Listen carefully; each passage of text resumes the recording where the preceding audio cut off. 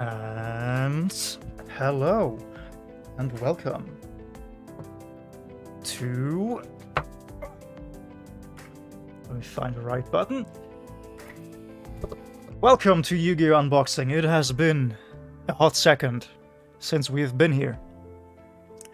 In fact, it's been like 6-ish months, probably multiple months at least, because the last time we did this, my dearest darling Mantis, you can see the box off to the side here, had her little emergency and then we had to abort everything and then it was all kind of spoopy for a while. And then I never got around back to it because setting the streaming setup up is a pain and it just didn't happen, you know how it is. But now, we are finally back and we're going to be looking at the wonderful Pharaoh's Gods tins, 2020 edition tins things. And with me, as always, when there's cardboard on this table, I have my beloved co-host, Luna Eleanor. Hello! Hello, that's me. Thank you for all the applause and cheering. Exactly, I'm applauding right now. There we go. Hey, happy Luna I days. appreciate it. Okay. Thank you. We have things. We have many things. We have so many things. I'm like, which order do I even go in? First things first, of course, we have not just the tins, because you know me, I'm never happy with just one thing that I say I'm buying. I always buy more. But we also have... everything's falling to the ground. The official Konami Yu-Gi-Oh! Kuribo Dark Magician licensed card binder. Oh god, even more things are falling down, oh no.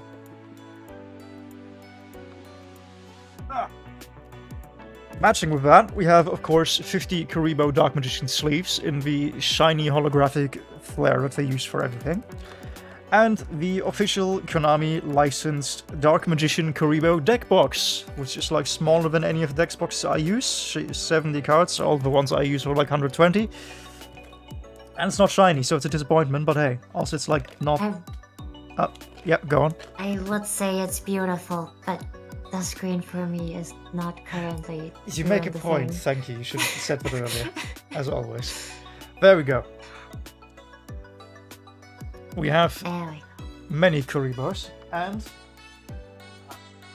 well, I personally actually dislike the waifu archetypes quite a lot. We also got IP Masquerena sleeves simply because, hey, you don't often see these.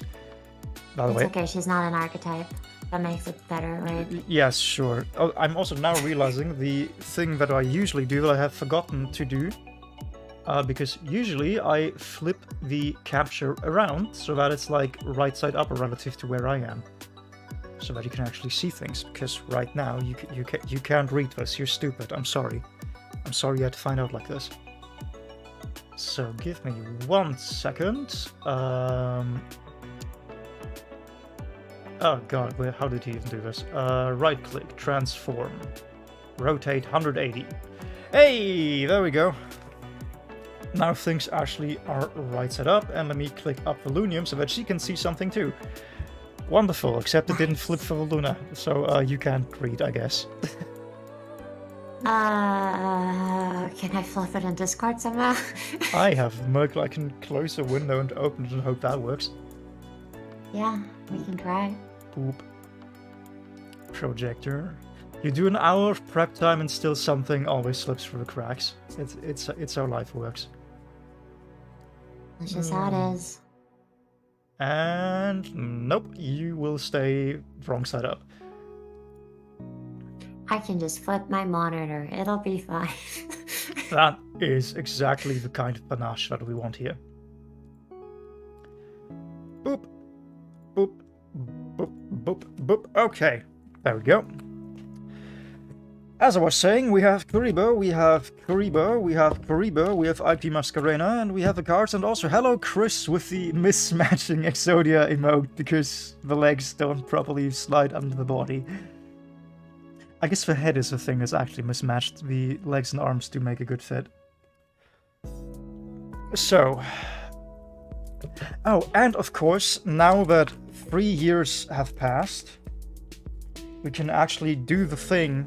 That is the thing. That has been the main draw of these boxes. Let me actually open this. This is going to be somewhat unceremoniously, but I need to slice it. Oop, to show it properly without the reflection interfering too much. Oop. And without slicing the box, which is why I'm doing it kind of awkwardly. You know how it is. I do always love this like Konami branded plastic. It's a simple touches that make it feel high quality. Like realistically, I know this like cardboard stock that costs fractions of a cent each to print, and the tin is mostly hollow. But just touches like the branded plastic and of course the tin itself looking amazing. It just makes it very cool. Bonbon, I bring great news. Oh yes. I figured out a way to flip the desktop on Windows so I can just do it. Oh right, it's just the Windows arrow keys, isn't it? I forgot about that. Did I destroy your big revelation? I'm sorry. It's not that way. I just went into display settings and changed the orientation. Also fair. Sometimes you can press Control on Windows. Oh yeah, like you can definitely do something with the arrow keys to flip it in software, but there we go. After 3 years, we've finally united the Tablet of the Gods, starting with Yugi Koiba. Let me just zoom in a little bit to show this properly. Starting, of course, with Yugi and Koiba at the bottom, or Pharaoh Artem and High Priest Seto. They don't have last names, or Kaiba doesn't have a last name in the past, which I just realized. Then the year-olden Dark Magician, whose name I'm currently blanking on, and the girl that is...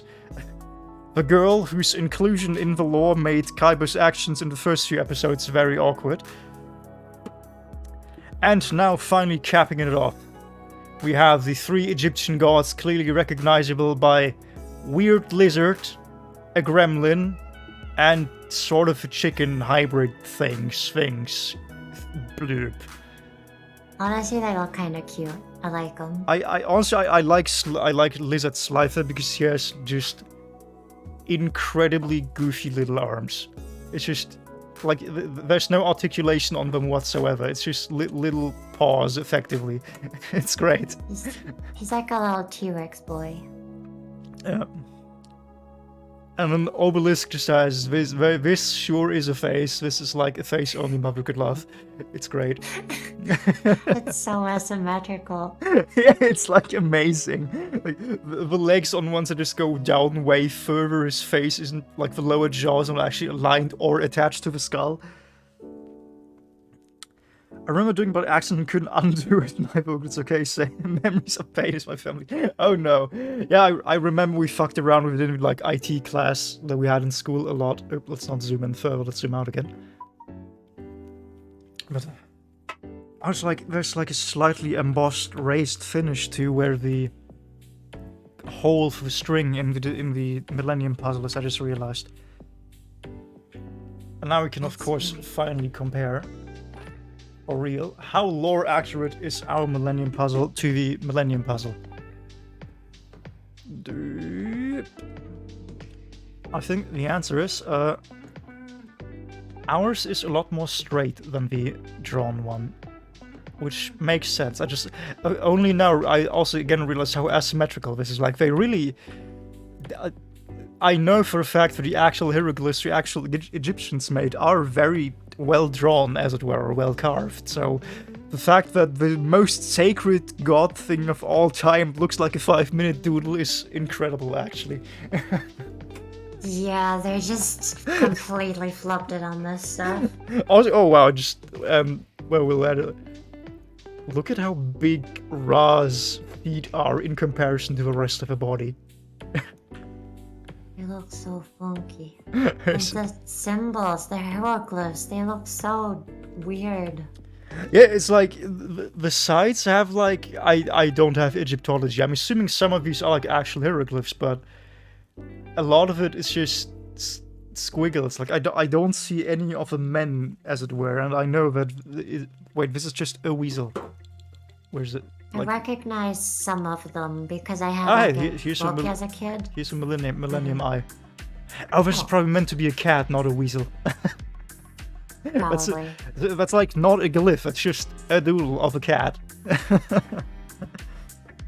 I'm so glad to finally have this thing, because I can just put it up on. Well, I need to slam a shelf into the wall to put it actually up on the wall, but. Or I guess I could just take the lids off and, like, glue it on. That would work. That works. But finally, the Tablet of the Gods is coming. I'm so surprised in retrospect. Like, they have been doing these yearly tins since early GX era. I think the earliest ones were, like, right at the border of the original Duel Monsters 2 GX. And it took them this long to just do the most iconic thing in the anime. The Tablet of the Gods. But here we bright are. side, at least they finally did it. True, they did.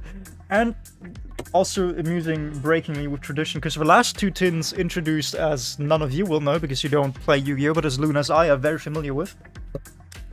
The last two tins introduced some of the most broken cards that Yu-Gi-Oh has seen in a long time. It completely dominated the meta for the 2 years that they were legal. And technically, they're still legal, but they took away the thing that... Oh no, in the OCG they all got banned in, like, months, but... Point being, the last 2 years introduced incredibly strong cards.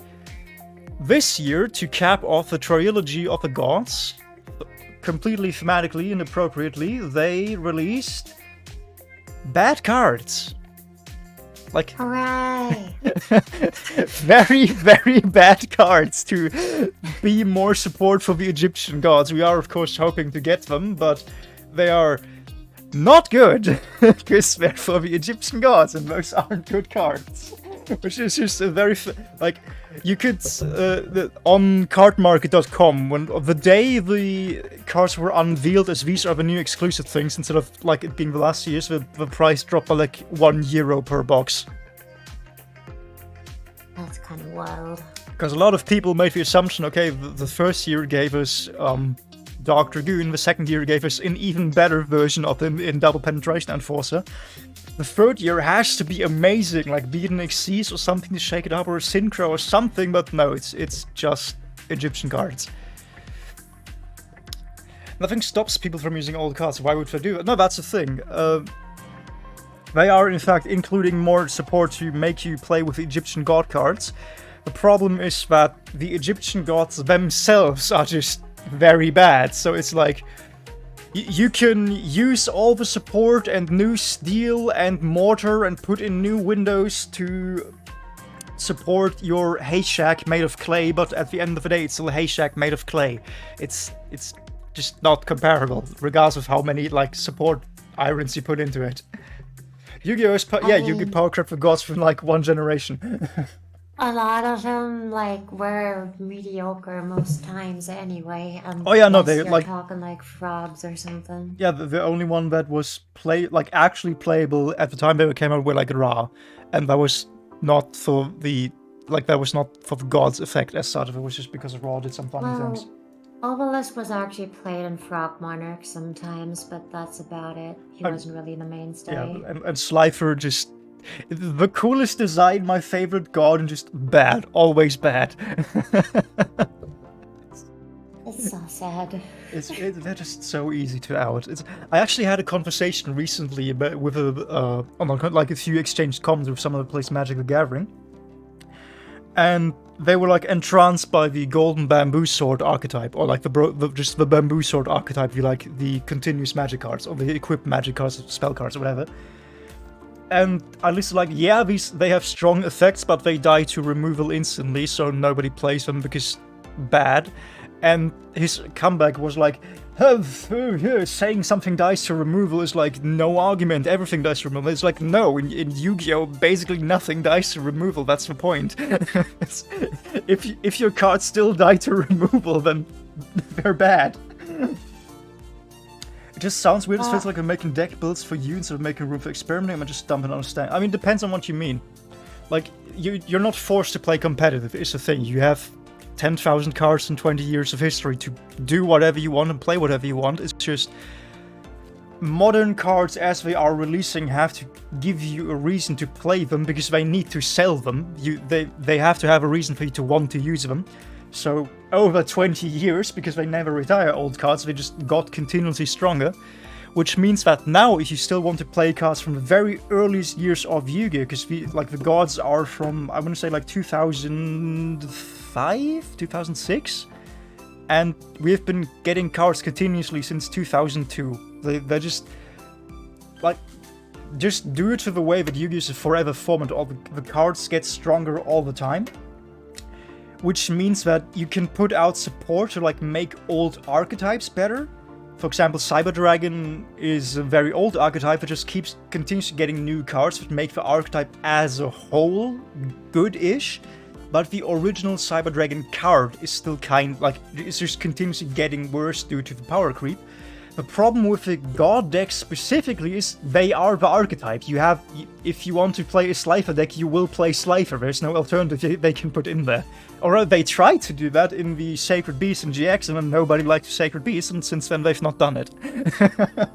Also, a system to go back on your archetype thing, if you compare that to something like Hearthstone, they do the same thing with like, I don't know, imps or skeletons, like with the new stuff, or things like that. Same with Magic the Gathering, they have like the elves and whatever. I don't really know Magic, but I know they have elves and they're like a little thing. But yeah, it's just a way of playing the decks. Like in Yu-Gi-Oh, you can combine archetypes in a way as well. That's like another can of worms entirely. Some people like it, some people don't. But Oh, yes. you can, yeah, but you can just combine archetypes. You don't have to play all the cards. You can do your own thing. It's more like suggestions. Oh yeah, it's like archetypes are basically... Usually they share a common aesthetic theme and a mechanical theme. For example, discard hands to graveyard to do X. And that's just like zombies, for example, have a lot of just you pull a card, or light swords. Light swords are the best example. They're just cards that, in all their effects, discard straight from the deck to the graveyard and have no, they never go to your hand or the field as such. They just go from deck to graveyard, and then if they hit the graveyard, something happens. You can play other cards and that you just need synergy for it that works with that. And in like a mechanical archetype, the benefit is you could just make new cards that have that archetype, that have that mechanic. But with the gods specifically, it's like you don't want to play a God's deck, you want to play a Slifer deck, so they can't just replace the card. And Yu-Gi-Oh! Does actually have a system called Retrains, where they effectively re-release the old card but better with a new name and new artwork. But the gods, again, face the specific issue of these are the iconic cards, you can't just replace them. they actually, or no, you can. They actually have Ra specifically has like 2 different retrains, and despite both of them being objectively better than the original Ra, people that want to play Ra are going to play Ra. They're not going to touch the retrains. It's the gods very specifically in a very weird spot where you can't really fix their flaws and modernize them without deleting the thing that makes people want to play them. So we just keep getting new cards like once a year that try to make them, like try to give them more support, but it often doesn't change it fundamentally, they're still bad.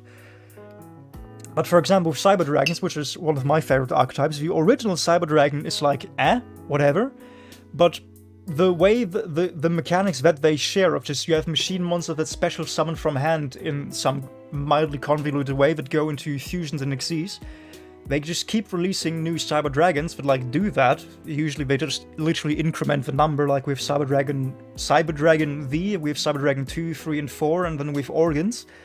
And when the boss monster gets outclassed, they just release a new boss monster. Like you can do that because the archetype Cyber Dragon is about a thematic theme. It's about dragons made out of metal and special summoning from hand. The original card as such doesn't matter too much, but you can't do that with these things. Also, Lajin Beatdown wasn't very viable even for when it came out for a long time, but you do remind me of Machine Hunter Beatdown, which is just hilarious. But speaking of old archetypes that are still very useful, Grand Mazu Beatdown actually still very effective. It's that's like a rogue pick. Yeah, it's like the budget thing you can bring to basically any tournament, because turns out banishing everything straight to the banish pile breaks most decks. Most of them can't play around that. It's honestly pretty funny. You can just bring this old dude that nobody's used in actual ages, and it just works. And actually, Grand Magi is a great example, because the Grand Magi deck uses cards from like 6 different archetypes, because what Grand Magi cares about is the mechanic of banish from... just banish. It doesn't even matter from where, just banish anything. And because it's 20 years of card games, over the years we've gotten other cards, other archetypes, other cards that also like banishing, which means you can just kind of smoosh those together into one pile and suddenly it works now. Like, Yu-Gi-Oh! Actually does a lot more in terms of... It's actually a problem, even, where archetypes are not as good on their own, or cards in an archetype aren't good in their own archetype, but you transplant them into another deck and suddenly they're so broken they have to be banned. The frogs come to mind. And then the archetype itself just cries because they lost this really important card, even though like it wasn't actually that good for them. Yeah, that's like the Verta Anaconda problem. Like Verta on Predaplants rather. Predaplants are a fusion-based plant archetype with a few link monsters, and they got one link monster that just lets you search any fusion spell from deck and not care for the requirements, which meant that suddenly all of those difficult, can't easily get them, but very strong fusion monsters they put out over 20 years, because that's another thing they like to do for old archetypes, is they just give it a very strong fusion monster, because fusioning is so difficult that you can't splash it into any other cards, into any other decks rather. And then there was Verta, and suddenly you could in fact summon everything with, like, out of 2 monsters, and it broke the game. And I liked it because it meant that if you didn't abuse it for the specific 2 cards they released for the last 2 years, you suddenly made fusions a viable playstyle, because like a lot of older cards or older archetypes just have a lot of fusion boss monsters, but fusioning as a mechanic is just worse than Xyz summoning, for example, because Xyz summoning is like the golden standard. You just need 2 cards sharing something and you overlay them and then you have your boss monster. Whereas with fusioning you need the materials in hand or field or somewhere, and you need the spell and blah, which Verta solved that problem, that you effectively play them as Xyz summons that cost more, and it was great. And it was so great that it just broke the game and made everything sad, and now it's banned in the TCG and I'm even more sad. I think if they wanted to really get rid of that problem with Verta, they could have just errated Verta to say something like, I don't know, shuffle back a fusion spell into your deck to do the same effect, and then you get another fusion spell back. That way, like, only fusion decks can use it. But it's basically the same thing, just a little bit worse. Honestly, there's like many ways. Like, if they want to just bring her back so the Predaplants can use them specifically, you can just make this materials not generic. Like, Yeah, make it two but plant monsters and done. I really like the idea of having it viable in other fusion decks as the thing. But Oh, yeah. I want it to only work for fusion decks, not for other decks. True. And that's where we run into what is a fusion deck, Mr. Bond. Because in Yu-Gi-Oh! You can splash anything into anything. And something is gonna unearth some 10-year-old card that suddenly is broken, Kauf Grandmaru. But anyway, it's an interesting world, and now we've talked for like 30 minutes about card mechanics rather than unboxing anything. Oop. Okay. Honestly, I kind of want to just... I want to look at Karibo first, because I don't know what to expect from an official Konami... But like, we have the... Where is the other one? Like, we have the official Yu-Gi-Oh! Legendary Collection Rainbow cardboard binders behind me. One of them, at least. I genuinely don't know if the second one's where the cards are actually inside. Huh? I'll need to look at that. But this is like the modern age one. This released... Yeah, this is like copyright 2020. So, like, this is recent. This... Oh god, there's so many Karibos on the backside. Jesus. Oh wow, I kind of love it. That's actually, yeah, I like this. Like, I don't really care for the Karibo Dark Magician because it's just like it's cosplay. I like, to be clear, I like Karibo. I've actually played a Karibo deck against Luna. It's not very good, but the Karibo Magician, like, whatever. But just the multiply Karibos, very cool. Can we talk about how at the front it says Karibo Collection, but collection is spelled with a K? Oh my god, Why I is didn't that? even...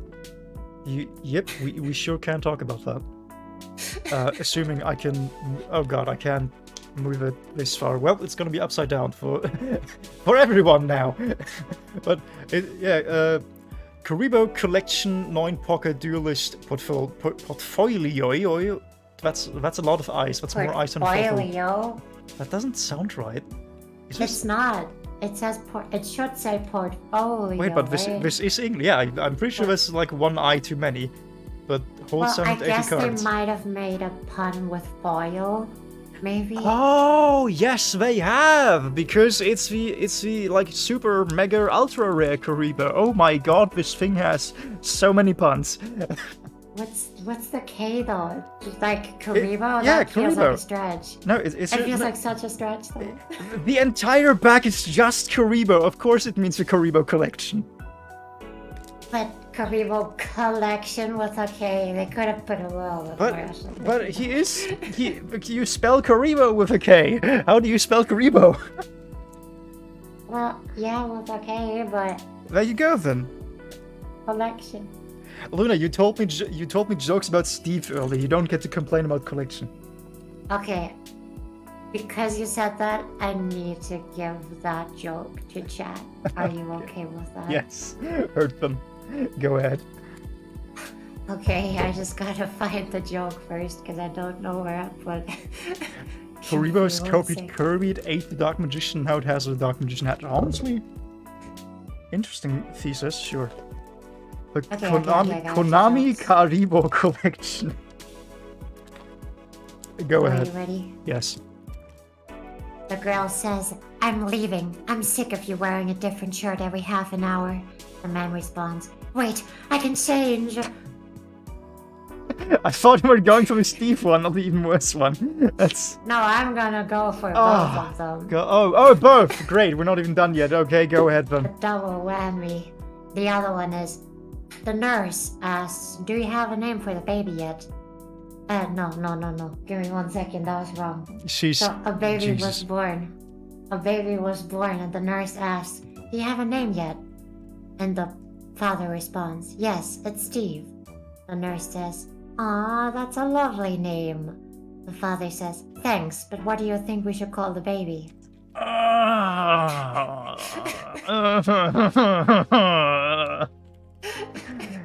it's so bad. They're the best of jokes. I also just now realizing that we like there's not an insert in the cardboard list on the branded thing again, including the anti-slip box. So I have to actually be kind of careful how to open this. Like I already goofed it by ripping it to the side, but I think I'll just cut it open from the top and pull that out. Cause And while you do that, I can see another joke. oh god, how many do you have? I have an entire page of them. Oh no. Go ahead Okay. then. A girl at a date says, "Let's meet for a drink and see where it goes." The guy says, "I think it goes in your mouth." Oh ah! Oh, you get, like to clear up when my hand moves like this, I'm face palming. That's me removing the hand to support my face because oh my god, they're so awful. I love every one of them. Yeah, you would. Those really sound taste like donut jokes.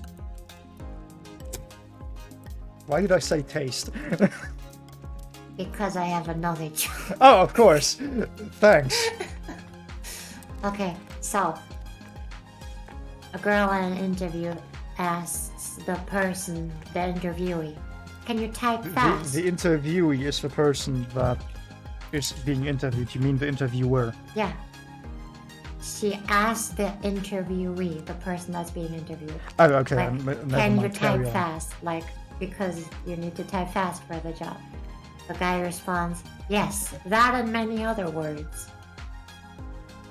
Oh my god! That took a second. Oh, I don't want to be here. Oh no! Come on. That's genuinely awful. I'm glad you enjoyed. Oh god, I am in pain. But also, holy shit, this is a good binder. I can't. Okay, the camera doesn't probably pick it up, but like, this is very thick. This is like not just flimsy blue. This is like actually very thick material that like stands up to abuse, and it's like That's not. really nice. It's like a cardboard insert under. I don't see where it goes in, but it's like laminated under. So it's not like. It's not plastic that's gonna scratch and ruin your Karibo, it's cardboard under the plastic, so the scratches are still gonna ruin it, but not gonna ruin the Karibo itself. So once That's you kind of cool. once you are fed up enough of this, and like once it looks bad, you can just cut up the plastic and just take out the insert and like maybe re-laminate it even. That's very cool. Or you could hang it up on a wall or something. Yeah, or like that. Oh, and we have the like one singular shoe paper in. Oh, that I'll need to talk about that later in my feelings now, and they're horrible. I've almost killed myself. Oh no. You know what else can kill you? My jokes. I have another one. I had hoped you would forget it. Oh, that's I kind of don't like that, but also that's very high quality. Let me just fold it up so that I can demonstrate it. It's not a ring binder where you can just like slap in more pages when you're full. It's like actually sewn. Like this is all you're getting. You cannot put in more pages, which does mean higher production quality, but also means that's like actually kind of not that much. It's like 180 cards, which given That's that really nice. we're gonna get like approaching 1,000 each out of 6 boxes, that's not that much. I mean, usually binders are meant for like high. Oh yeah, value for cards collection that are pieces, try to true, put but out. still, Yeah. like even then, every booster has an ultra rare in the boxes, so even just the ultra rares are gonna fill up a significant amount of this. Okay, I'm gonna tell my joke now. You cannot stop me. Oh, it's side loading even. It's. Why would I do it like it's side loading in the direction of where you turn the page. That's questionable. Chatty's stopping me. Yes, I know. I'm hoping if I keep talking, you're gonna forget about it. Sorry that I'm late. I was having some computer issues. Hard drive? No, the commute was fine. It was my laptop. That's not too bad. That's like boomer humor. Oh, damn. I thought I could get you with that one. Duelist portfolio. Wait, it's like, oh god, it's like horribly crooked. You cannot put this in your shelf just like that. This needs like Oh, uncrooking.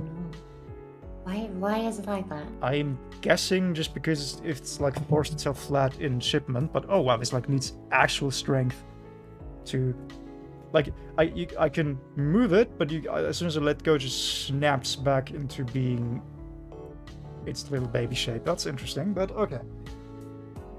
Yeah, I just gotta force it into that shape. What kills people with 2 butts? An assassin.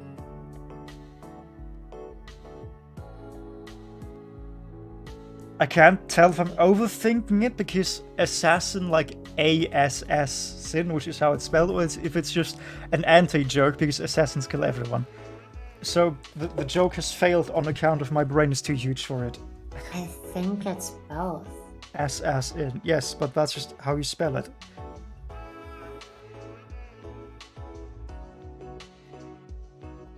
That would be... We have officially checked that I have negative autism. I have as close to 0 autism as possible.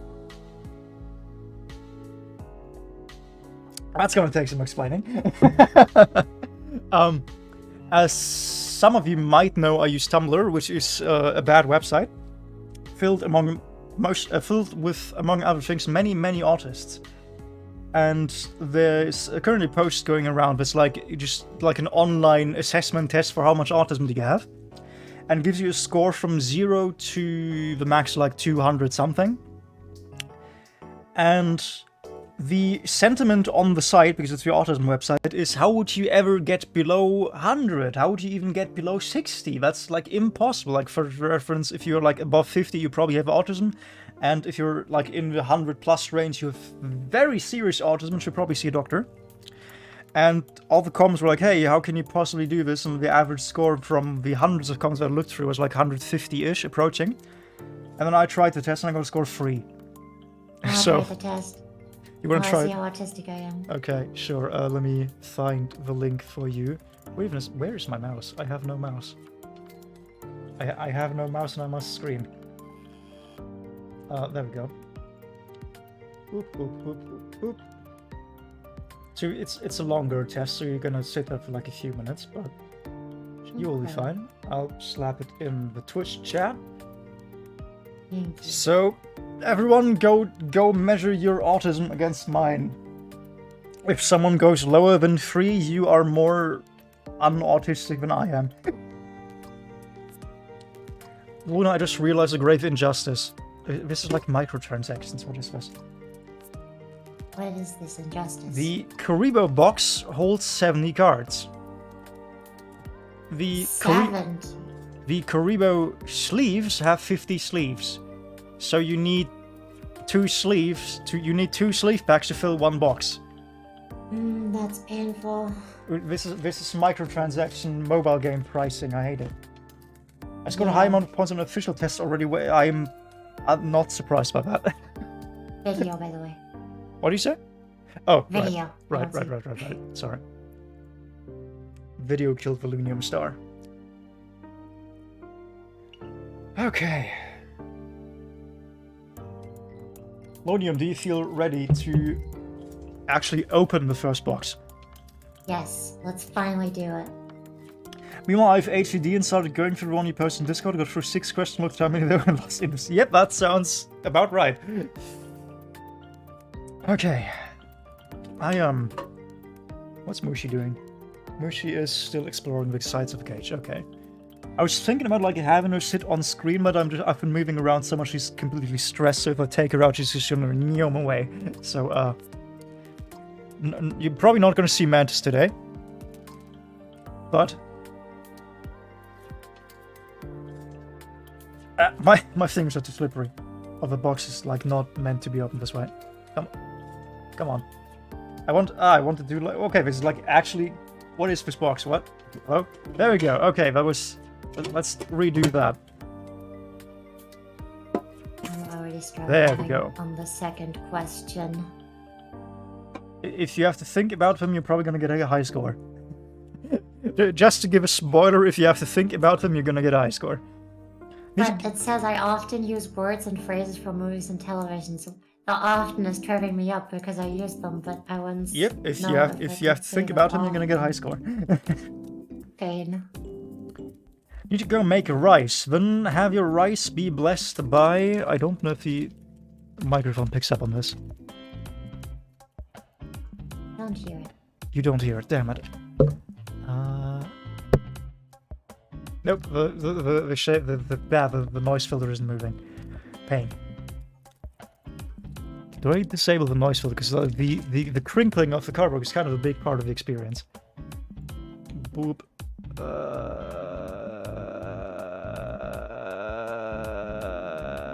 Boop. Boop.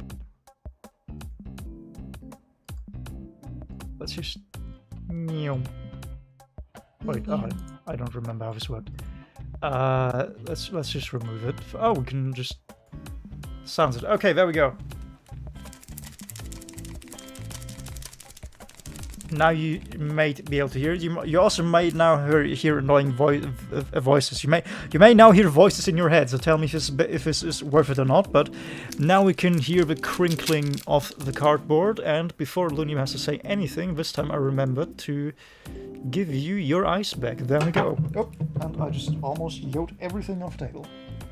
I'm so proud of you for both of those things. Thank you? Question mark. Okay, are you ready, Lunium? How do we do it? Do I give you a ritual? Is that what you're asking? No, I'm literally just asking, like, do we open from the front, from the ass? From the top, from the ass? Do we... I want you to, like, hold the slip and the front and, like, pull it open as, like, a bag of chips, kinda. No, not like that. Like... I have no fingernails. Like that. I have no I can't grip it, Luna. I have no fingernails. These are very tight. You can do it. You can do it. No, I physically cannot.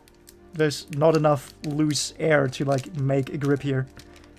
I can do it like this, which I think very slowly rips it. Okay, there we go. Yeah, that works. Come on. Oh, and the chips have exploded and everything's awful now. Anyway. Let's just ruin this properly. Let's really fuck it up. And let's get started properly. We have... What is this? I remember that card. You do? Okay, I don't. Let's start zooming in so we can actually like look at things now. I specifically remember, I think like Doug or something get this in one of his series in Master Duel. Interesting. If this card is sent to the... If this card is sent from hand to the graveyard, you can target 2 other beast warrior, winged beast inside, or so basically everything that is planned in any way. Shuffle them, and if you do special summon. If this card is normal special summon, you can add mystical beast or mystical spirit from deck to hand, except blah, you can only... Oh, that's actually pretty good. That's like a recycle and summon thing. If you play these. Not too bad. Oh god, well, that's a Lunastar. We've got a Wind Witch. Of course. A lizard. Oh, they have Dragoon Knights in this? Fascinating. Master Diplomat. Oh, Diplomat. It's a funny haha. Gizmek Nanagaki with Samurai Signal. This is the part of the archetype that I use in one of the Grand Magic things, I think. Holy, what are you? What? Go on, Lunium.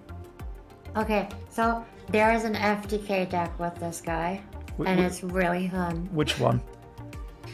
It's literally called the Ruin Force FTK. Okay, so Machina one. Okay. Yeah, you basically just spam this Ixie guy that keeps doing 2k over and over, yeah. Oh, it's Gustav Max probably. Yeah. Let's look at Machina Ruin Force, because wow, this looks... This is a card that was designed for me. Big boy. So yeah, this is like a 10-star card. Oh wow. 4,600, 4,100. Cannot be normal summoned or set. Boop, boop. Can you even read this? Probably not. So I'm just gonna read.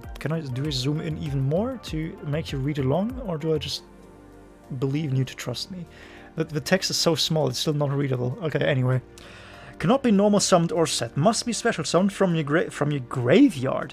By banishing machine monsters from your graveyard whose total level equals 12 or more.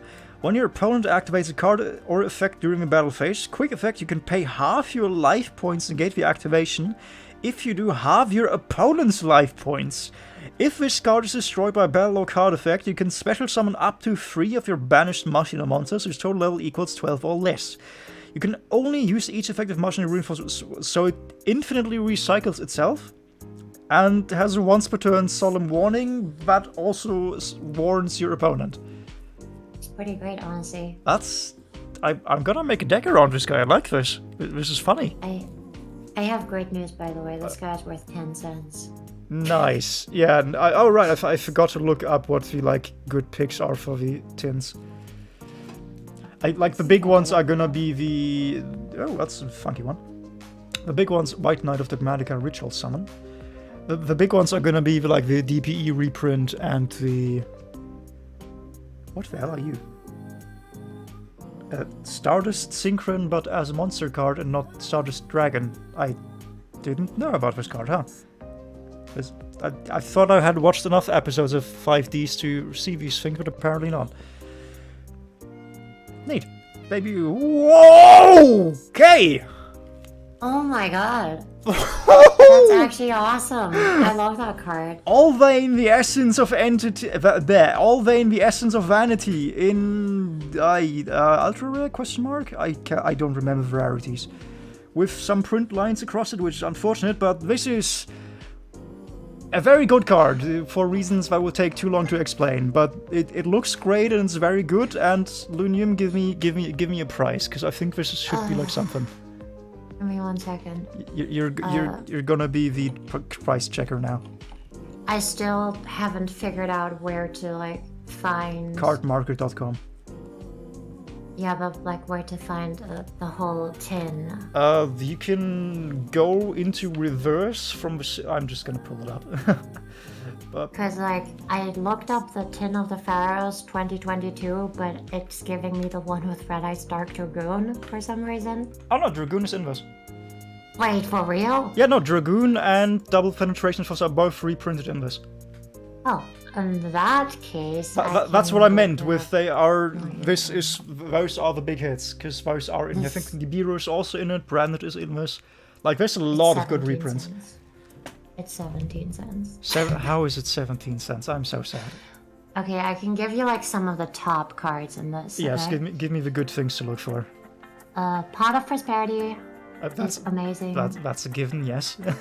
Dark Magician Girl, Forbidden Droplet, Lightning Storm, Blue Eyes White Dragon, Ash Blossom, Red Eyes Black Dragon, Red Eyes Dark Dragoon, Diviner of the Herald, Cross Out, and everything after that is $5 or below. That's disappointing. Zero's $3. Yeah, I pulled it up because so the big ones are 5 cards basically neat.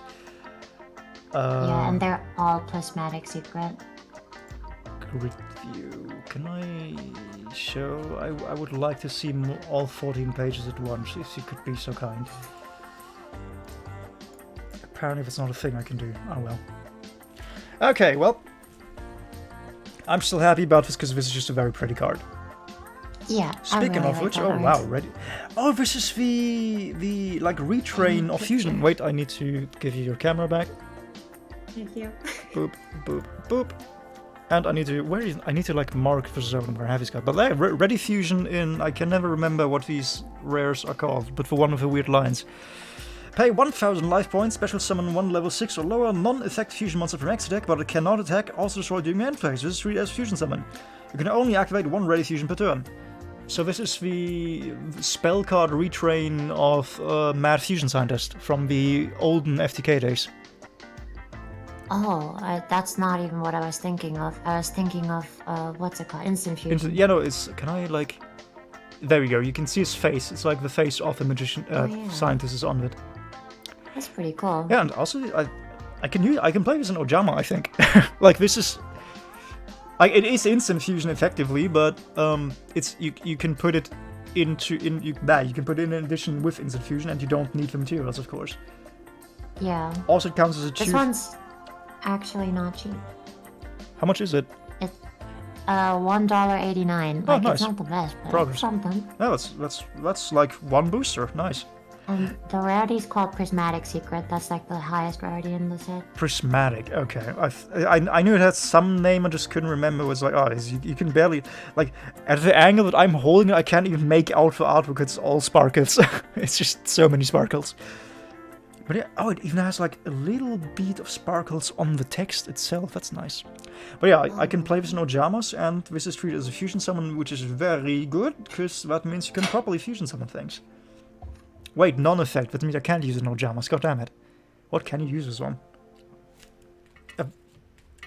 This. You can use it on the Vandy's Essence. Essence of Vandy. Same difference thing. Yeah, it's mostly used for tuner stuff from what I've seen.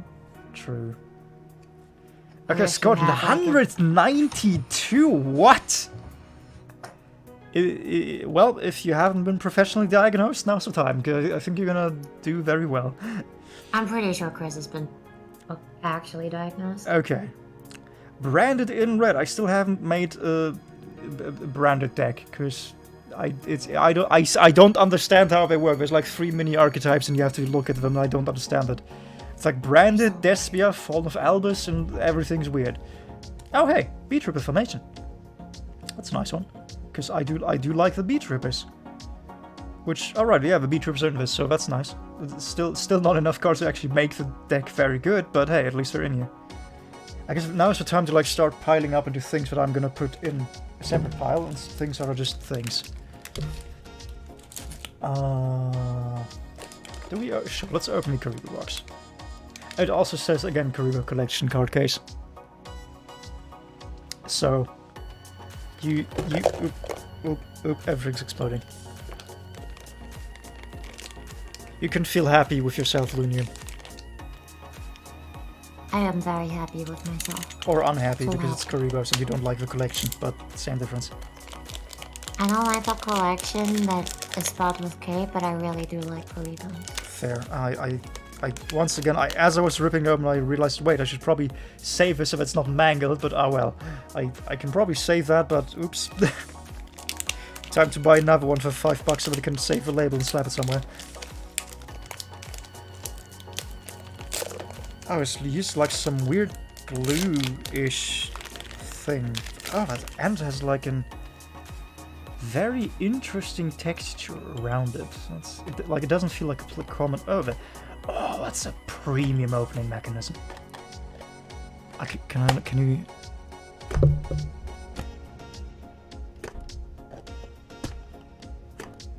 I cannot properly articulate to you how this feels, but this is a premium product. This feels good. They actually did something very good here. It has the usual problem for all the premium card cases, which is you can't actually get them open without it feeling like you're breaking it, because you are in fact breaking it. Because the opening mechanism is just the plastic bending, so if you open it too much, then it's not going to close again, which is an unsolved problem in the card space. But you know how it is. And I guess let's just start sleeving the things that I find cool, because cool things are cool. Did you know that? Saves are in fact pretty awesome. Oop. I remember this card. Oh, Merziclicus. Yeah, I think we've played this in one of the matches. I think it was in one of your openings even. Possible. Like, I definitely remember seeing this. We've had this before. Boop. I answered 2 of those questions wrong, so I don't think wrong or okay is how it works, but sure. Boop. Boop. Boop.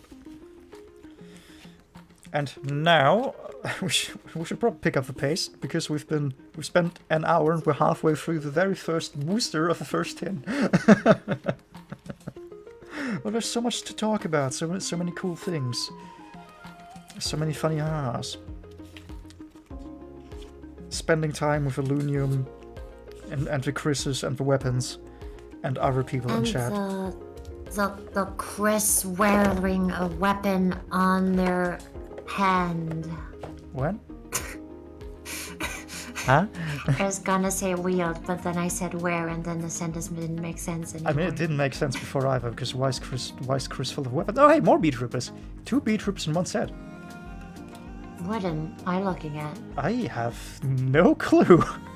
read this card. Aero Pix 3, Fairy Tuna effect. Once per turn, quick effect, you can target one face-up monster your opponent controls in this card's column.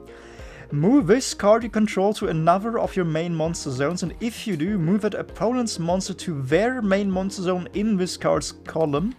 Then place one burn-up counter on it. Monsters with burn-up counters lose 200 attack death for each burn-up counter on what? So it's like aliens, but with column mechanics.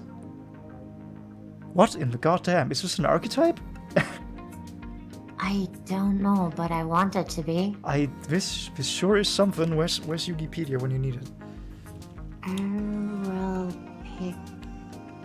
Let me put it on so you can see it. There we go. Boop, boop, boop, boop. Wikipedia. Pix free even because it's free pixies. Ha! Ha! I don't see anything about it being an archetype. I have search results from Aero Pix C and an Aero Pix 3. Oh no, it redirects to the same thing. Never mind then. It's just a card. What does it say? It supports counters, burn-up counters. What do burn-up counters do? Are these used in anything? List of cards used burn-up counters. Aero Pix 3. So this is pack filler in the... Why is this in here? This is just a one-off in Dawn of Majesty with no support and that belongs nowhere. That's so weird. Thank you, Konami, in your infinite wisdom for giving us cards. Very kind. Oh, I needed this aerobic fairy. Boop, boop, boop. Patsu Lily, that also seems... it's pendulums, I don't care about pendulums. to put the conversation short. Boop, boop. Put the bee troopers where they belong in the tin, and time to open the next one. Let's try that to... I can't even get in, because I have no fingernails. This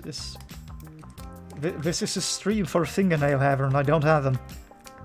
Really should have just grown them out for this specific stream. I require fair maidens to visit my home to open my boosters for me. I see. Apply now. Boop. 1 second. I need to... No, I have even less fingernails than before. Okay. It's important that you sniff it. Oh, right. Oh, right. Oh, that's good. Have a sniff, chat. Oh, that smells great. Freshly printed cardboard. Beautiful. Smells of chemicals, as it should be. Boop, and the back is already escaping, so this is a good start. Tri-Brigade Rendezvous. Oh, hey, I forgot these are in here. And 2 of them are in here. I really don't play them because, like, I just use them in support for Ojamas, but it's nice to see them, I suppose. I think I saw a deck with them at some point that was genuinely pretty good. Oh, you know, like the retrains are actually pretty good by now. It's just I use them in Ojamas and never saw a reason to play them normally. Yeah, I think it was like a Hulk of Firebricks deck though in Master Duel, and then Hulk of Firebricks got banned. Yeah, like the main thing about them is you no longer have like standby phase requirements, and destruction requirements. It's just if you have this, you can yeet it and grab the next one, including from deck. So you can basically just zoom through the entire chain if you don't get interrupted in like 1 turn, which makes them much better, unsurprisingly. Unshamu Freed, this seems like something you would play. I like the look of this guy. Yeah, like this just seems like one of your generic spellcaster boys, but different. Yeah, he's got some really nice art. I'm blanking on the name, but like one of his various spellcaster got decks that you play. One Curie Way, that's not a good name actually. I take my statement back. I don't like it. I'm not sure he's part of an archetype though. The Anshama Fruit? Yeah. Must be by having no wait, what? Cannot be normal summoned or set, must be special summoned from your face-up extra deck by having no cards in your extra deck except Anshamu Fruit. You can only special summon Unshaman 3 once per turn this way. If this face of card in the monster zone leaves the field, banish it. What? So it's like for monarchs? Question mark? A pendulum, a 4/4 scale pendulum that needs you to have no extra deck. That can destroy itself to draw a card. What? This feels like another pack full of This is definitely like a one-off. Wait, okay, but wait, pendulums come back. How do you bring pendulums back? Can you bring scales back? Yes, you can bring scales back, right? Yeah, they basically go to the extra deck face up when they get destroyed. Yeah. And then you can pendulum summon them back. So you can just once a turn you can destroy this thing to just draw a card. Yeah, That's- and then you can like scale up another card to pendulum summon. That's like not awful. It's just not good, given the no extra deck requirements. Especially the fact that you need to have a scale, like a full scale to pendulum summon. Yeah. So once you actually summon him back, you can't. Oh, Lunyoma! Hey yo. Oh my, wait, it's Got a the magical. shard I and the like. cylinders. Yeah, I was so focused on the shard, but I was going to magical cylinders retrain actually. That's hilarious. Oh no, this isn't even the retrain. This is the like play more magical cylinders. Yeah, Let's it's pretty great. Let's look at these properly. Magical cylinders. It's just a tube being launched up with loaded up with magical cylinder. Set one magic cylinder directly from your deck or graveyard. If set from the deck, it can be activated this turn. When you activate magic cylinder, you can banish this card from your graveyard, double that damage inflicted to your opponent. You can only use this effective magic cylinders once per turn. I mean, if your opponent lets you set this and still attacks into it that same turn, I think they have problems, but very funny card. I like it a lot. Just who knew that there would be magic cylinder support in, when did this even come out? Like 2021, I think. And here we have a star of the show. Oh, they made the Rice Holo. That's a good choice. I like that. I'm digging that rice, man. The rice is hollow, the background is hollow. Yes, like the only unhollow things are the ground and the like metal structure and the algae. I really like the algae specifically being not hollow. Yeah, like like definitely making the rice hollow, but not the algae is good, very good touch. Gunkin Suship Shari, Aqua Normal. And the description's great. Yeah, I'm of course I'm gonna read it. Actually, I need to lubricate my throat first because this uses many words. I think it's like one of the longest cards in Yu-Gi-Oh! By Cortex. Oh my god! I just saw the one in the back. Go spell. Go spell. Oh I love shit, that Ghost card. Spell! Hell yeah. This is such a good booster, what the fuck? we got very lucky this time. Okay, first the Gunkins. Gunkin Suship Shari. Finally got to visit the harbor specializing in Gunkin suship that I've been curious about for a while. The premium Shari here is limited to 2,000 suships a year and uses specially developed smooth-aged rice, giving it extra boldness not found anywhere else. The classy atmosphere made my heart sing too. The Gunkin suship served at a perfect balance of vinegar, nigiri, shine, and shape, demonstrating exquisite artisanship. Oh, the shine now makes sense because it's ultra rare. That was one word that didn't make sense in the original, but now it works. That's so good. The owner told me we're introducing rich yet mellow-scented Edo Front Red Vinegar in the near future. That was a reference because this thing came out on its own and the other ones weren't there yet. Which I'm really looking forward to. However, I was disappointed the surrounding scenes were a little noisy, so I gave it 4 stars. Because it's a 4-star monster. I gave it with hope for improvements in the future. This is such a good description. Like, it makes reference to the field spell in the harbor. It has with 2,000 suship a year because the stat line for the suship is 2,000. It mentions the 4-star review. It literally teases the next card they would release for it in the form of the... Oh god, now comes the part where I play this archetype every time I play with Luna, but I don't remember which one is which. I think it's Uni. Yeah. No, Uni is the salmon. Ikaru is the red stuff. But I am Aren't you so talking happy. about Akashari? Isn't that the one that was referenced? Let's dig them out, because I have my binder of suships right here. I'm pretty sure it's Akashari. Boop, boop. No, Akashari is a retrain, is it not? Shirau is for eels, Yeah, but glass eels. Retrain was the one that was teased, though, right? No. Yeah, Uni was a salmon, and they teased. There we go, Ikura.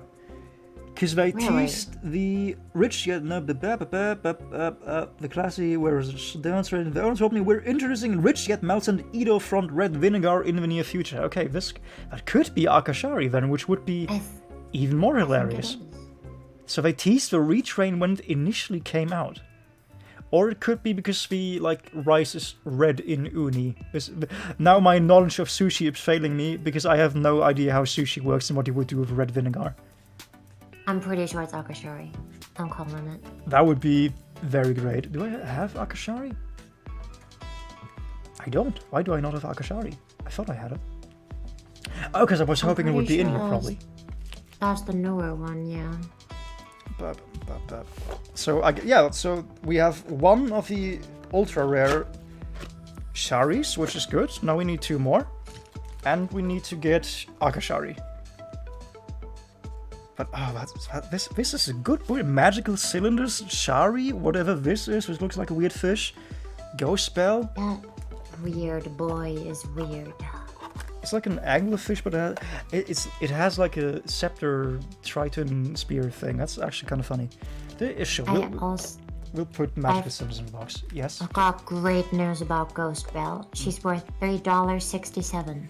Yeah. I remember. The hand traps are obviously Ash is even more, but yeah, the hand traps are not bad. Yeah. Snakes. Also, good morning, Winter. How are you doing? Abyss Keeper, very dark. They made it dark, honest. What? Is it I just? remember that card. Is it just edgy version of honest? Fairy effect. Once per turn during the main phase, you can return this face up. We can return this face up card to the hand during the damage step. When in dark, monster battles an opponent's monster's great quick effect. You can send this card from your hand to the grave. If that opponent's monster loses attack equal to its own attack until the end of its turn. So it's inverted honest. Interesting. That's sure something. And oh wow, she looks good and prismatic. The hair having a little bit less is so nice. Yeah, it has like a little halo effect around it. That's nice card. So I like it. Oh hey, Ruddy Rose, we found Luna, Ruddy Rose Witch. Hell yeah, I love Ruddy Roses. I should play that deck one day. I'm surprised that you haven't, honestly. They seem like Honestly, the same. like Roast Dragon is bullshit, but hey, we play bullshit here. Yeah, as long as it's pretty bullshit. Yep. And I've tormented you enough with suships that are actually kind of playable now that you deserve some bullshit. Hell yeah.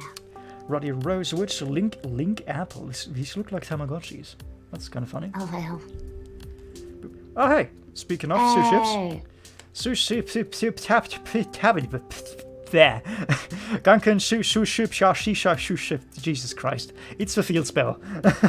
To summarize it. I have many copies of this, but nice to have more.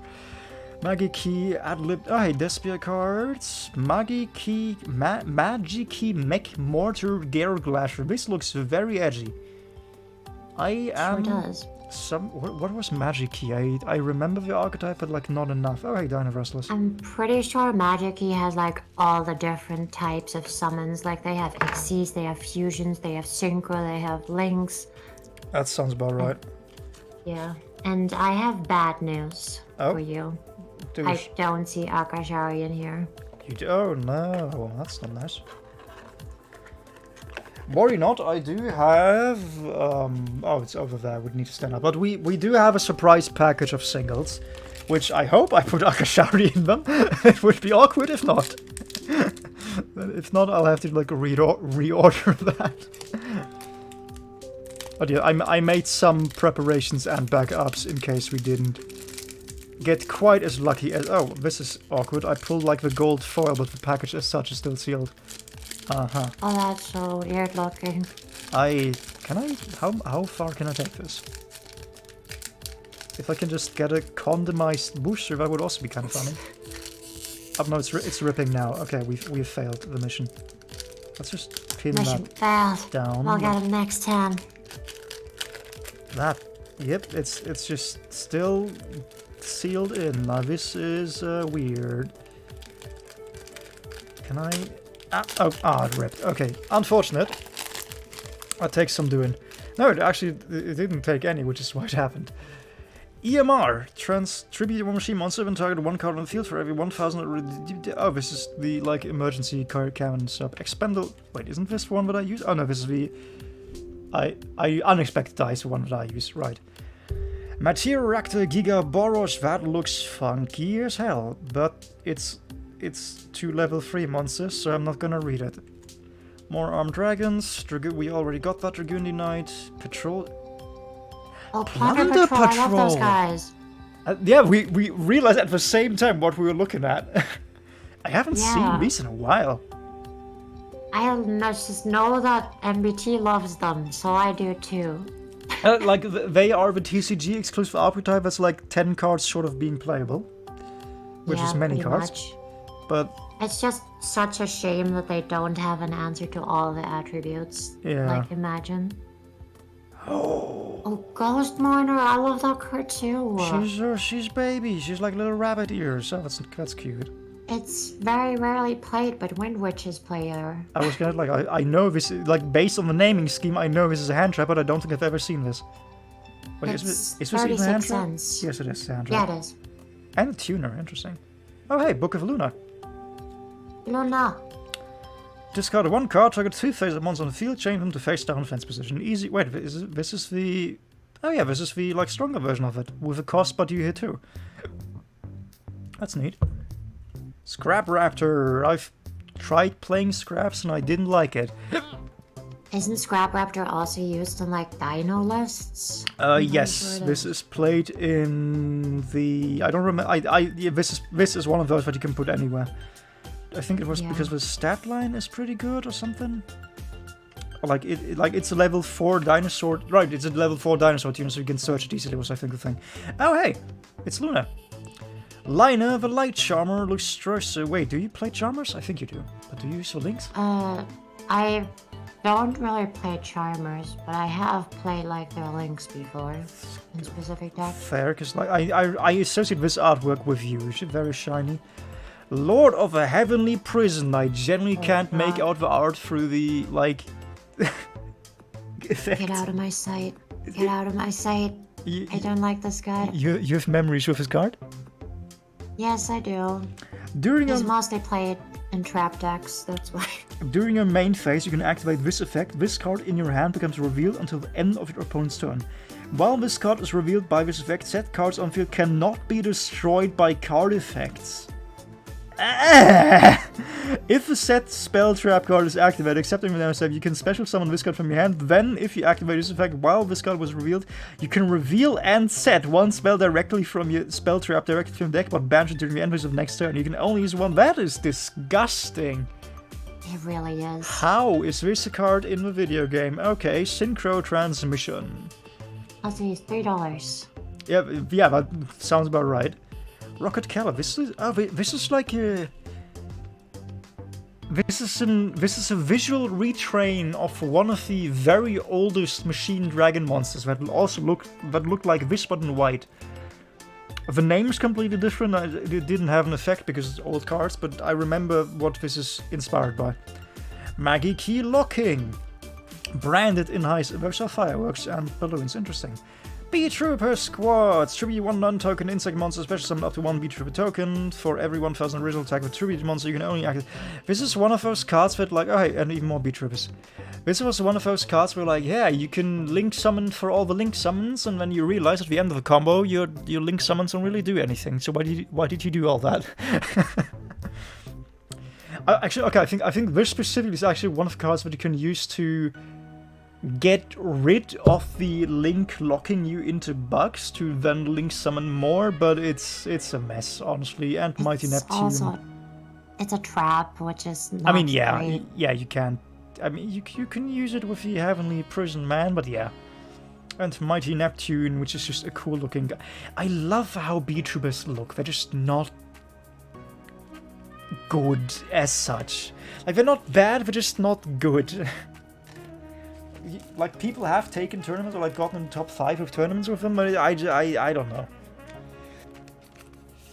Or maybe I'm just, despite looking at all the tutorials and what, I'm still just not good with them, because I can play my combo for 20 minutes and then Luna plays like one card and I don't have a board anymore. Or I have a 1/4000 beater that lives for like one turn and then it kills itself. I think this is the worst Rise I've ever made. It's because you didn't believe in where is it? Boop, boop, boop, boop, boop, boop, boop. Here. It's because you dunk on my Su ships. You shit talk them every time I bring them up, Suini. This is the punishment. Su ship Shari is the official guardian saint of all Rise, and he is displeased with you. Because they don't deserve. They're cool. Everyone likes them except playing against them. Luna doesn't like that. I mean, it can be fun. It's just, it's one of those things where, like, right up till they get their boss monster, they're completely weak, and then when they have a boss monster, they're suddenly very strong. Which makes balancing them very awkward. Or, like, not even balancing, but just, like, matching the power level to use them against, so to speak. Very awkward. Because Luna, like we've mentioned earlier, like, Luna and I, just play against each other and don't play all the hyper-competitive decks all the time, because that's how boring things happen. Because at that point it's just a hand trap Nirvana. But the problem is that, like, actually exactly matching the power level of archetypes to each other to, like, have a fair match is somewhat difficult. But in cases like Su ship, it's very hard to judge because they don't do all that much. Unless they do everything and then they OTK you. And of course, oh yeah, that reminds me, Lunium, I do have gotten the cards that you love so much that make you very sad. Oh, what? Utopia double. Or at least I've bought 3 copies of Utopia, of the normal Utopia, and 3 of Double or Nothing, but I think the actual Utopia double was too expensive, so I didn't grab it now, but you know how it is. That guy fills me with so much pain. I know. But it's one of those things, like, this is a victory condition. I can't not use it. I mean, I can, but then I lose. yeah. I mean, true, but no. What are you? Cute bunny. Where? How do I? Wait. It's so big, though. Yeah, this is like gigantic. Gizmek Inabu, the hopping hare of Hakuto. When this card is normal summoned, you can special summon machine monsters whose attack equals its own defense from your hand in defense position, which is like none of them. You can, I mean, it's this one specifically. You can banish this card from your graveyard when target one machine monster you control whose attack is equal to its own death. This turn you cannot declare attack except with that monster. Also, its attack death become a combined original attack of all machine monsters you currently control whose attack equals their own defense. You can only use what? So they're like the key part of the puzzle that has not been revealed is the stat line is 50-50. So you can combine, if you have 5 of them, to 250 because it only uses the attack. Wahoo? Question mark? You can lock yourself into a battle phase where you can attack with one singular 250 attack monster. I'm assuming I'm missing something here. This thing's actually playable in some context, but that sure wasn't it. Probably some Gizmek mechanic. Probably. Ida, the Sun Magician, Despian Comet. That's not very funny looking. That's knives. Knives aren't funny. Dragon Blitz, another one. Sacred Tree Cyper. This was not a broken one. This was just another one. Angel Statue Azuroon. Oh hey, Trap Tricks. I do like you, except you're not the one that I use. But I don't like them. But I have one card that I use, and I'd never play the rest of the archetype because they confuse me. But the thing to know is they're unaffected by Hole. These are anti-lesbians. You cannot tempt them with Hole, and that's the second Shari! Hell yes. We have 2 ultra rare Sharis. Life is... Oh my god, Mimicking Maneater. Wait, Mimicking Maneater bug? This guy being an ultra is so deserved. I I know Elite Nobleman Manager, but what does this one do? Mimicking Man-Eater Bug. Flip target one monster on field, destroy it, and if you do, this card gains attack equal to that monster's original type. Then you can change this card's type to that monster's original type. Cannot be destroyed by battle. Cannot be destroyed by effect of monsters with the same type. Oh! Yep, that is a deserved ultra rare. You are correct. Oh, we got the new one! Hey! Oh, Okay. So chat, this is one of the 3 bad cards that I mentioned that they introduced as new cards in this. Instead of making any new broken fusion that would dominate the meta, they just made fun gimmick spell cards for the gods, which are like okay at best, but the gods are bad, so they're not. This card is 50 cents. Yeah, it's not good. What can I say? They're not good cards. Or like the cards are good, they're just supporting cards that aren't good. A Breaking Ruin God. The activation of this card or its effects cannot be negated, nor can its effects be negated. If it starts like that, you already know it has to carry a lot of weight. Nor can its effect negates be negated. Special summon 1 Obelisk Tormentor from your hand or graveyard, and if you do, it is unaffected by opponent card effects this turn. If you tribute 2 or more monsters you control at the same time to activate your card effect, aka the Obelisk effect, while you control Obelisk Tormentor, you can banish this card from your graveyard, banish all monsters in your opponent's graveyard, and if you do, inflict 500 damage to your opponents for each. You can only use each effect of a Breaking Ruin God once per turn. So basically, the idea behind this card is that you have your 2 tributes on the field, and you just OTK with this. Like you just hope that Obelisk being unaffected for 1 turn and having 4000 attack and clearing the field, or the graveyard rather, either lets you OTK, or at least, given that they have no graveyard anymore, they have a much harder time to play back in the next turn. Like, honestly, out of all 3 new ones, I think this one is pretty good, because Obelisk was already playable, and this is, for all you can say about the gods, this means you have a completely unaffected, unnegatable Obelisk for 1 turn. Which is something. Like, it's a 4000 beater. Does Obelisk have Pierce? I don't remember. I don't think he does he? Yeah, I don't think so. It's like, if it gives you setup. If you think you have a play, this is definitely something nice to have. It's just, you know, it's still Obelisk. Or it's still Egyptian god support. Underworld Goddess of a Closed World. Gee, I would invite her to dinner, and also the artwork is confusing me. I can't tell what are, is it a skirt? Are there legs? The like glittery things on the front confuse me to what it's just a skirt bit. It's I a don't what? think you see her legs. It's just from the skirt.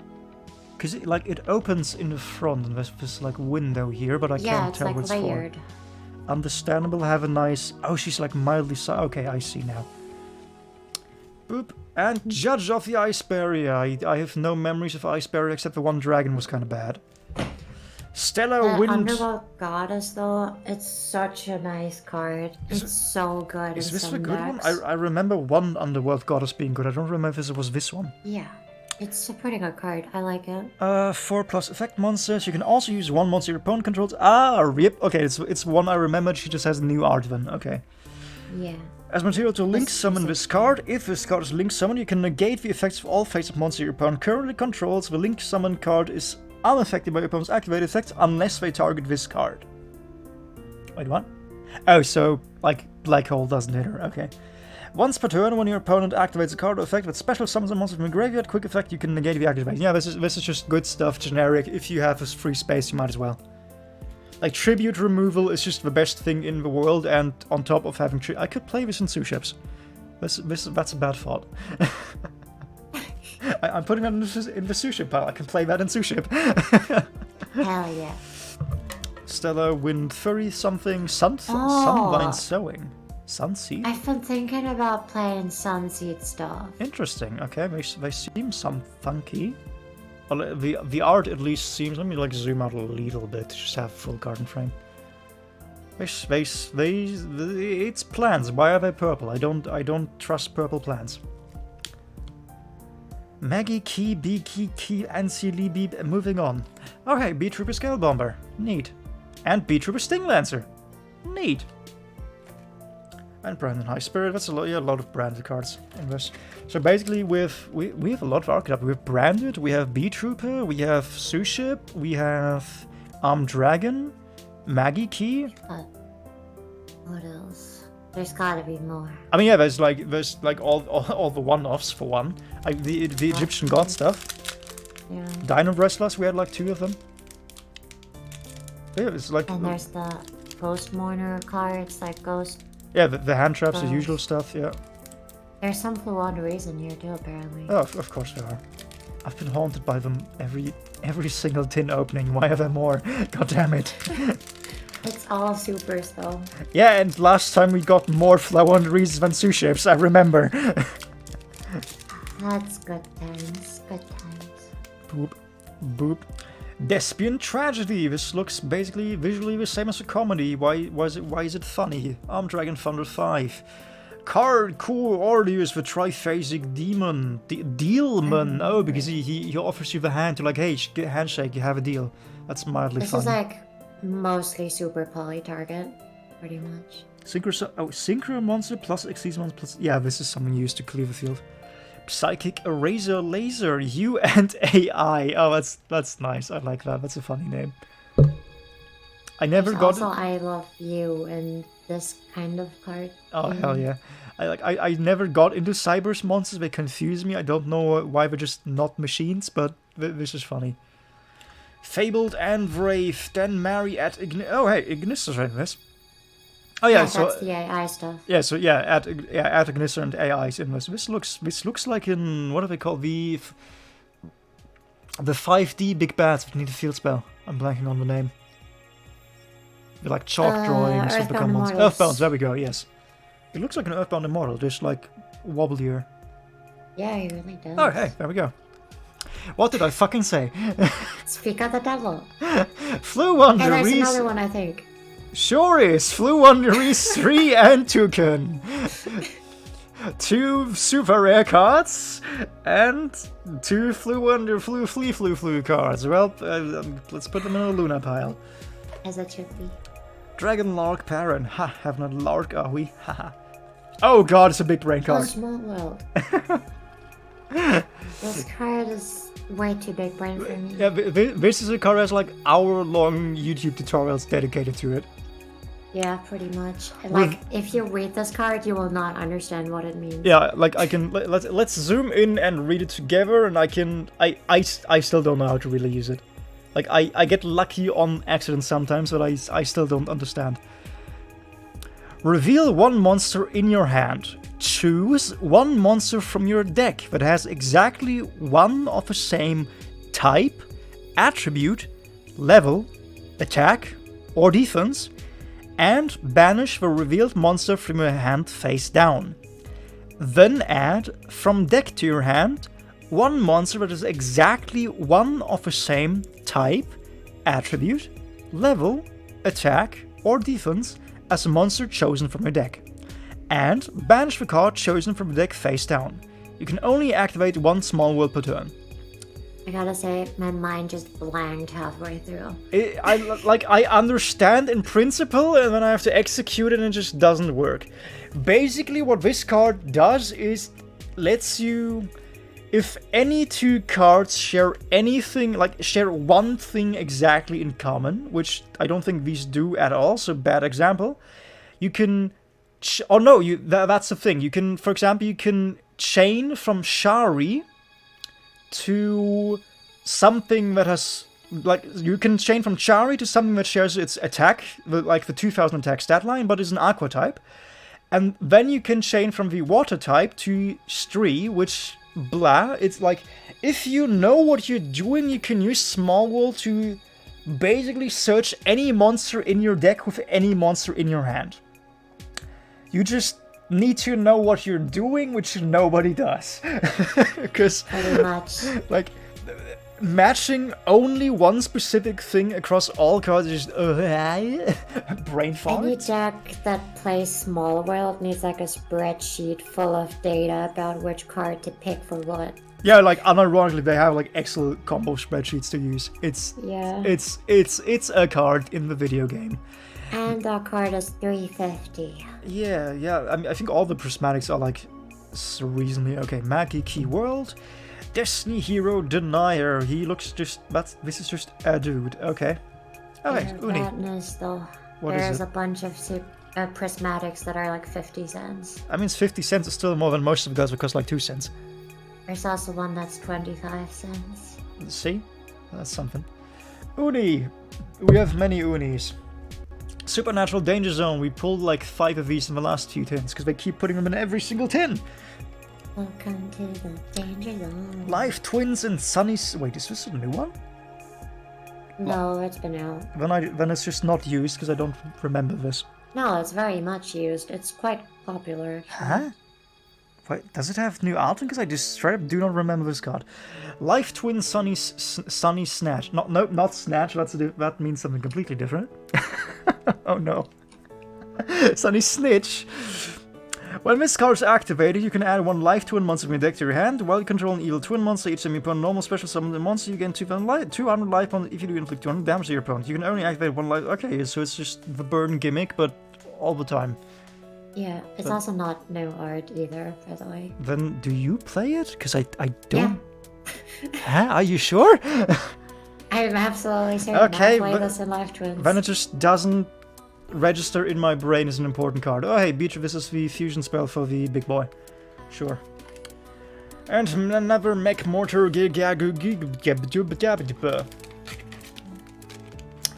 Glasser. Are you sure you play them? Yes, absolutely certain. Completely sure. I'm pretty sure it's a 3-off. That's confusing. Do you actually use it? Yeah, all the time. Are you sure? Yeah, it's such an important search. I am so confused. Material Reactor Giga Gaga Gagi Googie. Wait, this is just a beaver. What? Why is there a beaver in my cards? Fabled. I have Fabled Trauma You have what? because they're so bad. I have Fabled Trauma. They're so bad. Did you try to play these and they were disappointing? Very, yes. If this card is in your graveyard, you can discard 1 Fabled monster, and if you do special summon this card, but banished when it leaves the field. You can only use this effect of Abenaki once per turn. So it's so you can reuse it for a synchro summon, basically. That doesn't Yeah. on the surface it doesn't sound too bad. I'm assuming it's the rest of the archetype that lets it down. They have a lot of cards that are like, yeah, that doesn't seem too bad, but that's all they have. They have a bunch of cards that aren't too bad. Oh, okay. And Well, that's, together they make a below average deck. I was just gonna like level 2 tuner is not what you usually use, but level 2 is an awkward number. Except for vanities and when you really want it, but hey, who cares? Terrors of Underwood. This I want. Hello, this is my girlfriend now. I like her. That's some nice art. I can't even make a joke about this. I just like this. This meets my kings and approval. Like white hair, skirt, scythe, skulls, on tree roots who goes outside. Nice. I approve. If you look like this, hit me up and all that. Tree. I can never. Oh. I never know if is it Tree Brigade or is it Tri Brigade? I think it's Tri-Brigade. That's how everyone says it anyway. Icy Breeze Refrain. Sun Avalon Melius. Why is it an edgy tree? This is such an important card for that deck. Which one? For, like, Sun Avalon. Oh, okay. It's this. 2 plant monsters, And, including a Link monster. If it's got a Link summon, you can special summon 1 Sunseed Genius Loki from your graveyard. This card cannot be targeted for attacks, but does not prevent your opponent from attacking you directly. Once per turn, you can target 1 Sunbind Link monster you control that this card points to. This turn, it can attack a number of times each battle phase up to the number of Sun Avalon Link monsters you currently control. Ooh. That's pretty something. White Knight of Dogmatica, a nice white knighting nerd. Oh, it's another Ghost Miner. Oh, that's neat. We take more of those. Heavenly Zephyr Miradora. That's it's a dragon. It's just a dragon that does dragon things. Pre-build year. I think we drew this in the last tin, and I liked the art, and it didn't do much except have nice art. Which, I mean, Yeah, what more do pretty you want, much. honestly? Tribar Brigade kit. Were Tribar Brigades the annoying ones? I don't remember. Tri-Brigades are pretty damn annoying, but they're not very good anymore. Because they've got some I hits. think you played them, but they like bricked easily. Was that it? Not really. They're No? actually really damn good. Then- I did play them though. Yeah, I remember you played against me. I remember you using them, playing against them, but like not actually having that difficult of a time. Unless things went very well, and then I couldn't do anything anymore. But like a lot of their cards got hit and now they're pretty useless. Also, that kit is your least expensive prismatic right now. How much is she? 5 cents? 68 cents. 68. I don't need. Yeah, everything you've gotten has been like above $2. I was gonna say we actually got we pulled pretty well so far. Archfiend Yeah. status stat also. I got into new kill team bug. It's good. I don't play tabletop Warhammer and vs Yu-Gi-Oh stream, so I have no comment. But glad it's good. Archfiend stat. This looks like an old card. This screams old artwork. From when is this? Equip only to a monster you control. During your main phase, you can make all monster your opponent current controls lose attack equal to half it. Blah blah blah. Okay, I don't care. But when is it? When is it from? No, I'm gonna refund you those because this is literally a Yu-Gi-Oh stream. I'm not going to be talking about Yu-Gi-Oh about Warhammer while unboxing cards. We can talk about Warhammer if you finance me the fucking Magic the Gathering Warhammer crossover, but till then, this is not a thing. Archfiend's Staff of Despair. There we go. The card came in Blazing Vortex, really? Okay. This just Wow. feels old. Huh. Oh, and I need to give you your site back, right? I should have just asked you to look it up. I could have done that. Another That would've Pazuzili, Night Sword. Fun fact: I'm thinking about getting a Snake because I think Snakes are interesting. I really like them too. I'm just like it's like the thing is the best pet snake in the world, the Western Hognose snake. But they're technically not legal here because they're technically venomous. They couldn't get their venom in you if you tried, but they are technically venomous, so they're technically not legal. You can I hate that. you can like still just buy them on eBay because they are actually legal in 1 year like North Rhine-Westphalia. They are legal there. And the reptile trade, like the thing about snakes, they live like decades, so there's just a lot of trading of living animals when like you can't take care of it anymore. Or just want to change out for whatever reason, because these are animals that live for 20 to 30 years, so it is a lifetime commitment if you actually stick to one. But yeah, like you can get them. It's just one of those annoying things where like taking it to the vet may bring you some trouble because technically you're not allowed to have it, and it's just yeah.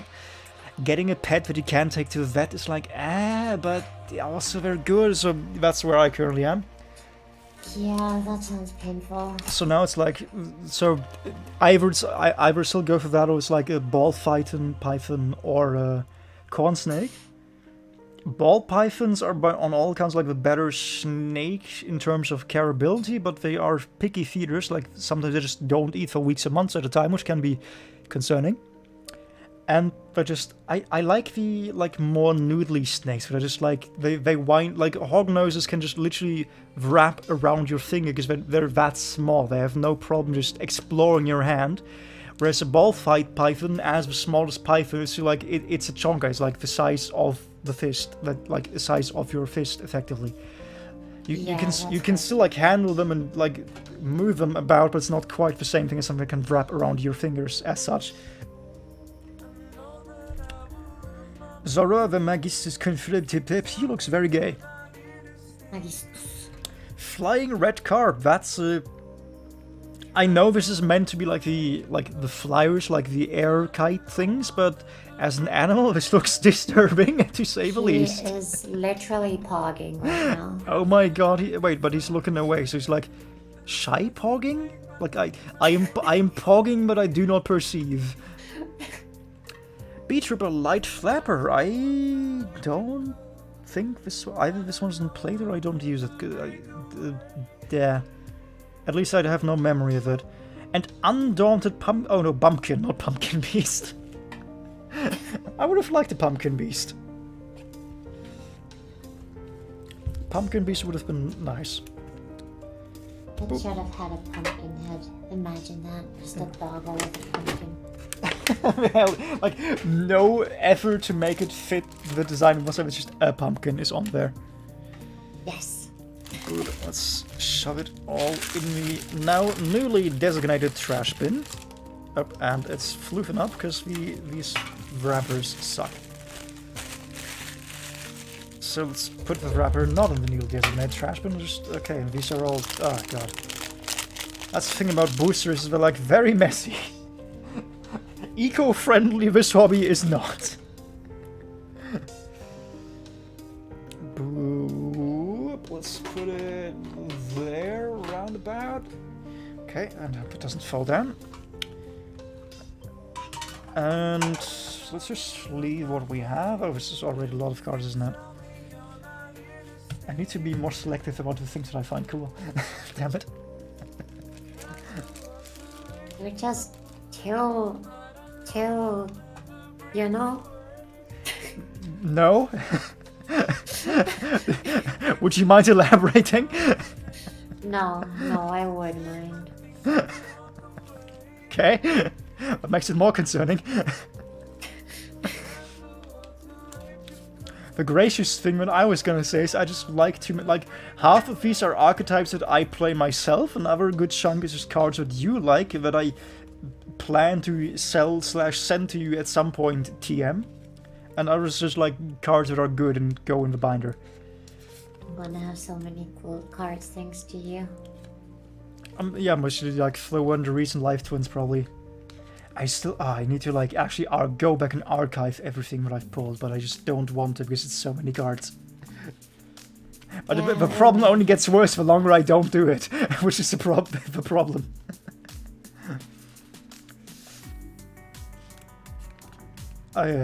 What? On that note, I actually learned Excel the other day. Hell yeah. I'm assuming you mean like actual proper Excel with like lookup functions and sorting and whatnot. Yeah, like lookup and of course also just basic functions like addition and stuff. Like I straight up didn't know how to do that stuff either. Oh yeah, like I was thinking, like, kind of shaming for that, but no, like if you don't know, then visually it's not actually clear that is how you do it. Because visually Excel is just, it's a sheet with nothing in it. So yeah, it checks out. Yeah. And yeah, nice. But like Excel is a very marketable skill. If you can if you know like actual proper Excel with like the functions and some basic formulas you can do, then you are very valuable to a company. Yeah, I've made like 10 sheets with like databases and working with them and stuff. I felt like a 2-hour tutorial. Yep, that's like that's like actual like day-long webinars just to learn Excel, and you need that day. Like it helps if you just have a basic understanding of like coding to some degree and like know how computers work, but that's still very intensive.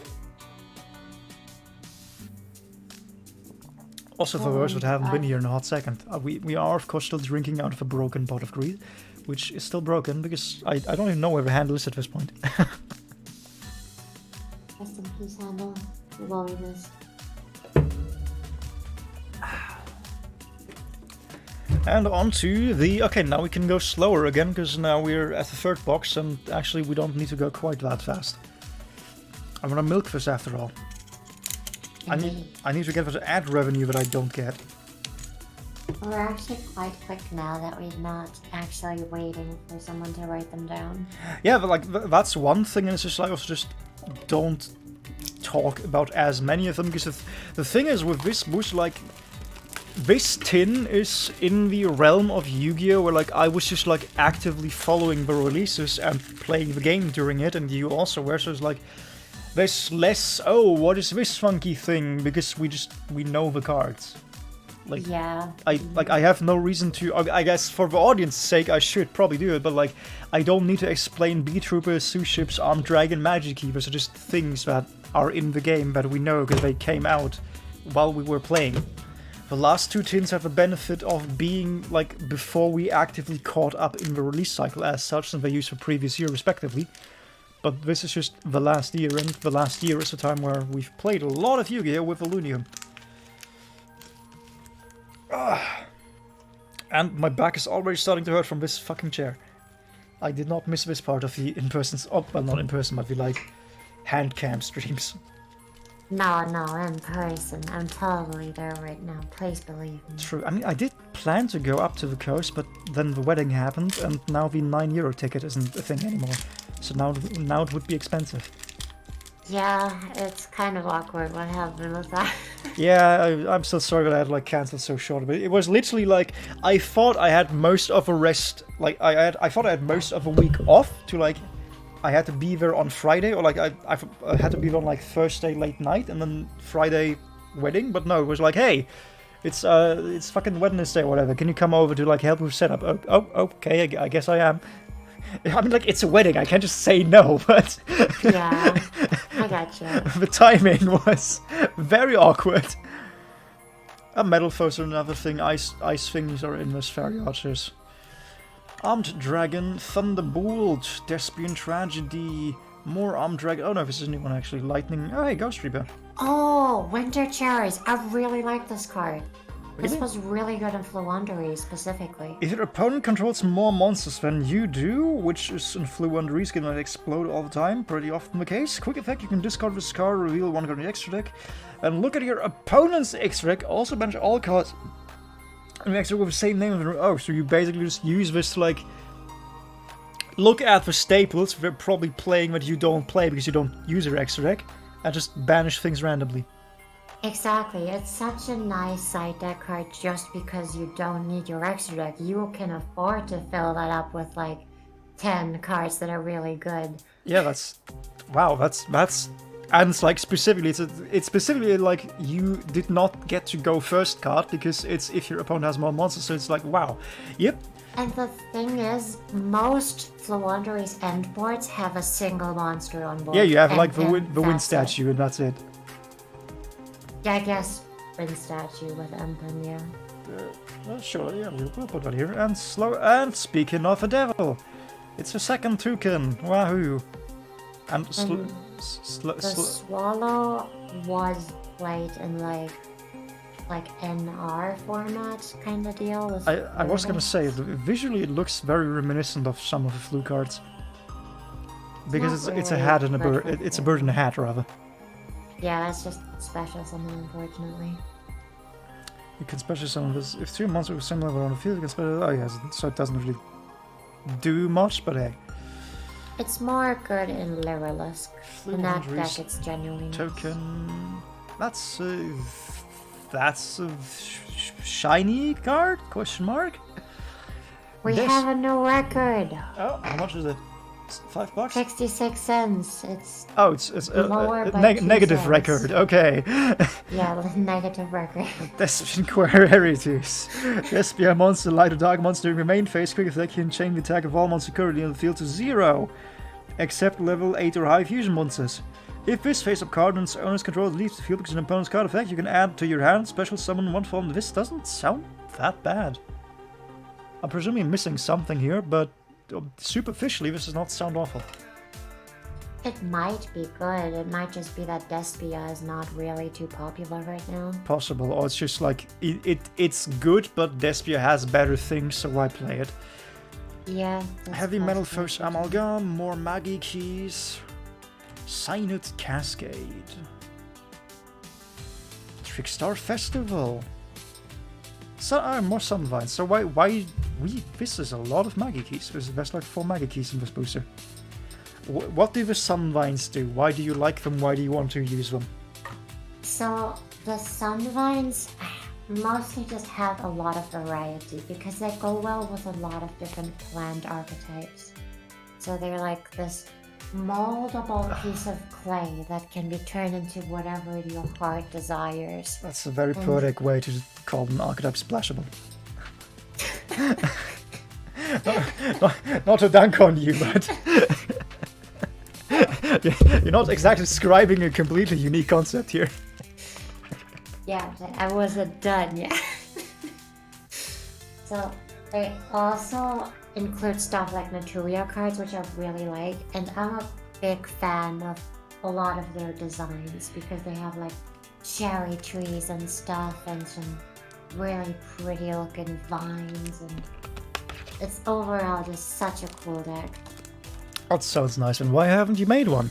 Because we haven't played Yu-Gi-Oh! In like 2 months, but hey, who's counting? Yeah, mostly. I mean, you could also ask me to play. I have also just been busy and forgetting about Yu-Gi-Oh! As a How dare thing. you? It's all your damn Tower of Fantasy and now playing fantasy football. How is the fantasy football game thing? It's actually pretty good. It's so much better than I expected. Because Okay. it's not really football. It's more like air hockey. I mean, it's a video game, so like, how much does it, like? It's not like you're running around the field yourself. Does it actually matter in terms of different in football or air hockey? I think it really does. Okay. Because it's a lot more fluid in motion. Intriguing. I will have. Oh, hey, it's the Kura. We have many more of these now. Wow. Well, I don't know. Is it like? Does it cost money? Is it like money hungry, or is it actually free to play? I mean, it's pretty damn free to play. I think all you can buy is stuff like skins and... Like, there is a battle pass, but I don't think there's any, like, pay-to-win stuff in it. Okay. Everything else you can just get with coins that you get for free. How Like many everything hand game- traps are we getting? I've never seen this hand trap in my life. Spooky Dogwood. I like the name. I carry Luna on Eric game. There's no pay-to-win instructors. Interesting. I'll have to like play with you folks at some point. Also, I will give you like one of the most important Sanvalon cards, and just the fact that you summon just a tree. That's so funny to me.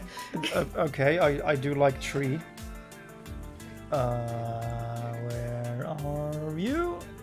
Boop, boop. Would that's Japanese. You. Look, that's the card I found, that's the art I found, and that's what I gave you. I thought I would get to wait. Wait, we have those. Where now? I am very curious where that card binder went off to.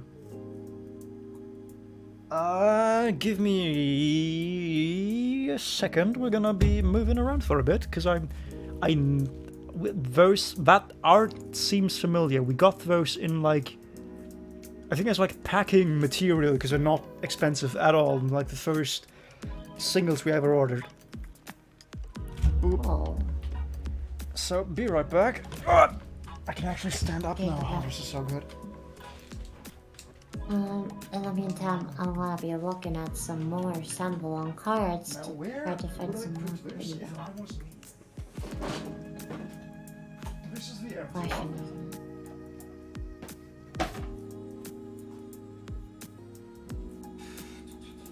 Also, one of the cards, like one of the most important cards in that archetype is like a normal monster, and it's called Genius. Sunseed Genius look like. So big brain.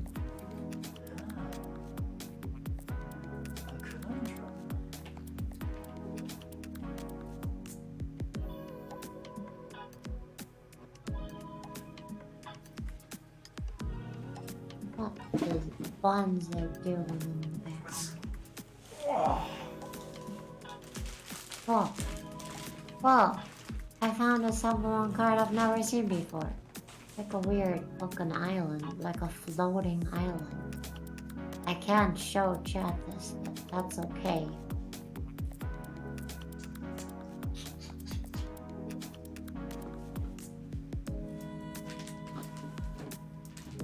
What else do we have? What other Sanvalon cards are there? Oh, I saw a Pokemon thing appear. Lunium, entertain the masses. You can do it. I can do it. I believe in myself. I have the power. I still have no idea what he's looking for exactly. Like, I know what he's looking for, but I don't know where he would put it. Actually, I should check the wiki. I should check the wiki for Sunvalon. That might be better than checking Google Images. That sounds way smarter on second thought. Okay, now, what do we have? Rayatapa. Interesting. What else? We have Sunvalon Melius. Melius, what are you? Oh, that's the edgy tree. Okay. What's bloom? Oh, that's a trap card. That's not exactly what I'm looking for. What else? There is Sunvine and Sunvalon are different. What? What are these? I've never seen these cards before. What the heck am I looking at? Right and known? What are half of these cards? Arona Service. Okay, I will look at all the boys. Daphne, Dryad. Oh. This is not quite the deck that I was looking for. What else can I find? Let me check YouTube. That's probably where I found it. I'm looking for some of the cards that I found in that Sunvalon list that look really cool. MBT, I guess? I think it was MBT. 4 months ago. I'm not sure. Or was it the Rika video? It might be the Rika video. Rikas are such a nice archetype as well, and they too work super well together with Sunvalon. It's such a good combo together with Sunvalon. Oh, he played healer too. What? Okay, what's that tree bark dude? Bengalancer? How do you spell that? It is whack. Bengalancer. I'll just spell it how I hear it. Bengalancer Yu-Gi-Oh! Help me. Help me. I can't find it. Pain.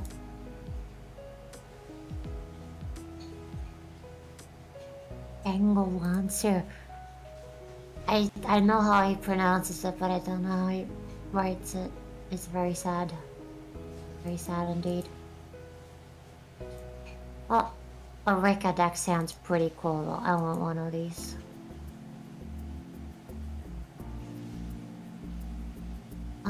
Does he show this in like deck build? I think he does. Oh, this plays Hyper Written Boy. Oh, what? That's actually really cool.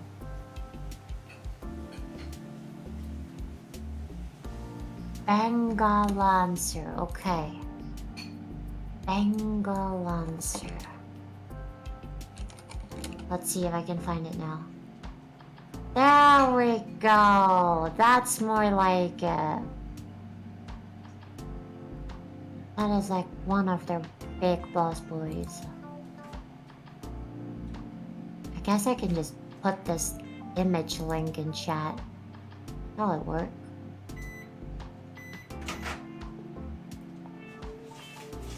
Paste. Wait, did I not copy it? Copy image address. Ta-da!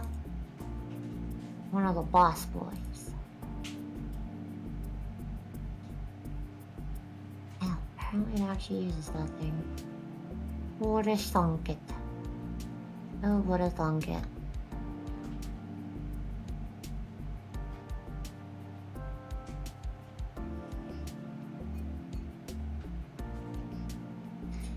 Okay, I will download this now, just so I don't forget. Wait, does he even offer a download?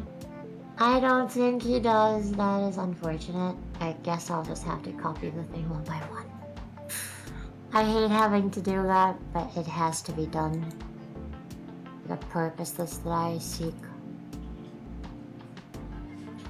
I also saw a Therion version of San Valon.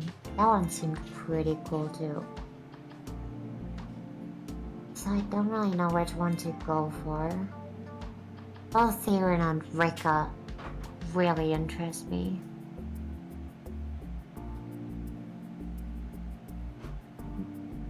Oh, what? This one uses some Rika cards too, actually. That is fascinating. Except, of course, Therion's. That's like Sunvine plus Sunvalon plus Aroma Seraphia plus Rika plus Therion. It's like everything. This is a whole lot of plans.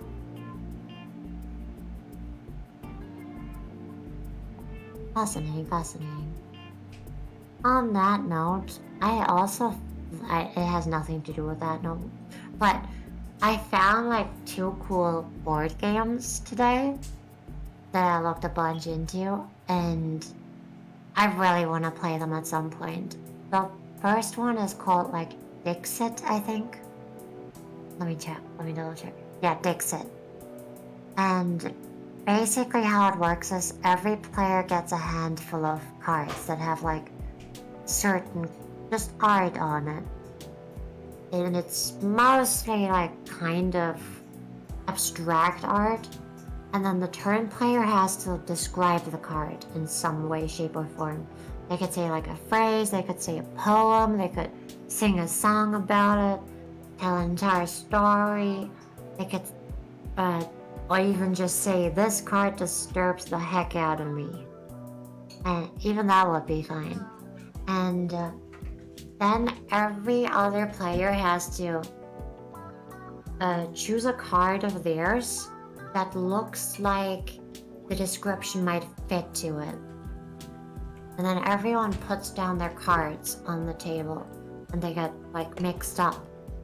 And once it's mixed up and revealed, every player has to choose which one they think is by the person that like described it originally. And then if they get it right, they get points, and if no one guesses it right, then the person that actually described it gets big points. It's pretty cool. It just looks so cool. It's such a cool game.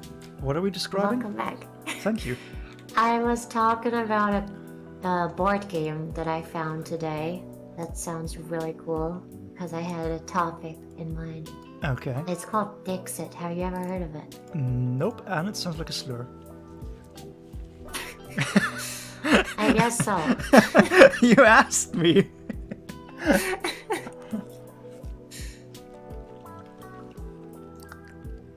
I'm eating, as you can see, so go ahead.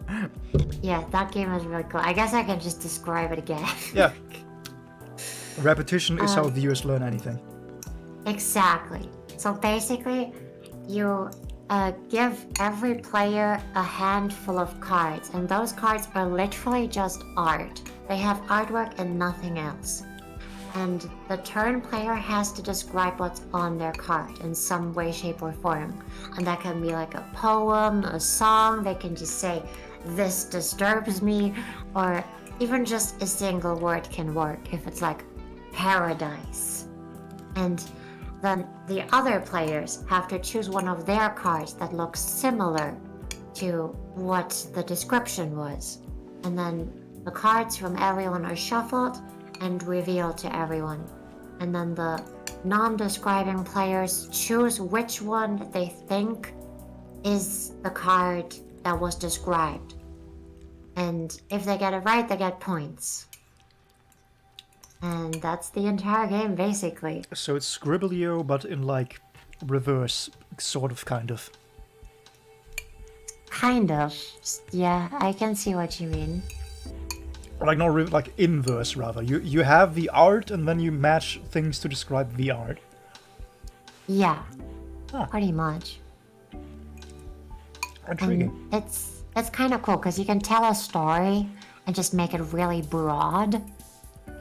And in a way, you have to describe the card where it's descriptive but not too descriptive. So it's pretty interesting to have that. Oh, so you want your players to not guess it because when you get the points, or what do you mean?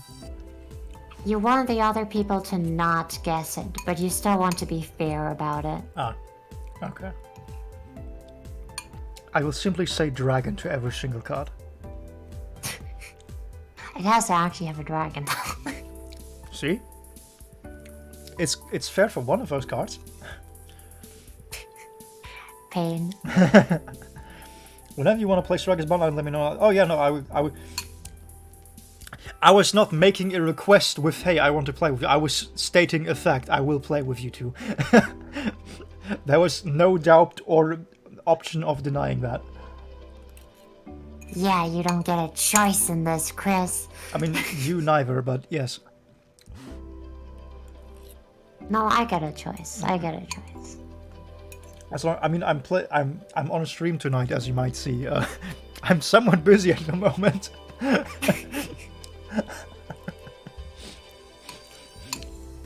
As is Luna, coincidentally. Nah, I've got all the time. I mean, you could technically leave and go play, but that would be kind of rude, I will say. Just a little bit. Yeah, that would be a little funky. As soon as it ends, I have no idea. Like, we've been blazing through these last two boxes, but also I want to kind of pad the stream.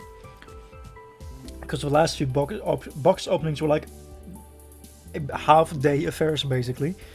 So now would be weird if we just got through it in 2 hours. Which is why I'm eating to pad the time. You're just so efficient for some reason.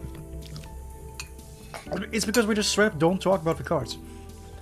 Like, Yeah. I've decided that I'm gonna, like, for the sushi cards, I'm gonna talk about what they actually do and when you want to use them.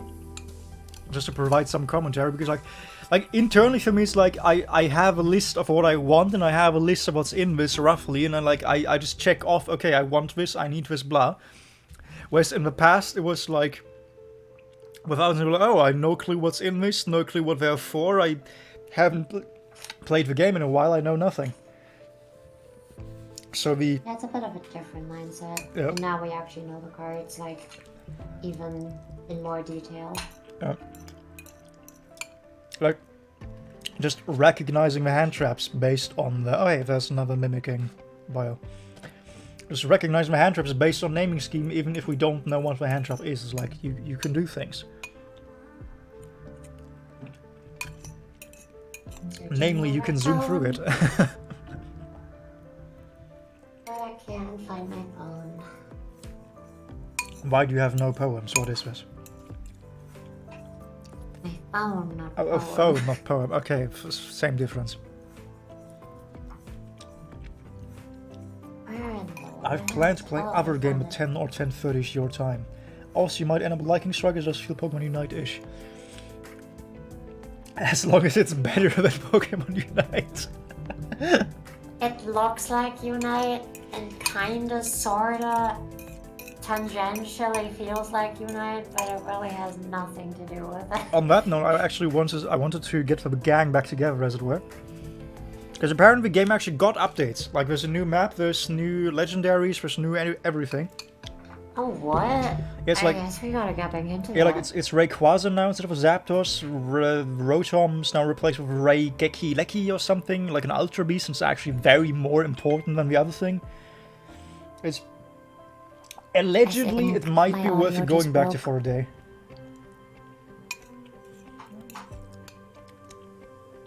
It feels like Unite game. I no So longer hear you. Oh no. Give me 1 second. what? Okay, you have fun. Goodbye. It feels like Unite gameplay, no, though. I mean, yeah, it feels like Unite in the sense of you're dunking on 6-year-olds, probably. How? I no clue. I haven't played the game. I just follow, like, the subreddit tangentially. And the subreddit for any game always cries imbalanced, so... That is not the most reliable indicator.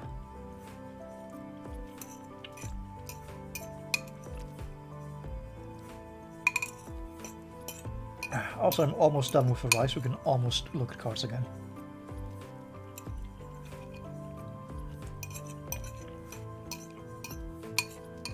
But I turned out to be more hungry than reports previously indicated. So I had to. Hi. So I had to put some food in me. Welcome back, Lunium. Thank you. I perceive again. Did you get called? Called? Why were you gone? What have you done? Tell me in detail down to the second. I literally just broke my audio. My voice meter just kind of crashed on me. Okay. So I couldn't hear you for a bit. Huh. Well, that's not very nice of you, is it? Yeah, it really isn't. Why would you do that? You're welcome. I'm judging. Hey, at least you are perceiving me. True. It always is a pleasure to perceive you. I'm very glad when I am. Oh, that's very sweet, I think. Yes. There may be some stalkerish undertones if you choose to interpret them into the sentence, but they were not meant with it in mind. Well, a stalker wouldn't attempt them either, you know? It depends. Some of them want you to know that they are there. I suppose so. Especially when it's like stalking about, hey, I want to make contact with you, and even if you don't want to, then it's like, yeah, they kind of need you to be aware of it. Yeah, that makes sense. But then there's stalkers that do it secretly, in the shadow of the night. Oh! Oh, I got the drink in my lungs. That was unpleasant. Okay. I'm filled with food and liquid. Meter has gone up. Sims is happy. Now I need to blow my nose. And yes, you did need to know that. Yes, I required this information.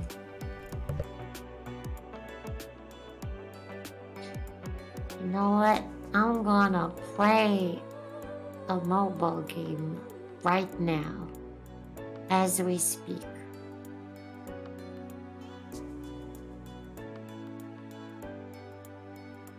How could you do this? Why would you do this? Also, which game? It's Pawn Stars, or in longer terms, Ensemble Stars Music. Oh no, and it the is bad game. because there's currently a joint life, which is only up for like another hour. Those sure are words. Did you ever look at Cross Duel? I looked at it, but I didn't. I showed it to download you, it. so you did look at it. That's true.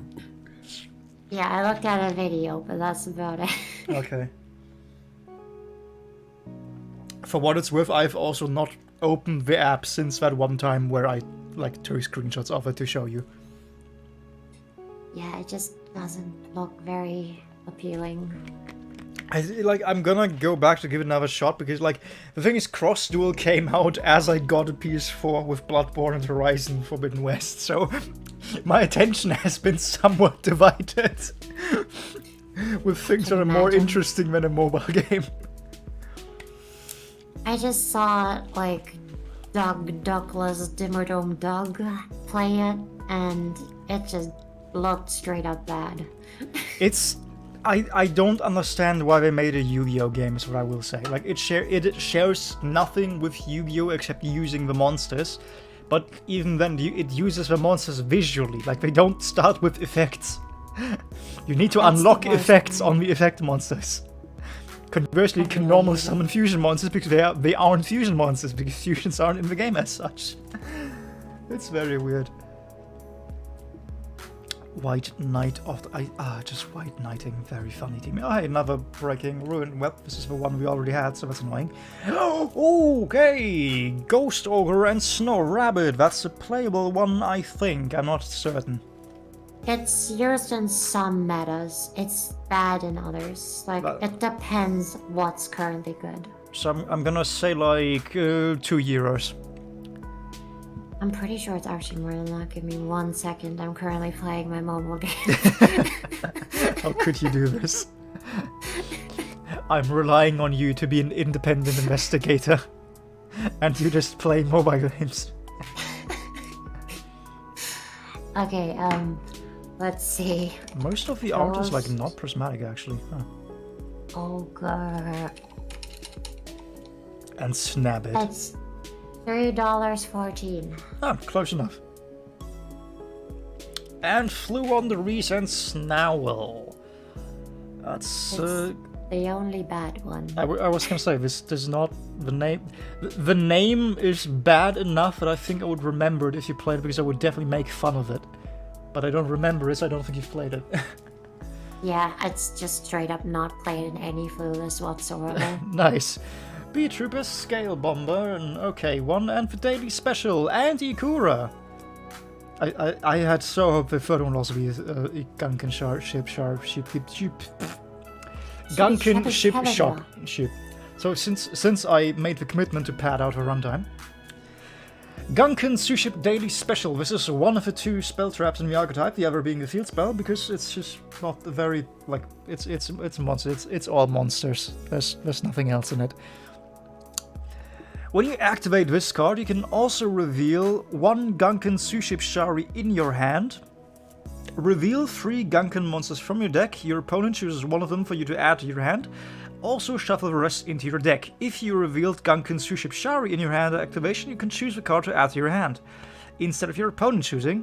If this card was in your graveyard, except the turn was sent there, you can banish this card, then target 3 Gunkin monsters in your graveyard, shuffle them into the deck, and draw 1 card. Honestly, very good card. It's just... Lunium, tell me which color do you see that might change the judgment of how good a card is on the card? Also the fact that it's a trap card. Exactly. You know, I wanted you to say purple because it's a purple color, but yes, it's pink. Is it pink? Is it? It's like a weird mix between pink and purple. It's like some... I can see both. It's like either like light, like it would be very dark pink, but sure enough, fair. It's trap colored. But yes, Yeah. this is like you. The thing is that specifically what makes this card so funny is it doesn't say that you have to select 3 monsters with different names. So the 3 monsters you can make your opponent choose from can just be 3 copies of the same monster. So it still doesn't matter at all. And shuffling back into deck is also good in some circumstances, because it's like... It can be a problem that you need for Akashari in particular. You need cards in your deck specifically, and it can happen when you just burn through all of them. Now everything's in the graveyard and you like actually cannot activate the effect. So, very good card if it wasn't a trap. On account of being a trap, it's like you can... you can play this turn 1 if you go first, and then activate it during your opponent's turn to like get cards and hope you have a board for turn 3, but it's... Ideally you want to already have things by turn 1, or turn 2 as it were, instead of turn 4 or turn 3 respectively. So it's not the best, generally speaking. It's a good card. Like it's one of those win more cards. You can't rely on this because due to being a trap, it's just too slow to be the thing that you need. But it doesn't hurt you. Like it's a perfect search. It lets you search any monster card in the archetype. What more could you want? Gunkin Suship Ikura class Dreadnought. This is, I think, the first Xyz monsters were released out of a bunch. And then came Shira Uno and then Uni.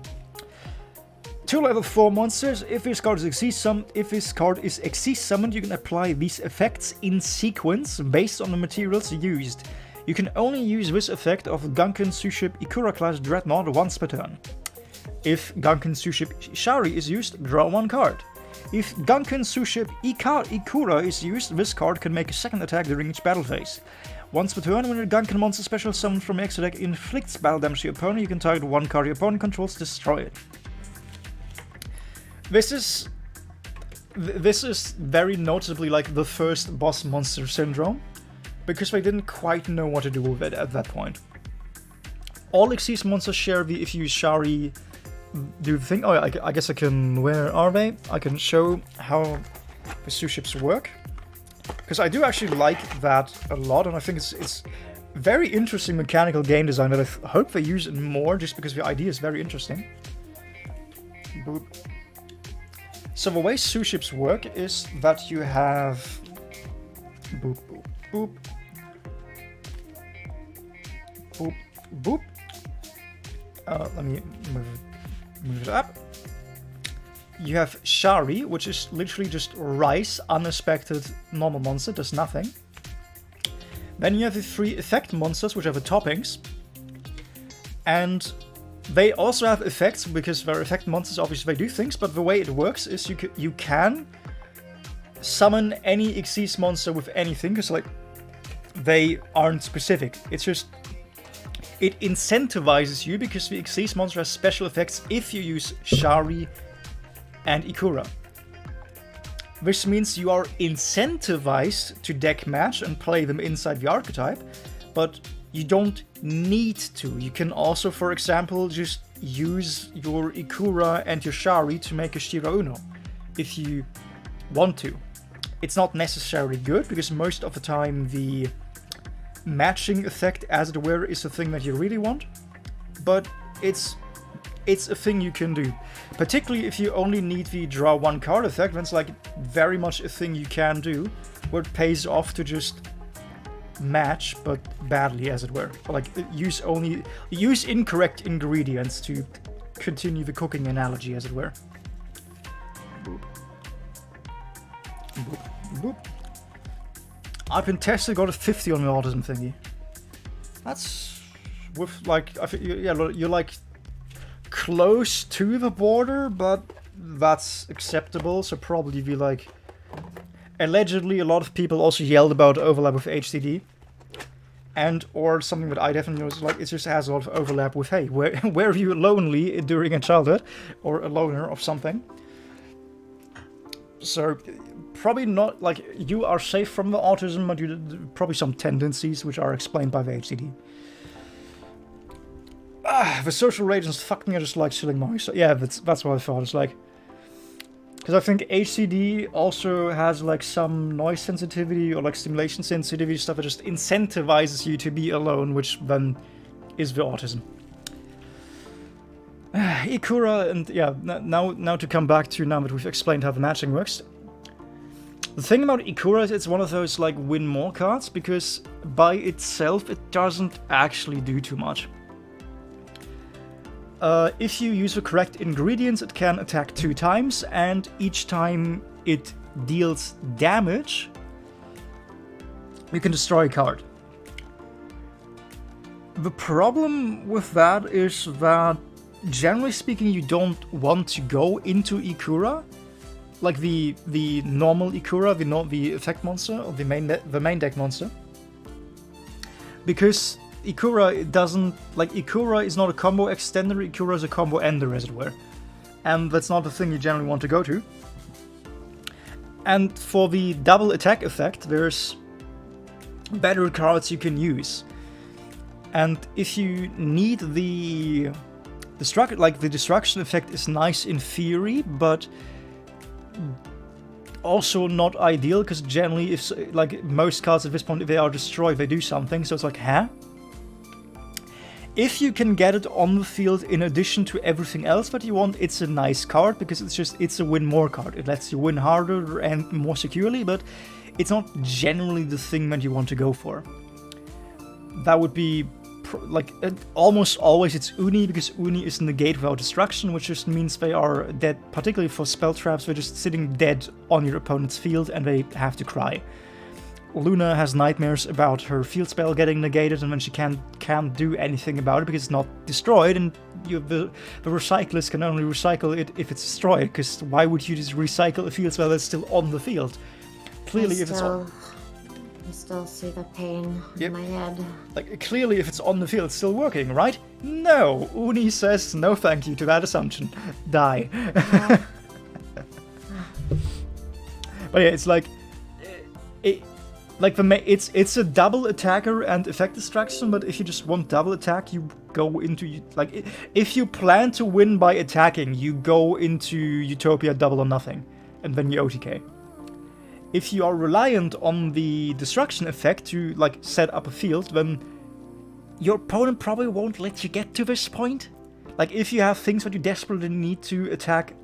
Like, one thing is, for one, you need to deal battle damage, which means you need to find something to hit into with less than 2,200 attack, which...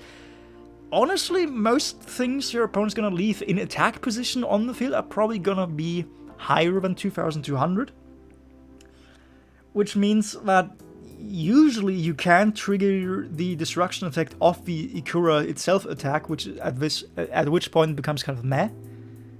So you need Uni's direct attack to trigger it, but if you have Uni, then you can just use the Uni effect, and at that point it's like, huh. So, it's a first child syndrome. This is where the parents tried all out what worked and what didn't work, and oops, the first child's messed up, let's just make more of them. Boop. Bran in high spirit. And now I have nothing to say, and now it feels even weirder given how much I just talked about the Sue ships. Undaunted Pumpkin Beast, and she... Oh hey, I play this in Beat Trooper. This is Shinobi Insect Hage... oh god. Hagakurimino. Two monsters with different names. While this card points to a monster, your opponent's monsters cannot target this card for attacks. If a monster this card's point to is destroyed by a battle or card effect, you can special summon one level 4 or low insect monster from behind a graveyard, but banish it when it leaves the field. You can only use this effect of Shinobi Insect Hagirino once per turn. So basically, you link summon this, when you special summon something that you are going to destroy anyway, like something that summons more on effect destruction, for example, in the zone below it. The first thing pops, gets its effect. This thing kicks in, and you can either just grab back the thing that you just popped to get a second trigger, or you can grab whatever else you need from from graveyard, yeah, from hand or graveyard. It's more good, more summons to more link climbing, but it faces the usual Beat Trooper problem of what do you do with all those summons? It's a mystery. I don't know. So someone will find out at some point what Beat Troopers are good for.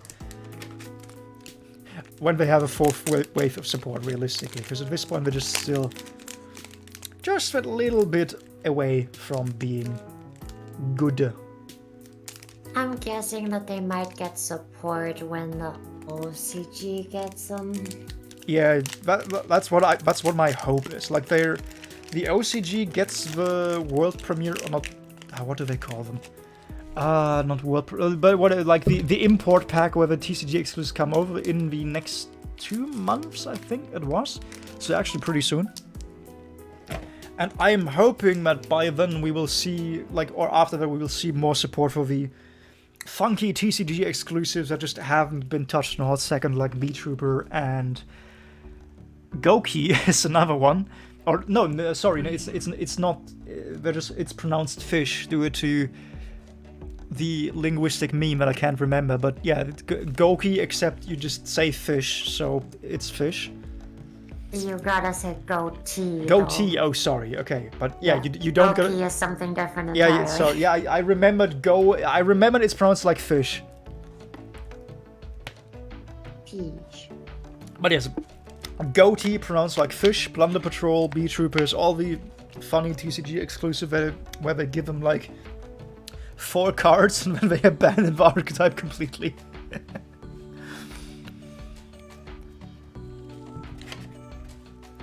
But Wind Witch Freeze Bell, wahoo! It combines both Wind Witches and Cold Things, which are both things that Luna plays, and both of them make me sad. Actually, I think it's the same deck. Yeah, that makes sense. Yeah, it's okay. So Lunium, tell me about Wind Witches. What does this girl do in your deck? Okay, let me read because I can't tell them apart. Freeze Bell. This is the If all are Wind Witch monsters, you can special summon one from your hand. Or you can special summon this card from your hand. Right, okay. So this one's just mostly extender. So you would use her once you've got probably a tuner. And what's nice about her is the fact that she's so, you know, she can change her level. She's so changeable. You can adjust her based on what tuner you have. So she's a nice little bit of support that way. You can tell this girl is not happy being who she is. She changes to everyone's demands. What a good That's lesson true. for the kids. But yeah, what Wind Witches do is summon a big ol' synchro dragon because that's literally all they're good for. And it's not even the archetypical, it's just the best synchro dragon. Yeah, it's just the best thing they can summon because they have literally nothing else going for them. Despin Comedy. Basil Rose Shoot. Special summon one roast dragon from your monster from your hand. Special summon one roast dragon monster from your hand or graveyard in defense position. If this set card is destroyed, you can target one of your black roast dragon or one monster mentioned that is banished or in your graveyard special summon. You can only use each effect of Basil Rose Shoot once per turn. I did not realize that the roast dragons are like more than that one synchro dragon thing, Field Nuke. Or like I didn't realize that I have main deck monsters more accurately. I mean, they've had a bunch of ones for a while, like with the Ready Roast stuff as well. Yeah, it just doesn't It's mean like that I in pay the same attention to them. Oh, I also found out that this guy is apparently played in some Sandvalon decks as well. And a lot of the Like sacred beasts are very good, so that does not surprise me. Yeah. it's During your mostly turn, when you for- activate a card or effect, quick effect, you can target one card of the same type, monster, spell, or trap in your graveyard, attach it to. Oh no, material manipulation, I don't like it. During your opponent's turn, when a card effect is activated, quick effect, you can detach one material of the same type from the card. If you do negate the activation, if you destroy that guy. Yep, that sounds like pain, and of course they would do that. Sacred beasts, they were a mistake. I'm guessing the only thing that's preventing us from more usefulness, as it were, it needs 2 level 9s, which is an awkward number to hit. Yeah, it's hard to get to that. Armed Dragon Thunderbolt. Branded in Y8's the third Ghost Murder and Moonlit Shell. Luna, do you have something to tell me? Why do I keep drawing moon cards? What I'm telling you is that this is my deck. Like, this is my set of cards. I got these. Also, like, her tears are in the... Like, her tears have the RGB effect. Also, she's crying. Why is she crying? Right? Because she's a ghost mourner, mostly. Oh, that's stupid. Then marry Ignis to another one. Another one. We can't really see the card. Oh, oops. Yeah, I need... it's like awkward with... Let me just... Can I turn it even more down? It's chat, look. It's you. Oh, it is you. You don't see that. It's okay. Don't worry about it. Like finding the angle where my hands naturally rest versus where you can see the cards is like very awkward. Warrock Skyrim. These are some big armor plates. Some serious badonk clangers, if you know what I'm saying. Some real protector hoodies. Honestly though, I really like Warrocks. They're kind of a meme archetype. They're not really that good, but if they get into the battle phase, my god, can they do some stuff. They're like a battle phase only deck. They only ever do things in the battle phase and no other time. I like the highlighting on the card. Like the tattoos are RGB, the eyes are RGB, the like little gem is RGB, and then the entirety of the legs are RGB, which is kind of awkward. I like the way it looks like it's mist at the bottom. Yeah, like I'm it's pretty sure that's what they were yeah, going it's like dust from a battlefield or something. It's just odd that it's like everything else on the body is like very sparsely highlighted and accentuated, and it's just the leg is like boop completely. I get what they're going for, but the transition is kind of hard. So what do Just Warlocks awkward do? that her thing ends there. Basically, Warlocks just have a bunch of during the battle phase do this and this. Like they have an effect during the battle phase. You can negate anything you want, Oh, so it's or so it's Ancient Gear but in reverse. Because Ancient Gear just not tells you can't really. do anything in the battle phase and then you die. that's like one card. That's like one card that does that. It's fine, don't worry They've about got it. a lot of different effects, like if you battle with a Warlock monster, gain attack, or your Warlock monsters can't be destroyed by battle this turn, or special summon this monster if you attacked with a Warlock monster Oh, this what? turn, I'm or just- if this...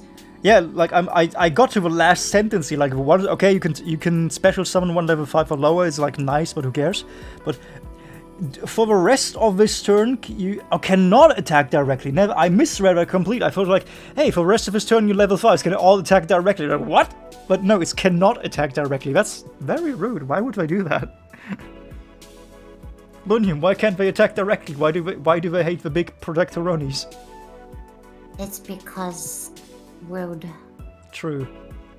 But also, isn't it level 5 or lower? Like the big ones can still attack. Yes, but like I would still like to attack directly. I always want to attack directly if possible. Oh, contract with the Abyss. That's fair.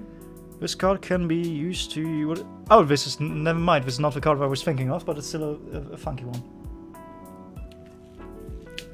I mean... Yep, the positioning is still awkward. Contract with the Abyss. This card can be used to ritual summon any dark ritual monster. You must also tribute monsters from your hand or field whose total whose total levels exactly equal the level of a ritual monster you ritual summon. So it's just a generic good stuff ritual card. I think I've seen you use this with like what's it called? Your the thing that eats things. 1,000 dice. I'm not sure I remember this card. I think you're... But I've seen someone else use it. It's like generic rituals. It's the point where they realize, rituals are kind of bad. Let's turn them into fusions, and now they're just fusion spells with a different color. Branded opening spell. I straight up cannot see anything on the art. What is happening here?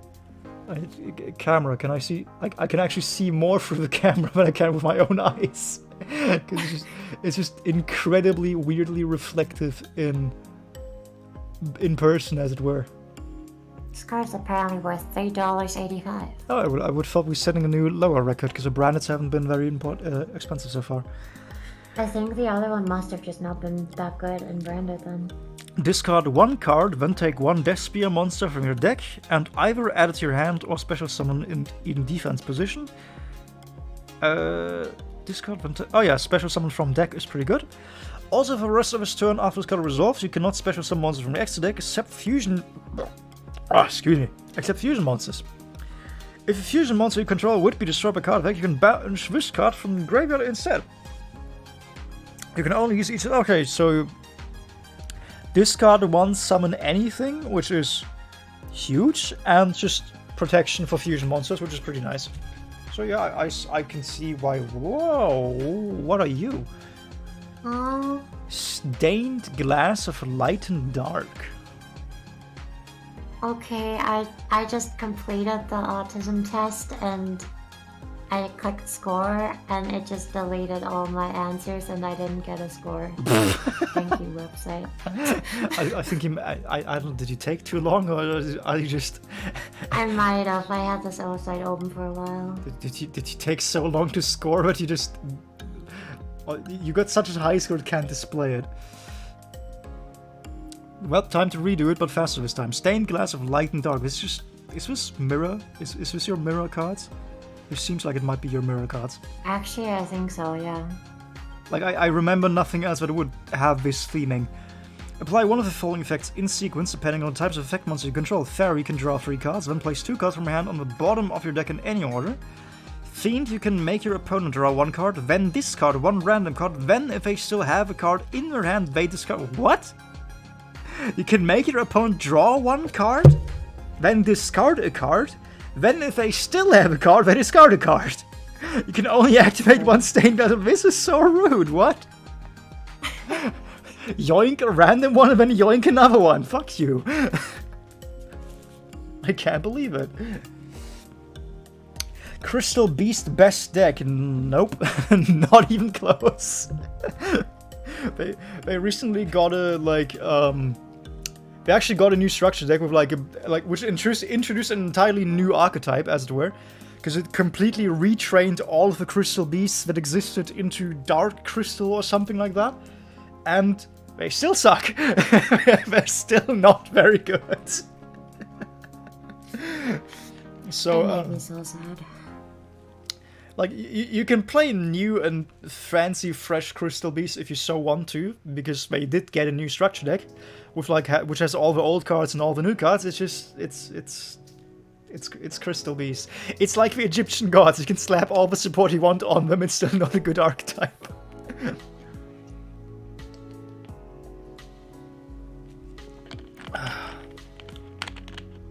Looking at the low scripts could also be. I mean, I think it still would tell you, because like I got a free, and it lists you it still tells you the individual categories that you got 0 in, which was for me everyone except social stuff. Just by the answer as I'm giving, there's no way it's 0, and there's no way that's like a lot. Okay, sad. I guess I'll see with Sword Soul. Sword Soul players. Discrimination. Has to happen. Actually, I never minded Sword Soul. Sword Soul is actually pretty nice to face with Boundaries. The disclaimer at the end where is the important bit. Yeah, the oppressive deck isn't so bad with the most disgusting deck in the format. It's my favorite deck. Okay, what can I do?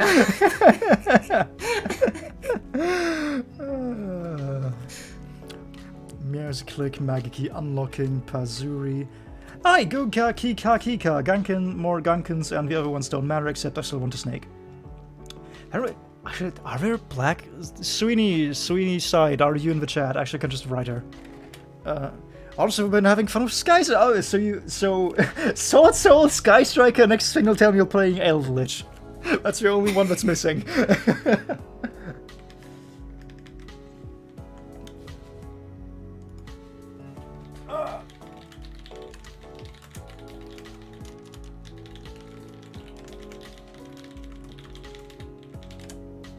Okay.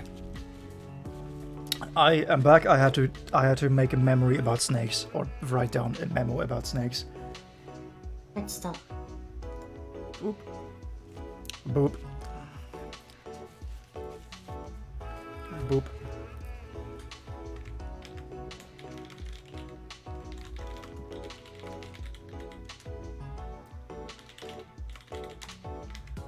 Boop. Boop.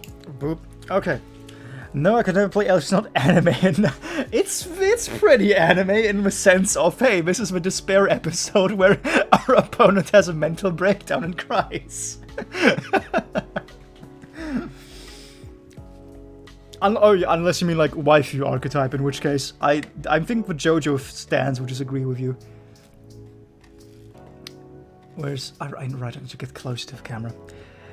Gunkin, Sushib, Shira, O, Class, Carrier. This is the second child syndrome, because this is still like, this is better than Ikaru, but it's still questionable just due to the way the effects resolve. So, first it's an aircraft carrier, but there are no planes in it. I just realized for the first time, it's just eels. Like nothing even plane shaped. It's literally just eels. The other ones have turrets. This is just eels. Ah. Interesting. Boop. Boop. Okay, anyway, moving on.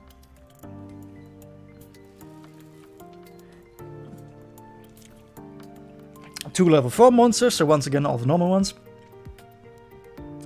If this card is XC summoned, you can apply these effects in sequence based on the materials used. You can only use the effect of Gunkan Shiro class once per turn. Or this effect rather, which again, same thing as Sakura, you are rewarded for ingredient matching. Gunkan Suship Shari, you can draw 1 card. Gunkan Suship Shirao, add 1 Gunkan spell or trap from your deck to your hand, which realistically means a field spell because like, the archetype only has 1 spell and 1 trap, and you don't want the trap during your turn to show up. While a face-up card is in a field zone, Gunkan monsters you control special summon... Hey, it doesn't... I just realized it doesn't even say your field zone. Like, Shirao protects me if you have a field spell. Oh, what? That's disgusting. That's funny, actually. Like, most decks don't have a field spell, but that's a very interesting crossover there. Yeah, while the face-up card... It even has the Uni clause. It doesn't say activated, it just says face-up, so negated still applies. That's hilarious. Gunkan monsters you control Gunkan monsters you control special summon from your extra deck cannot be destroyed by your opponent's card effects and gain attack equal to the original defense.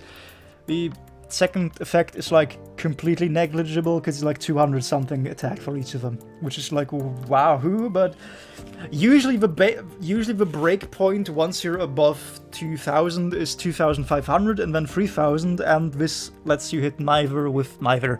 So it doesn't matter because 2450 is less than 2500, believe it or not. But yes, Shirao is interesting in that it gives you the field spell. The problem is the way the effects resolve in sequence. Because when did we get the last one? I'll just pull it from the pile. Boop, boop, boop. This is the problem with actually almost all of the Suships, is they want you to do a very specific thing, but they don't give you enough tools to properly pull it off. There we go. That's a field spell. Boop. Boop. Boop. Boop. Boop. No, let's move. Yep. This is Gunkan Su Shipyard Seaside Supper Spot, aka the only card you're ever gonna pull or ever gonna search with Shirao. And what this little beastie does is... The test isn't working for me. What is working? The test isn't working for me. I did it again and it just goes back to the same test page and just deletes my answers and doesn't give me the result. Try a different browser or having less or more autism, I guess. So, you're the first one I've heard that had this problem, so I don't know. Once per turn, if you normal or special summon a Gunkan monster, even during the damage step, I'm still waiting on when that becomes a thing, because everything else mentioned on the Suship cards so far has been foreshadowing. Like, foreshadowing the retrain, foreshadowing the other, like the Xyz monsters, the field spell. They explicitly mention the damage step, which is a weird thing to do, because usually you would exclude it. But there is no summoning mechanics, so what do they mean? What do they see that I don't? What kind of new topping are we gonna get that's gonna do interesting things? But yes, That's the question. You can place 1 Gunkan card from your deck on top of your deck. Once per turn, if the face-up Gunkan monster you control that was special summoned from extra deck is sent to your graveyard by an opponent's card, which can't happen once you have Shirao, which is sort of like awkward. I guess, okay, it says send rather than destroy, so fair enough. Activate this effect. Your opponent pays life points exactly equal to that monster's defense in the graveyard. Then you can apply this effect. Special summon 1 Gunkan Suship Shari from your hand. Then special summon Gunkan Xyz monster from extra deck by using this card you control as material. This is treated as an Xyz summon. So the problem here is that the field spell activates when you are summoning something, except you already did the summon to get the field spell. In related news, you, once again, due to how it resolves in sequence, there's other Suship cards that like, when this card is summoned, if you have Shari, or if the next card that you like draw from your deck is Shari, then something good happens, but just due to the way the order of the effects resolve, usually you can't actually do that, or you have to one of the cases you can do it, you just have to think a lot on what the proper order is, because change resolves backwards. But in the classic Shirau Seaside example, if this is a thing that you go for, then you're probably kind of fucked, because you can't go into anything else. Which means you get your one summon that you can do with the cards available, and then you get a card that rewards another summon, but you can't do another summon because you already did the summon. Which means you have a card that's kind of dead on the field. I don't think I've ever triggered the destruction effect, because send from graveyard is very rare. Usually you just like run over them. Or send to graveyard rather. And the burn effect is like whatever, because oh no, my opponent takes 250 burn in a deck that isn't focused on burn at all. Oh no. It's not a thing you can really work around. And this falls into the ballpark of I've never actually had to resolve this, but I think it wants you to, in the effect, wants you to specifically special summon an Xyz with only that one Shari, meaning you don't get the combination effect because there are no other toppings that you put on it. Which means you lose an Xyz monster and you get back a worse version of the Xyz monster without the thing that made the first one that you lost good. So you're probably going to lose the second one too. It's questionable. I'm assuming they're gonna like do a retrain of this at some point, or like Akashari, there's going to be an interaction that retroactively makes this very good. But for the moment, you mostly just put this out to trigger the protection effect from Shirau. And when you can do it properly, then the deck management aspect is actually pretty nice. It's just very awkward to properly resolve. Boop, boop, boop. Because everything is, it's like in the middle of the chain, usually of two separate effects that manipulate your deck and draw cards, and you need to properly think of when you need to resolve that to have the card that you want on top to be on top. And it's awkward. Very, very awkward.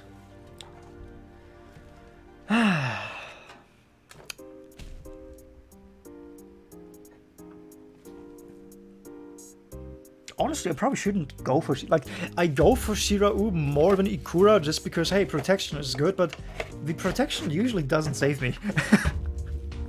I think most of the time it's like, it hasn't actually done that much for me.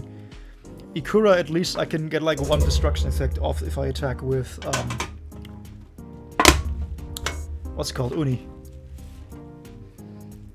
See, this is the value of just talking over things, because you realize, hey, maybe it is in fact bad enough to not be worth it to go for. Like you usually go for it because you want the field spell for deck manipulation effect, but it's just, if you can see that you can't do much else, then it's usually not worth it. The problem is I'm addicted to anime moves, because a not insignificant amount of the time I actually do draw for turn the one card that I need to resolve a deadlock, and suddenly Luna loses. And then she's very upset, because she had me in the last turn, now suddenly she doesn't. And now I'm dead and crying in the club. You know it is when you leave an attack position monster on the field with less than 3,000 attack.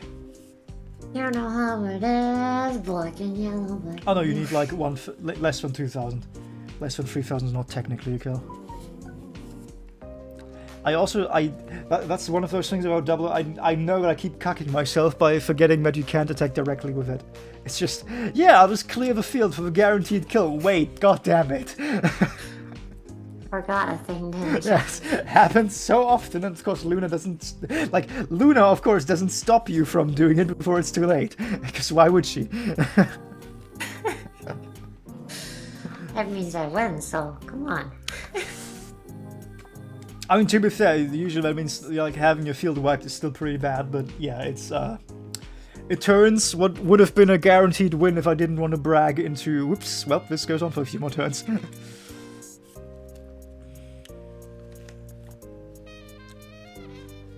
Boop, boop, boop. I'll have to count out how many like Suship cards we have at the end of this, because we've been getting more than I thought we would.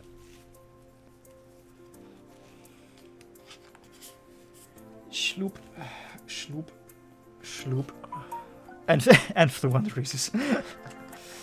Actually, no, I expected to get a lot of Fluwundereases because every time I pull cards with you, I get a lot of Fluwundereases. Yeah, I kind of want to see more of them. Yeah, notably always in the last box where all my hopes lay and rest, and nope, more Flus die. Flew. And then your hopes flew away with them. That was not bad.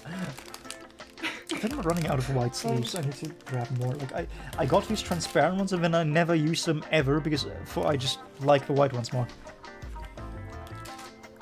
I think these are like intended for the binder specifically, but I don't know. So like, yeah, there's a double sleeving for the binder, but I also don't put cards in the binder because that would imply organization. We don't do that. I don't even know where the full binder is. So yeah, it's not currently the most organized card pile in the world. This had... Yeah, there we go. I remember this was something easy. You don't need to do weird things here. Are you still doing the autism test? Yes, I'm currently in the process. I'm on question 68. Why didn't you wait to answer until you were 69? How could you? I really should have. I didn't think that far. God damn it, Luna. This is why you don't know how to use Small World. This is true. That is why I struggle with that. That is such a Yu-Gi-Oh! Specific insult, but it's like actually not bad, I think. I mean, is it really an insult if most of the population doesn't know it? It depends on if you think that most of the population being stupid is like an insult or not. Yeah. How is this oriented? Like this, okay. We got so many spookies. I mean, technically they are all ghosts, so spooky is not inaccurate. We are all spookies, yes. We got so many hand traps. This is what the sentence was supposed to be. I think, yeah, the original binder also has Draw Lockbird and Ash Blossom, so like we getting a surprising amount of these. If I can get like a second Ash Blossom, that's gonna take a good chunk, like, because this is the spoiler for later in the video, because this is where a lot of... Also, look at how cool this opening mechanism is for the deck box. Instead of it being like a thing that you like fold up, the entire side unfolds. That's kind of wild. Yeah, it makes you like, hey, you have to bend it to open it, which means it'll break soon, problem even worse, but hey, it's a thing. And Luna might be able to identify what is hiding in this binder just based on this very first card. Painful decision, yeah, I'll remember that card. And can you identify what that means, what the rest of the cards in there are gonna be? Thematically. Painful decision. It feels like it's on the tip of my tongue. Do you want me to resolve? I think it's Susho's. Yes, it is most of the cards that I need to like recreate the Susho deck that I use. It's like, it's missing 10 cards, and 10 cards that I miss cost like $200, and this entire thing with 40 cards in it costs like 20. And that was going for the higher rarity versions. I clicked score again, this time in a different browser, it still didn't work. Lunium, why are you not autistic enough to do this? I don't know, this test hates me. Very confused by what's happening to you. I give up. Okay. Maybe we can test you together later. Yeah, we could try that. That sounds like a weird date. Gengar, this is in fact simply because I fucking love Gengar. I have let me show you my dedication. Shoutouts to Chris JD10. Where is either of them?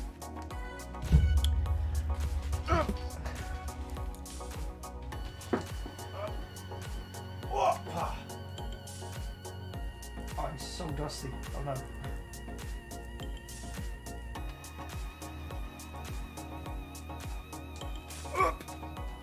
Up. me give my Mantis more trauma. Okay. Oh, there's not enough space on this desk.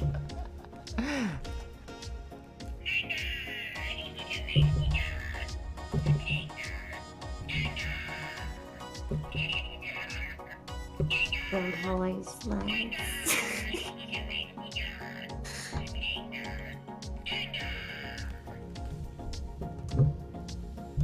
Okay. What an adorable critter. It's great. I love Gengar a lot, and this that Gengar cost me a lot, because that is the official Build-A-Bear collaboration Gengar, which is why it can talk. Except Build-A-Bear doesn't ship to Europe because we're a UK company and Brexit happened. So I had to ship it to Chris, and then Chris had to ship it to me, and it meant I had to pay for double shipping and import tax. So Yay. the 30 euro Gengar ended up costing me like $70, I think, total. Good lord. I've done a rice purity test with GF before, but not this. Rice purity. Do you not know that? I've never heard of that. The rice purity is like it's like a checklist of how many bad boy / bad girl things have you done. Like, have you ever been caught by the police? Have you done drugs? How many have you been in X amount of fascinating sexual situations and all that? And I never remember. Do you want was high or was low the max amount? Because either way I was like 7 points off getting the highest result, as it were. I lost a lot. I'll be on the exact opposite spectrum. Yeah, like I lost a lot of points because I'm not in the habit of getting caught by the police. So I lost a lot of points there that were like, hey, have you been arrested? Do you have a criminal record? Are you stupid? High is innocent. Okay, then I have a very low one. I will have a very high score, I think. I mean, can I just I remember talking about it with Mushi. I may be able to find it quickly. Mushi the person, to be clear, not Mushi the insect. Yeah, I sort of figured. It's important. Yeah.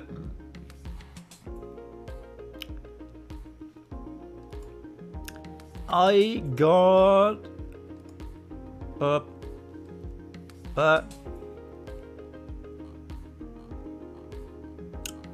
where is it? I know we talked about this.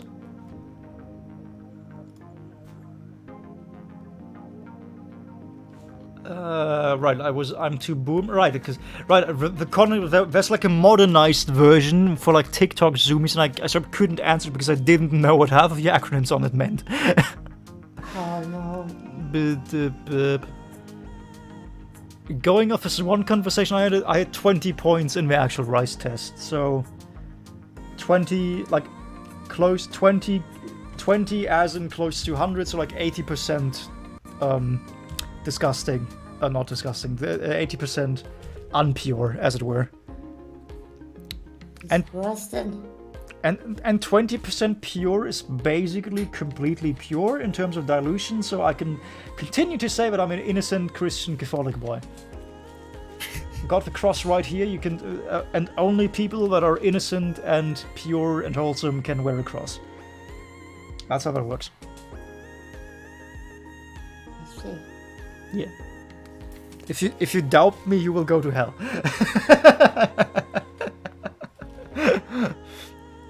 Boop, boop, boop, boop. So I googled it, and there's like 4 different websites. There's ricepuritytest.net, there's ricepuritiscore.net, there's ricepuritytest.org, there's puritytest.org. You want one with beige background, like beige/purple background? Not purple, beige/tan background that looks like old parchment, that looks like a website that hasn't been updated since 2008. Okay. Does it have blue on it? I don't remember. If it's a white background and has emojis, then it looks bad. Then it's the wrong one. Emojis is the bad version. Is it this one? It's very distinct looking if you get the right one. Where are you? It's probably not this one. It doesn't look distinct enough. But... It is. No, that's very-ish. some random fucking pee-pee poo-poo. No. Yeah, I thought as much. Lunium, why are you like this? Man, I wish I could tell you. Whoop.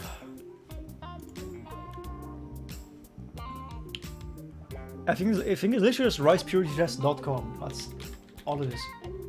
Puritytest.com. Can I spell it right? I can't. Ricepuritytest.com. Oh, I see what you're talking about. This is very old school. Yep. Yep, that's the one. There we go. The Okay. official Fresher Rice Purity Test have you ever. This is not this is not a bucket list. Completion of all the items will likely result in death. Yeah. The ones I was missing were like I don't get caught and I don't do drugs generally, so that's where I lost my scores. I love the first one. Held hands romantically. Yeah, it's like it starts very innocently and then just the power level keeps escalating, as it were.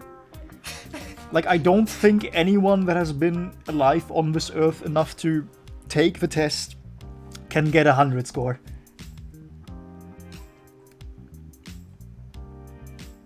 Interesting.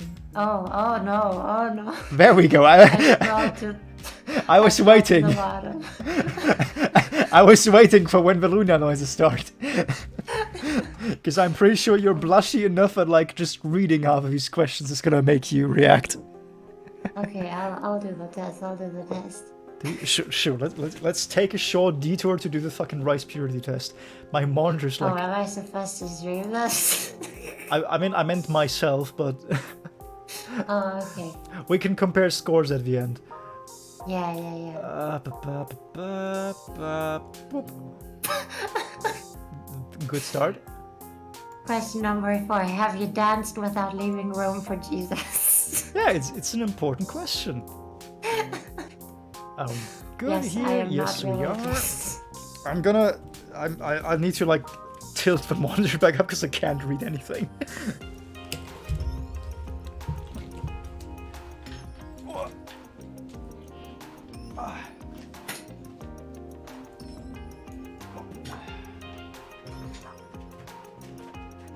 Oh, fucking Jesus Christ. No, not another one. God damn it.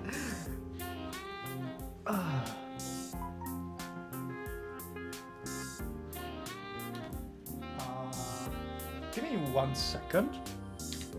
Okie doke.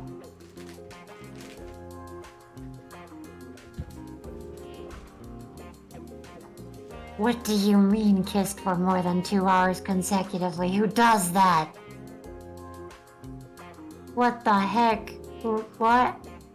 Is that a thing people do? That's a bit much.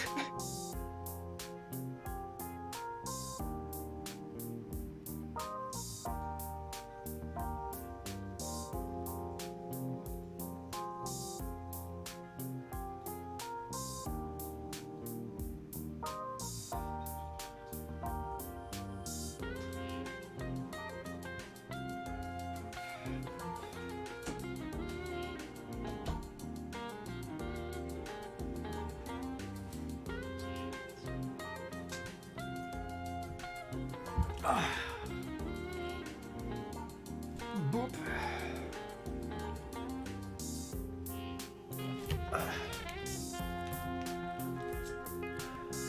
Boop.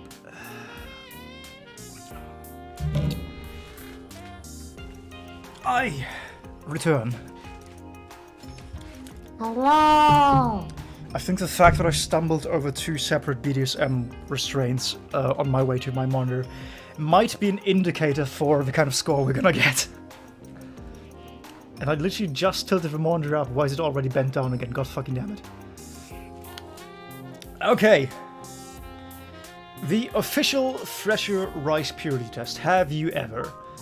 The Purity Test has historically served as a segue from OE to true college life at Rice. It's a voluntary opportunity for OE groups to bond and for students to track a maturation of their experiences throughout college. This is not a bucket list. Completion of all items on this will likely result in death. Click on every item you have done. MPS stands for member of preferred sex. Have you held hands romantically? Yes. Have you been... I can't... Hello? Oh, you have to, like, hit the box. Oh, no. Been on a date? Yes. Been in a relationship? Yes. Dance around leading room? Jesus, yes. Kissed a non-family member? Yes. He did... Okay, I'm not gonna read all of them because it's gonna take too long. Kiss on the neck, give no receive the hickey. This was one of the where, like, I had to look up what the hell a hickey is because just the word as such meant nothing to me in English. That's fair. Have you kissed or been kissed on the titty? What I like about the original Rice test is that's very inclusive to doing it either in the dominant or the submissive role. Like, a lot of these tests only have you had this done to you, and the answer to most of those is no, because why the fuck would I? But doing those things, yes, gladly.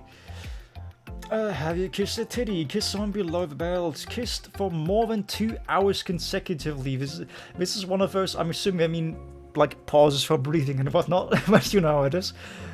Played a game while stripping more than 1,000. Seen or been seen by nothing. The wording on this is so great. Masturbated, masturbated, masturbated, masturbated, masturbated, masturbated. Oh no, seen. Have you ever looked at a porno?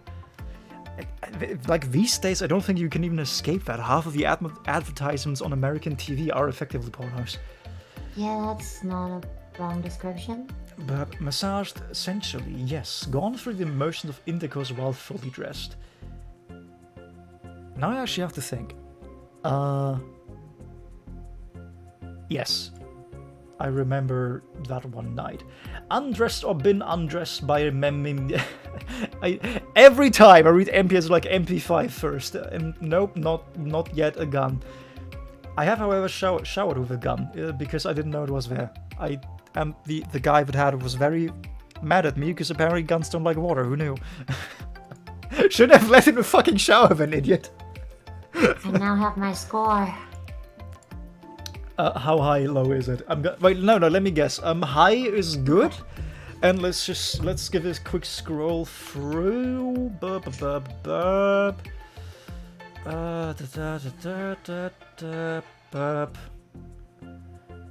I'm gonna say you have about...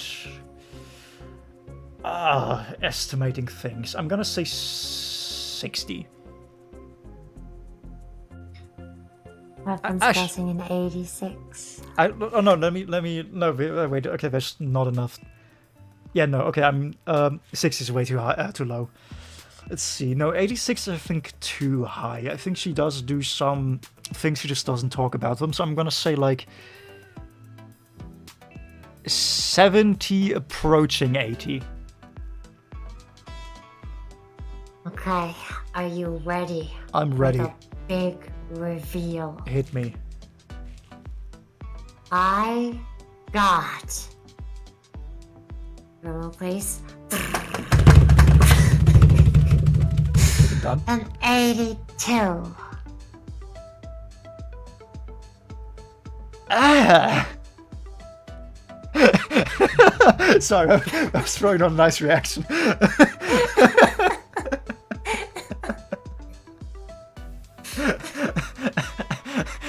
It's like, do I say that I'm sorry? Sorry to hear that? Get well soon?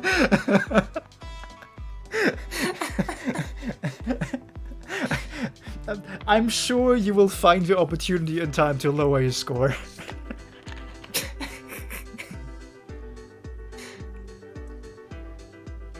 Just as I expect. I had thought it would be below 80. I mean, it was close to below 80, so... Yeah, it was almost below. Like... Okay. I am surprised, but I find that result believable. So you have not cheated. Cheated.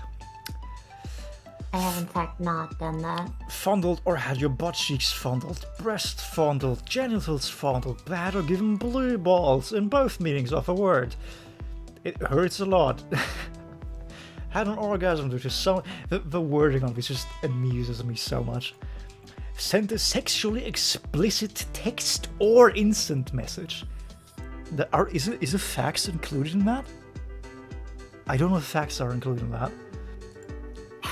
Have you done that only in facts? No, I have. I don't even know how to use a fax. I'm just curious how far back this test is applicable. I got a low, semi, high. Okay, but the last time you took this was like a while back, and now your mental state has been adjusted. So if it's still high, then just due to a lack of opportunity, not due to a lack of desire. Boop. Engaged explicit video chats. Cheated on a signal. Depends on the meaning. Technically, yes, in the sense of that the relationship was never actually officially ended. We just, like, stopped talking and then we never started talking again. So, technically, yes. Purchased contraceptives, gave oral, received oral, ingested someone's genital secretion. Oh, what a fascinating wording. Toys, spent a night with an MP5. Been walked on in an MP5. Kicked a roommate out. I've never had a roommate, so no. Ingested alcohol in a non-religious context. Have you played it? Have I been drunk? No, I've never been drunk ever. Weapon, if you post that image, I'm gonna ban you. This image. It's just an image of me passed out on stream because I was drunk enough to pass out on stream. Affect sobriety with parents or teachers? Yes, not convincingly. Had severe memory loss due to... I mean, like... define severe. I have many nights I don't remember, so I guess yes. Use tobacco, use marijuana, use the drugs? No, don't touch the devil's evil stuff. Nope. Horse tranquilizers? God, no. Been sent to the office or principal, do you know for this? Yes, because I broke a door. Like, literally just broke multiple times, actually. I've broken like 3 doors in my life, huh? Or in school, rather. I've broken more in my life. Been put on disciplinary probation or suspended? Yes, for a day. Urinated in public? Yes. Gone skinny dipping? Yes. Gone streaking? Yes, but not not by my own free will. I just lost my clothes. Seen a stripper? Had the police call on you? Does that? I mean, like not on me specifically, but like on parties. So I guess for the purpose of this, yes. It's not on you though. I mean, but it's like, I'm assuming it's like just rural living, like you're in a party in the Bahoonies and party gets called for like dead, noise disturbing and blah. Has the police... I guess my score is an 81 then. Fair. Wait, what? Interesting. Have the police questioned you? Yes, but not in the context of the other thing. Have I handled or been arrested and convicted of felony? No. Vandalism? I mean, yes. Yes. 3 or more times in one night? Yes. This gets me every time. 69 question mark. Thank you, Rice Purity Test. Very funny. 10 or more times? Yes. In 4 or more positions? That's such this like shows my own depravity. Like how would you ever stay below 4? What?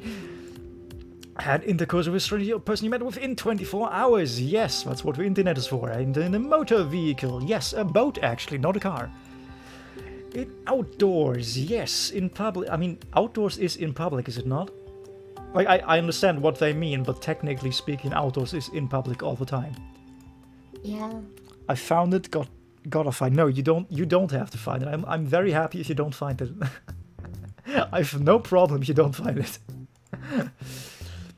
In a swimming pool or hot tub? Yes, I would not recommend it. It's just not worth it, straight up.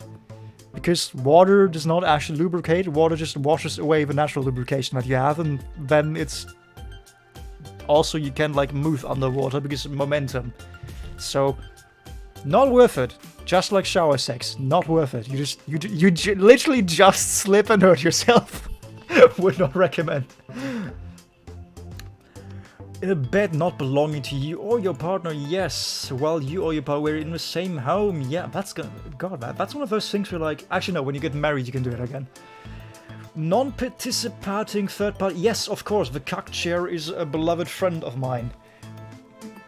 I've banished many people to it. Joined the Mile High Club? No, because planes are... I just like planes too much, and also I've mostly just gone flying with family, and that would be a disturbing image. A booty call with a booty call. Travel 100 or more miles of prime. Oh gosh, someone. What? How much is 100 miles? I need to like look that up. 100 miles to Kiev. 160 kilometers. That's the distance to like Hanover? Question mark. Hanover distance. 10 kilometers does not sound right, no. Hanover, there we go. That's a distance of, oh, never mind, not even close. Probably not then, but I'm gonna leave it off because I can't confirm it for sure, but probably, so we have like plus or minus 1 point.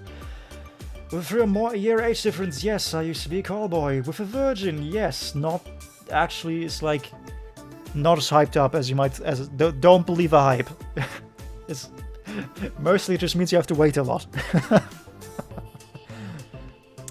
Intercourse without a condom, had a test, yes, had a no, had a threesome, yes. Orgies, yes. Also, actually no. If they have catering, yes. You can't see my fingers at the moment. If they have catering, if they have food, go to an orgy. If not, not worth it. Mostly it's just for the free food. Had 2 or more distinct acts of sexual intercourse with 2 or more people within 24 hours, yes. 5 or more partners. I'm assuming that doesn't mean at the same time, so yes.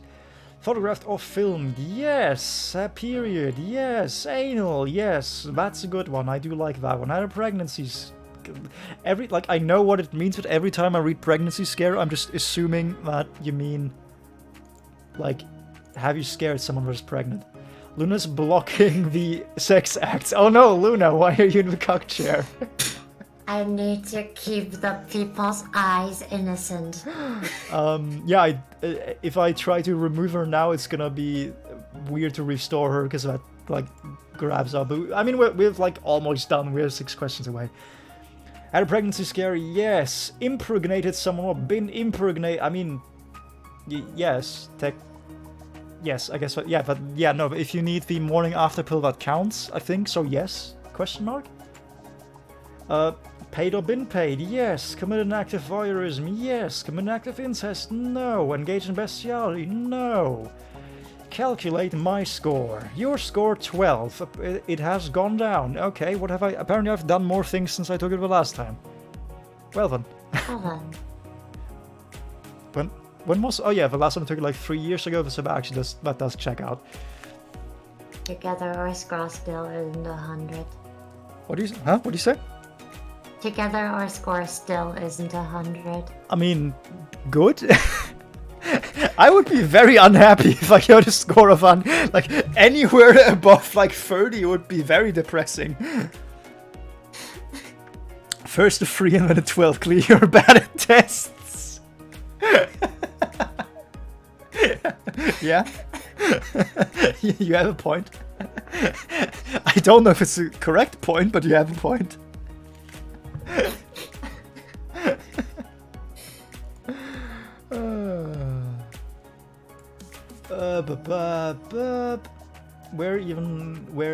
Where are captures? Bop, beep, boop, boop. Okay, welcome back to card games. I'm not a pervert, you're a pervert. What do you mean you just looked at a test? Tests say nothing about anything. Also, I need video. Oh, right.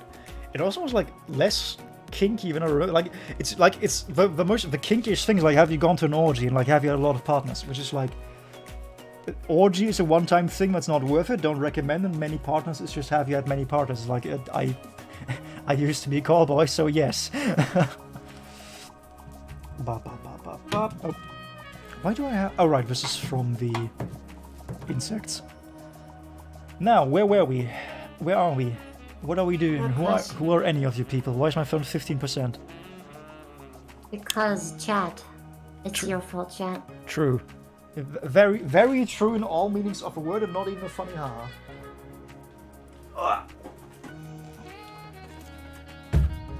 Charge. I can't charge my phone because the A, I have no cable that is here. B, I'm using the. Can I?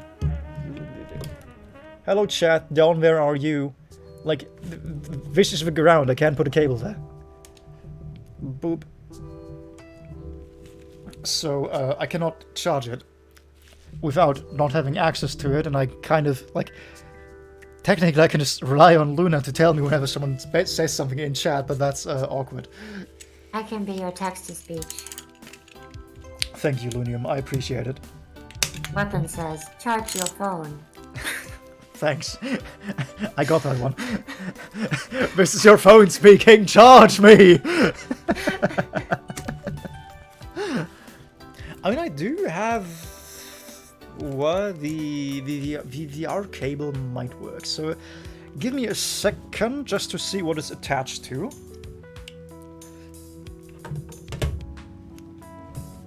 Opa. Opa. Opa. Opa. Oh, God. Opa, opa. There are too many kids here. No cables to be had. This is not it. This is it.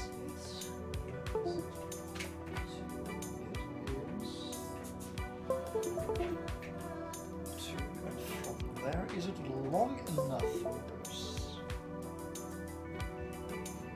Ah, that's what she said.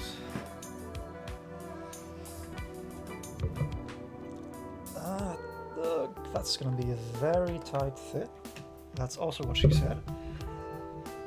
But this might just barely fit. That's what she said for the third time. There's a lot of similarities between plugging in electronics and the intercourse.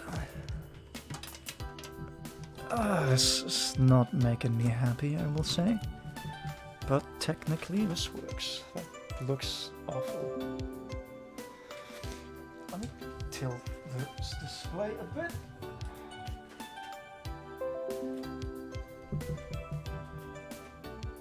To put less strain on that cable. Okay. Hello, Lunium, I can hear you again. Hello. Hello.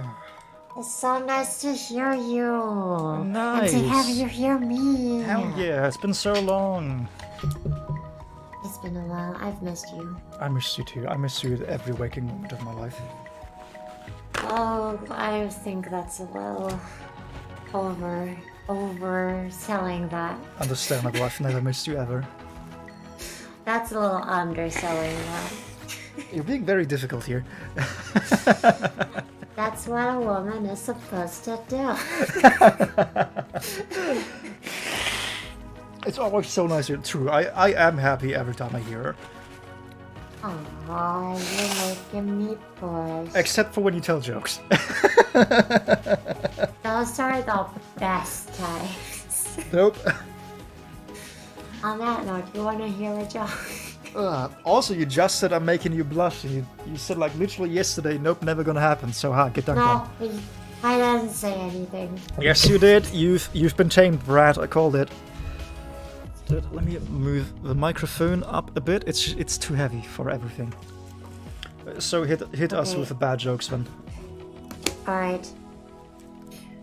The doctor says to a pregnant woman, "I'm going to deliver the baby." She responds, "Actually, we'd like him to keep his liver."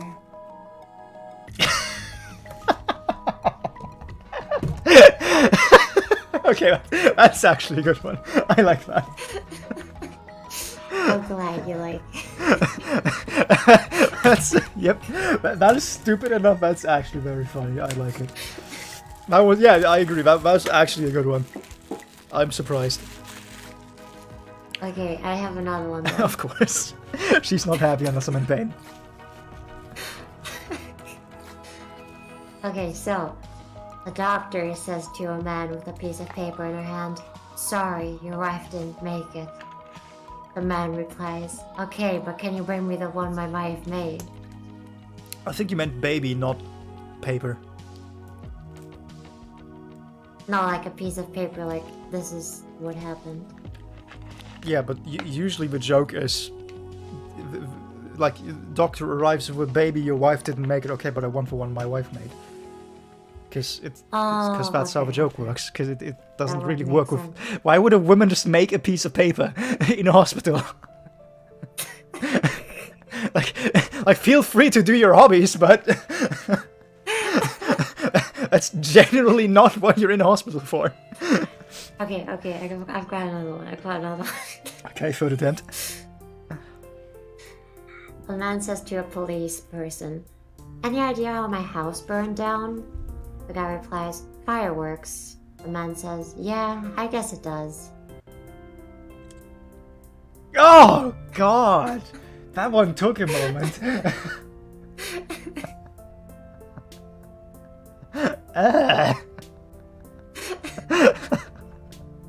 Now that's the reaction I want. That's no. That's, no, just no. That's bad. Okay. A man says to a hotel receptionist, "Hi, I've forgotten what room I'm in." The receptionist says, The reception. "No problem, sir." The receptionist. Yeah, no, but you're in the reception currently. Oh, Is No, that this not is where it's called the going? lobby. Okay, it's a different one. but yeah, that's the joke. It is how I called it. Nice. See, some of these are too obvious. Get dunked, nerd. Dang. Bun's reaction was true fun. Fuck you, then. Okay, no, that was too harsh to the poor Crims, but god damn it. That just means she's doing more of them. I just realized the barcode is like also tinted, like it's not white on black, it's black on yellow, which is very weird. Huh. Okay, Luna, you get one more. One more? One more. Okay. Which one am I gonna give you though? Oh, I've got it. A man says to his therapist, "I'm afraid of big, dark, empty spaces." The lady says, "Avoid." The man says, "Thanks, that's great advice."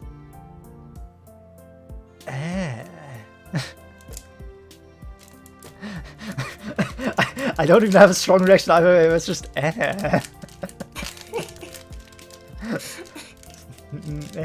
no. It's like tasting something salty when you expect something sweet. It's like, it's not bad necessarily, it's just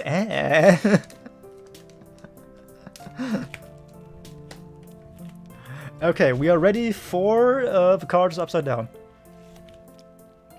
What is this? Bujin's Descendants! That's an interesting name. I don't have video. Why don't you? It's literally it's the topmost window. What? Hello? There you go. I changed nothing. I looked over and moved my mouse. Okay. For that, I got another joke. Right? How? Because you made a mistake and you need to make up for that.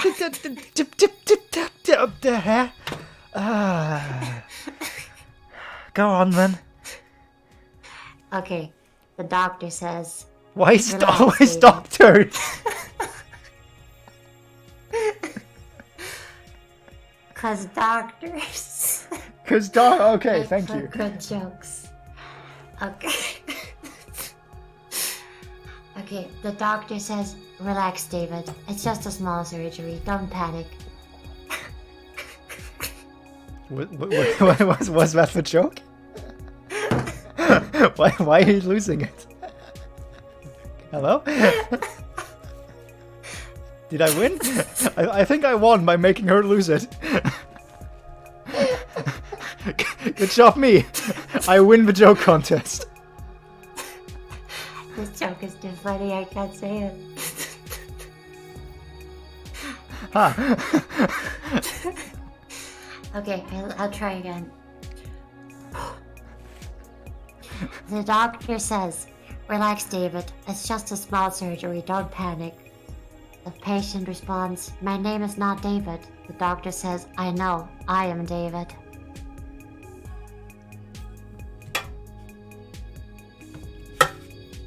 This gesture's visualizing a shoulder shrug. Oh wait, you can't see my gestures, goddammit. Give me a second to visualize a shoulder shrug. That's okay. It was so funny. I expected a joke, given how much you lost it, but that's just a guy with anxiety. Bad one. No, nope. I win the joke contest by doing nothing and you losing it. Okay, fine, you win. Stairway to Fabled Realm. That's where my ex-wife hides. You and I. Basil, why are there 4 spell cards in a row? What is this? Master's Diploma, and I still like the name because of it's a bad pun. Judgment of a Brand. Oh hey, this is the one level 10 Exceed Snake. That's like the spoopy bad one that people... Wait, why does it target a fusion monster? Oh, target one fusion monster, destroy all monster your opponent controls with an attack equal or higher attack than that monster. That's an interesting condition. During the end phase, if it's got in the graveyard because it was sent there by fate to activate the effective form of Albus this turn, you can set this card. You can only use this effective Judgment of Brand once per turn. Oh hey, it's Morluna. Yo, Daphne! Daphne! She's very daft. I don't think this card is even played. Probably not. Sun Avalon Daphne. She's many hands. Plant Link effect. 2 plant monsters. This card cannot be targeted for attacks, but does not prevent your opponent from attacking you directly. You contribute 1 monster, then target 2 plant Link monsters in your graveyard except Sun Avalon Daphne. Return them to the extra deck. You can only use this. Does not sound very good. Yeah, that's why it's not played. Okay, glad we're in agreement. This sounds... Oh hey, it's more a fucking... It's Empen again. Hey yo! Empen, I love this guy. Ah, I hate this man very much. It's the best boy. He is so awful to play against. Let's look at the little penguin boy. This is Empen, he's a penguin, and this is Fluandry. Wait, are the Fluandries like 3 things? I thought it was just the middle one, but no, it's 3 apparently. Yeah, it's all of them. Let's read out what makes this card so bloody damn awful. Winged Beast effect. If this card is tribute summoned, you can add 1 Fluandry spell or trap from your deck to your hand. Then, immediately after this effect resolves, you can normal summon 1 monster. While this tribute summoned card is in the monster zone, your opponent cannot activate the effects of special summoned monsters they control in attack position. Once per battle, during damage calculation, if this card battles an opponent's monster, quick effect, you can banish 1 card from your hand. That opponent's monster's current attack or death becomes halved until the end of a turn. So, if you have something in attack position and can't use its effects, and if you even dare attack this wretched beast, you need more than 5,400 attack to beat over it, which nothing has. Outside of, like, the gimmicky 10,000 attack cards. So, fundamentally, unless you have effect removal, which you can't use if it's on your monsters, probably, you're not getting rid of this man. And, of course, he normal summons more, so he uses normal summons to fucking win statue, which means you just can't summon. Isn't that fun? Yes, very. So, Lunium, do you have something to add, or have I sufficiently summarized why this man is absolutely horrible? I mean, you've mostly sufficiently said it, but the thing is, you can play around it by just playing your monsters in defense position. Yeah, and then they get attacked by the 2,700 beat stick. Yeah, but if you have like a monster that says destroy a monster, you can just put it in defense and be fine. Except I play Sue ships, so all of them require me to attack. Well, sucks to be you, I guess. It does! It very much does! Alright, have a good one, duels. Take care, weapon, it was fun to have you. Dream of penguins pulverizing your shit. and preventing you from playing the game. Give me a joke. Oh my god, here we go, more jokes. Okay. Which one do I go for this time? A bad one. I've got it. So, on a date, the girl says to the guy, "So, what's your idea of a perfect date?" The guy responds, "Day, month, and year." I find other formats a bit confusing. Oh! Oh, it hurts. Ah!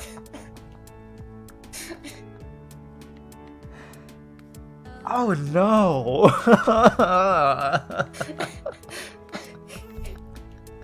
You're welcome. Fun weapon. You can escape from this, I can't. Oh no, either. Pain. I feel like we just need a joke-telling stream because apparently that's what the people want. Or specifically Bun reacts to bad jokes. Excuse me, they're the best jokes. They are not. Gay armor dragon shell. What? I'm presuming it's not meant to be syllabized like that, but also guy armor? Gaia? Like, I assume it's meant to be like Gaia as in mother of... I need to zoom in a bit. Break him again like you won dueling stream. Oh no. Yes, you can have another joke if you want. I don't, but I don't think I have a choice. Okay, here goes. So, the lawyer says, "Nothing. I have failed to joke." Next. What? Okay. Cool.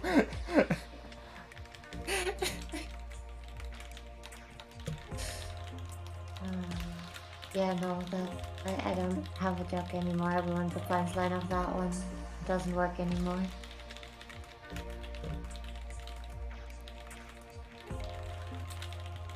You did great. I'm proud of you.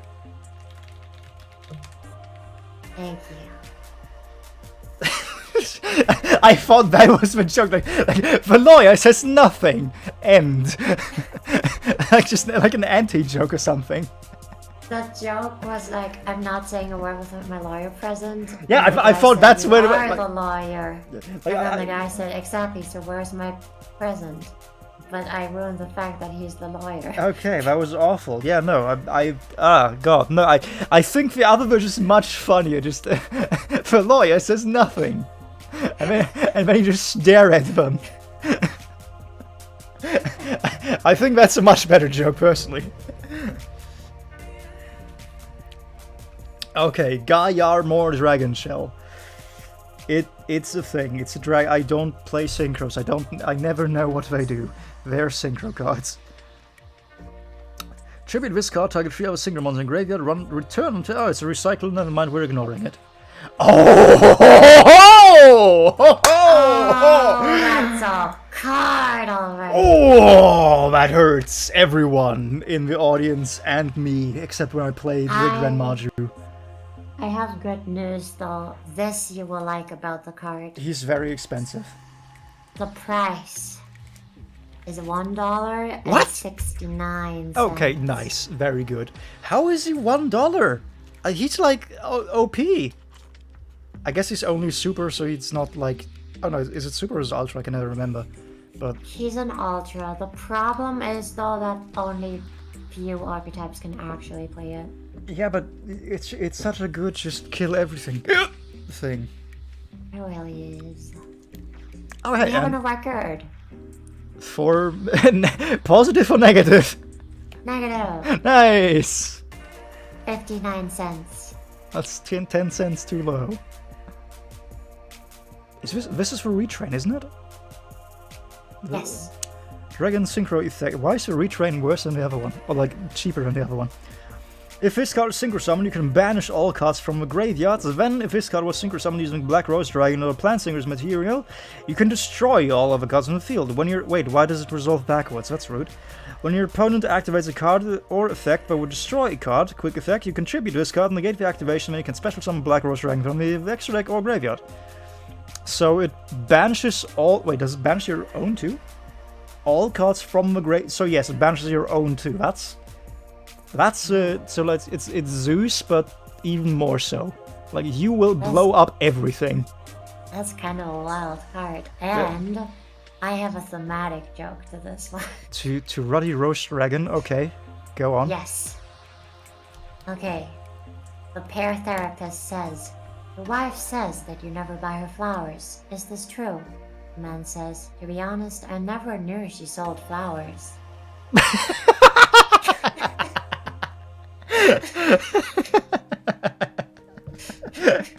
Okay, that's a nice one. Nice. That was good. So, how do you, in which situation would you want to play this? This is like a. I guess if you go second and your opponent, like if your opponent goes first, obviously, and you can just get this thing out first things first, then it might make sense. This feels like a Formula Synchron kind of card that you want to just have ready to summon. Yeah, it's like I'm just thinking like nuking your own graveyard just to dunk on the opponent. Like that's very much mutually assured destruction. Like maybe the Roast Dragon archetype deal is okay with being banished. I don't play them enough to know this, but it seems very questionable. I feel like that's gotta be the case. Yeah, I mean to be fair, you do it also just goes back into the normal roast. Oh, wait, it's black. No, from the extra deck, so it goes back into the other Roast Dragon also, which is like not bad. But banishing everything from all of them, that's a spicy one. A normal monster that's not two ships. Hello, Clavcase.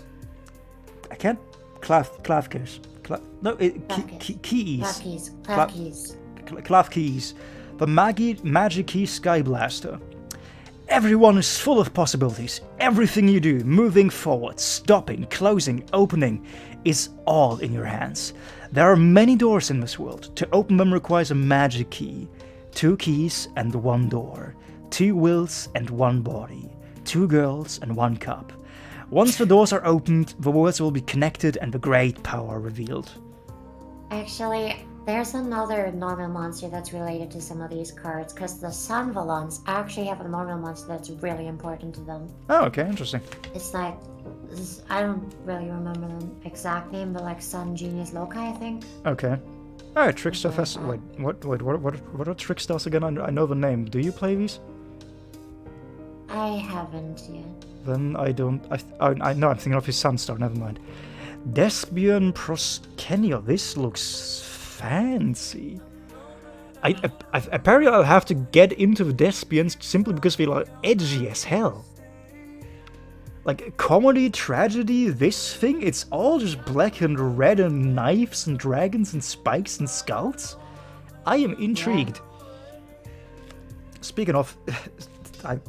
mentally I was like intriguing is like poking with something, and here we have Sting Lancer, the man that likes poking quite a lot. Probably the best B-Trooper card there is. Boop. So I guess I should talk about it, not just say that. First, he just looks cool. Also, he has just a lot of attack. During a main phase, quick effect. You can target 1 insect monster in your graveyard and 1 monster in your opponent's graveyard. Special summon this card from your hand. If you do, place the targeted monster on the bottom of the deck. If this card is normal or special summoned, you can add 1 B-Trooper spell trap from the deck to your hand. You can only use each effect once per turn. So basically, if you have any insects on the field and your opponent doesn't know that you have this card, they're gonna play very unfortunately, and they'll put an important combo piece in the graveyard on the assumption they can just get it back from the graveyard. And then you say, nope, that's in the deck now, get dunked on nerd. And it also gives you more spells, including the quick play response spells that let you impact even more damage. And if a combo works out well, you use this after you slammed Goki Pole in the graveyard, letting you recycle a card that is only useful when sent from deck to graveyard. So, very good, because sending from graveyard to bottom of the deck is like on the same level as in situation better than banishing. Because most of the time we already used the searchers to get it the first time, so we're not gonna have a searcher to search the same thing again. It doesn't work on a lot of archetypes, because for example, like Cyber Dragons don't really care if you shuffle Herds back into the graveyard, because its own purpose is being in the graveyard. But Marine Cestus, for example, can actually be hurt by that boy quite a lot. You just need to know which one to hit, which I never do, because that requires playing the deck, which I don't. Magic Key Battle and more B-Trooper formations. Speaking of, this is a lot of bees. I am happy with getting bees. Yeah, you've been getting a lot of those cards. On that note, like, how many boxes do we have left? This is the 4th one with 2 boosters left, and we still have 2 unopened boxes.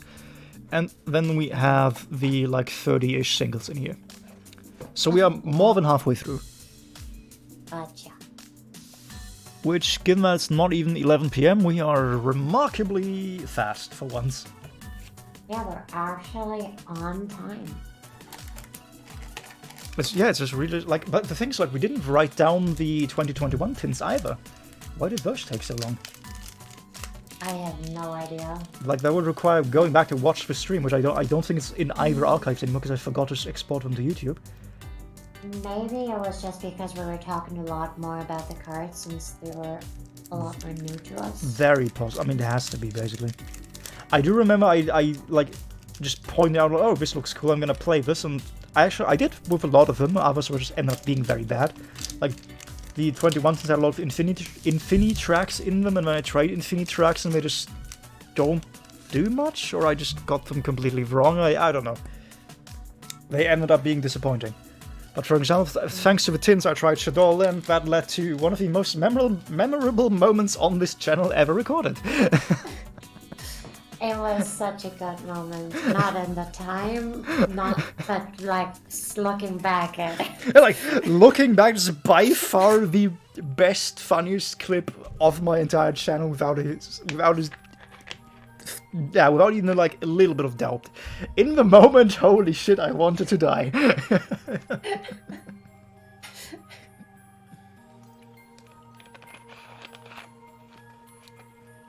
Like, particularly in the context of that specific stream, where it was like, it started off very strong, like very funny banter, haha, and it just, that was a cracking point. That was where everything went wrong. What a good deck. I think the only thing worse would be like playing Eldritch Mirror. Oh god. Honestly, I don't think it's gonna be as bad. Because Eldritch counters non-Eldritch. Because like a lot of the floodgates don't care about Eldritch itself. True. So what would be like Flua? No, Flua, because Flua and Reese, like Wind Statue doesn't impact Wind Statue, as it were. So Floowandereeze is pretty damn annoying to play the mirror, but it's not as annoying as the other one because a lot of the restrictions Floowandereeze sets don't affect. Yeah, like, don't affect. Even Yeah. Empen, you don't special summon, you don't care. Whereas, yeah, I guess, yeah, that's what makes Shaddoll so special is they do actually restrict themselves and just hope you don't need them. Yeah. In retrospect, very funny. With Floowandereeze, the annoyance comes mostly from the fact that there's like summoning upon summoning, because you can summon on your opponent's turn. So then the opponent summons and you summon and then they summon. Yeah, and it you just summon, takes ages. Yeah. Yeah. I guess in Master Duel will be like per turn time, which sort of kind of helps with that, but probably not too much. Giving me like a refresh rate every time you do an action. And yeah, I was gonna say, like, Suship, if you have an Uni mirror, but you're never gonna have an Uni mirror, first person to double or nothing wins. So, yeah, Sidra also, I guess, no, because Infinity's like once per turn, so that doesn't matter too much. I don't know. Is Shaddoll officially the worst mirror on the planet? Who knows? Let us know in the comments. Maybe see, what would I call it? The anime girl's rock card deck. Sky Striker. Yeah, that's the one. Maybe Sky Striker mirror could be pretty bad. What do they even... I tend to just avoid them on principle. I've never played them enough to remember what they do, because a few times that I played them we were just so miserable. Yeah, they do a lot of controlling the board. Yeah, like it's controlled bad. Themselves. Oh yeah, it was like control for like a relatively low attack, and there's never anything on field that you can hit. I think. Yeah, is it bad? Okay. Yeah. I'm pretty sure that one might get close or be worse. Well, it sounds like we have something new for the bucket list. This looks like an Ultra Beast. This looks like Regly Cleggy from the Ultra Beasts Pokemon. Ah, interesting. Oh, yeah. Suitstar Regulator. It even has the like Reggie name. 3 non-link monsters gains attack equal to the combined original level's rank. Oh wait, is this just access code but worse? Used for its link summon times 100. You can target one non-link monster your opponent controls with attack less than or equal. Yeah, this is just access code but worse. Okay, never moving on. Oh, I thought of another card deck Mirror, brother that yes. might be bad. Like Go on. Altergeist. Never played enough of them to judge that. Need to leave now. Good luck making money from your cards, both of you. Thank you. If Luna makes money from my cards, I will have questions. I am making so much money right now. Good luck, Chris. Yeah, take care, Crimsy. Gigaboros. Yes. I like the name Yes. Gigaboros. Oh no, he's telling another Chris, joke. do you want a joke before you go? I like the just Ouroboros but more. It's Gigaboros. Get dunked, nerd. Very funny. I Yes. approve. The fact that it's a level 3 is just on rank 3 is just kind of A joke would It's be not nice, very thank good. you. Oh no. Okay. We're going to stick with the pair therapy kind of deal. That's So, an actual pair therapist would say a lot about our relationship based on that choice. okay, so the pair therapist says, "So, what brings the two of you here today?" The woman car. responds, "It's impossible to live with him. He's too literal." "And you," says the therapist, "my truck." Got it almost. What does it say about me when I can predict bad jokes?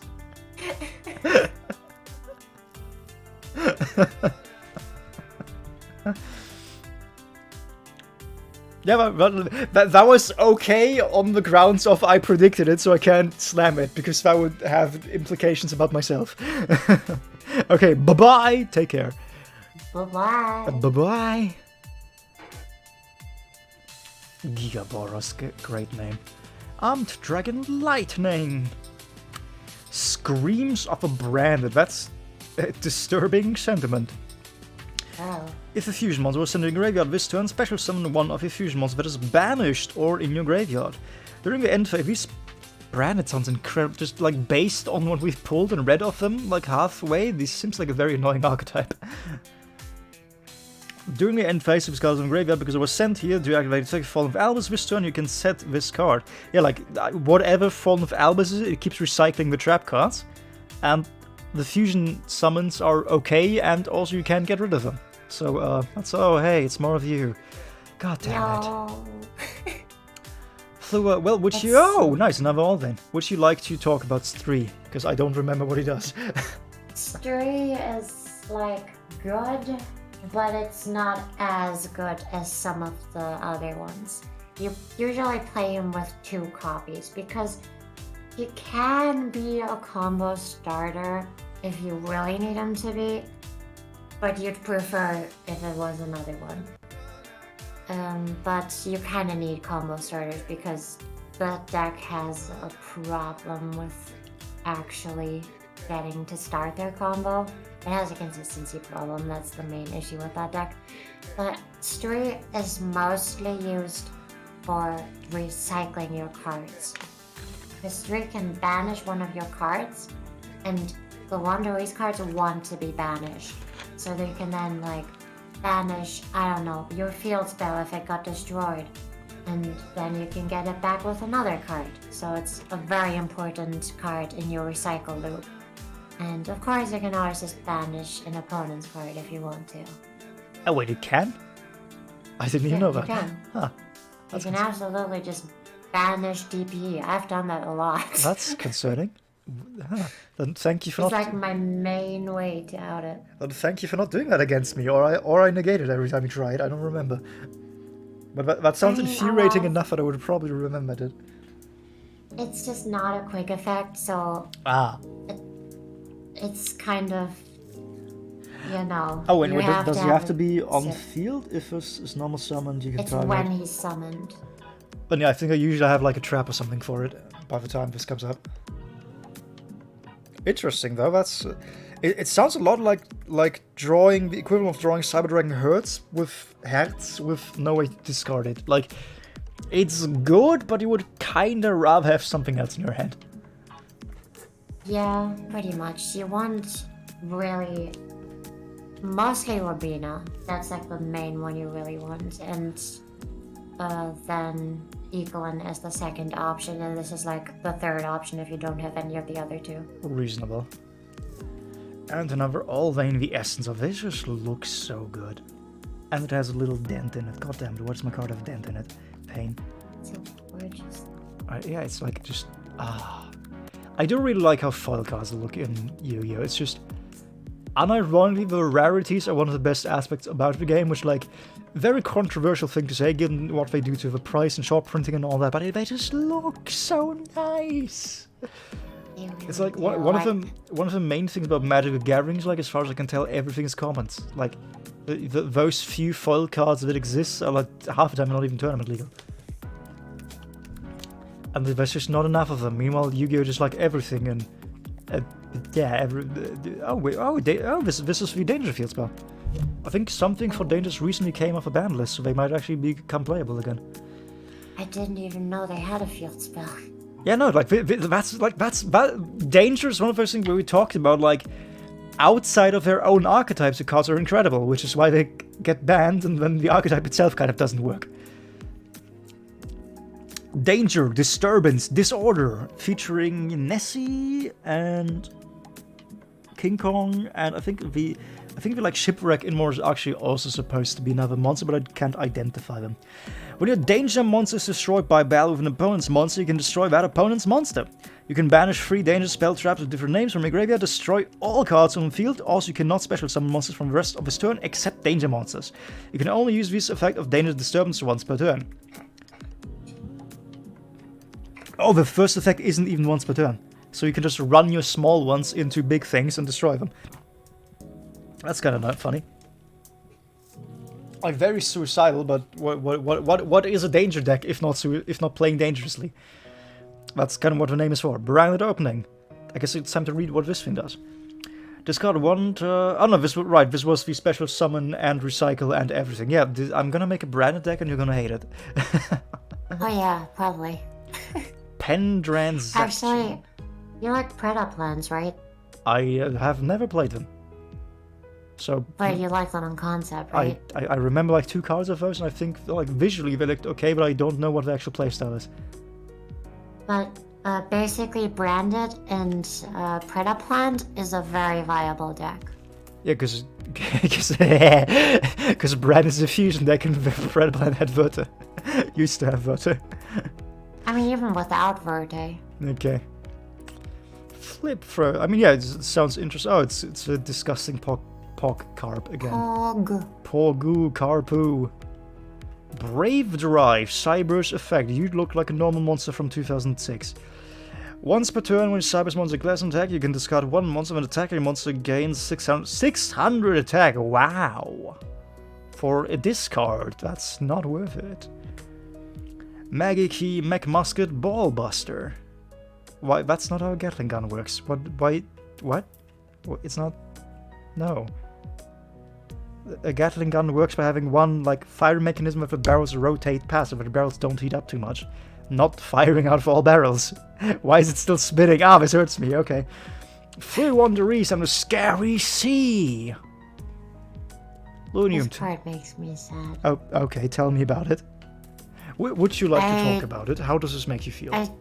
I don't remember what this card does because it's too bad to be played, Okay. so I don't really have much contact with it, but the fact that it's bad makes me really sad because the card art is so pretty. It does look pretty cool.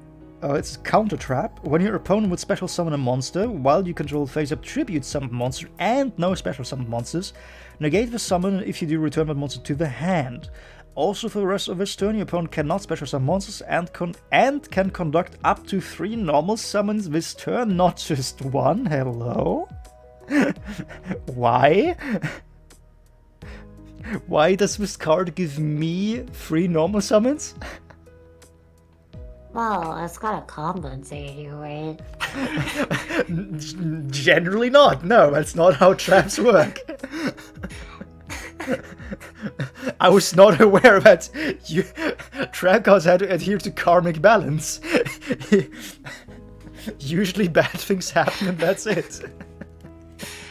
Like, I like what this card is doing, but there's just better things you could be doing with your traps, so it's kind of unfortunate. And giving your opponent 3 normal summons, for a lot of decks it makes up to not special summon. Yeah.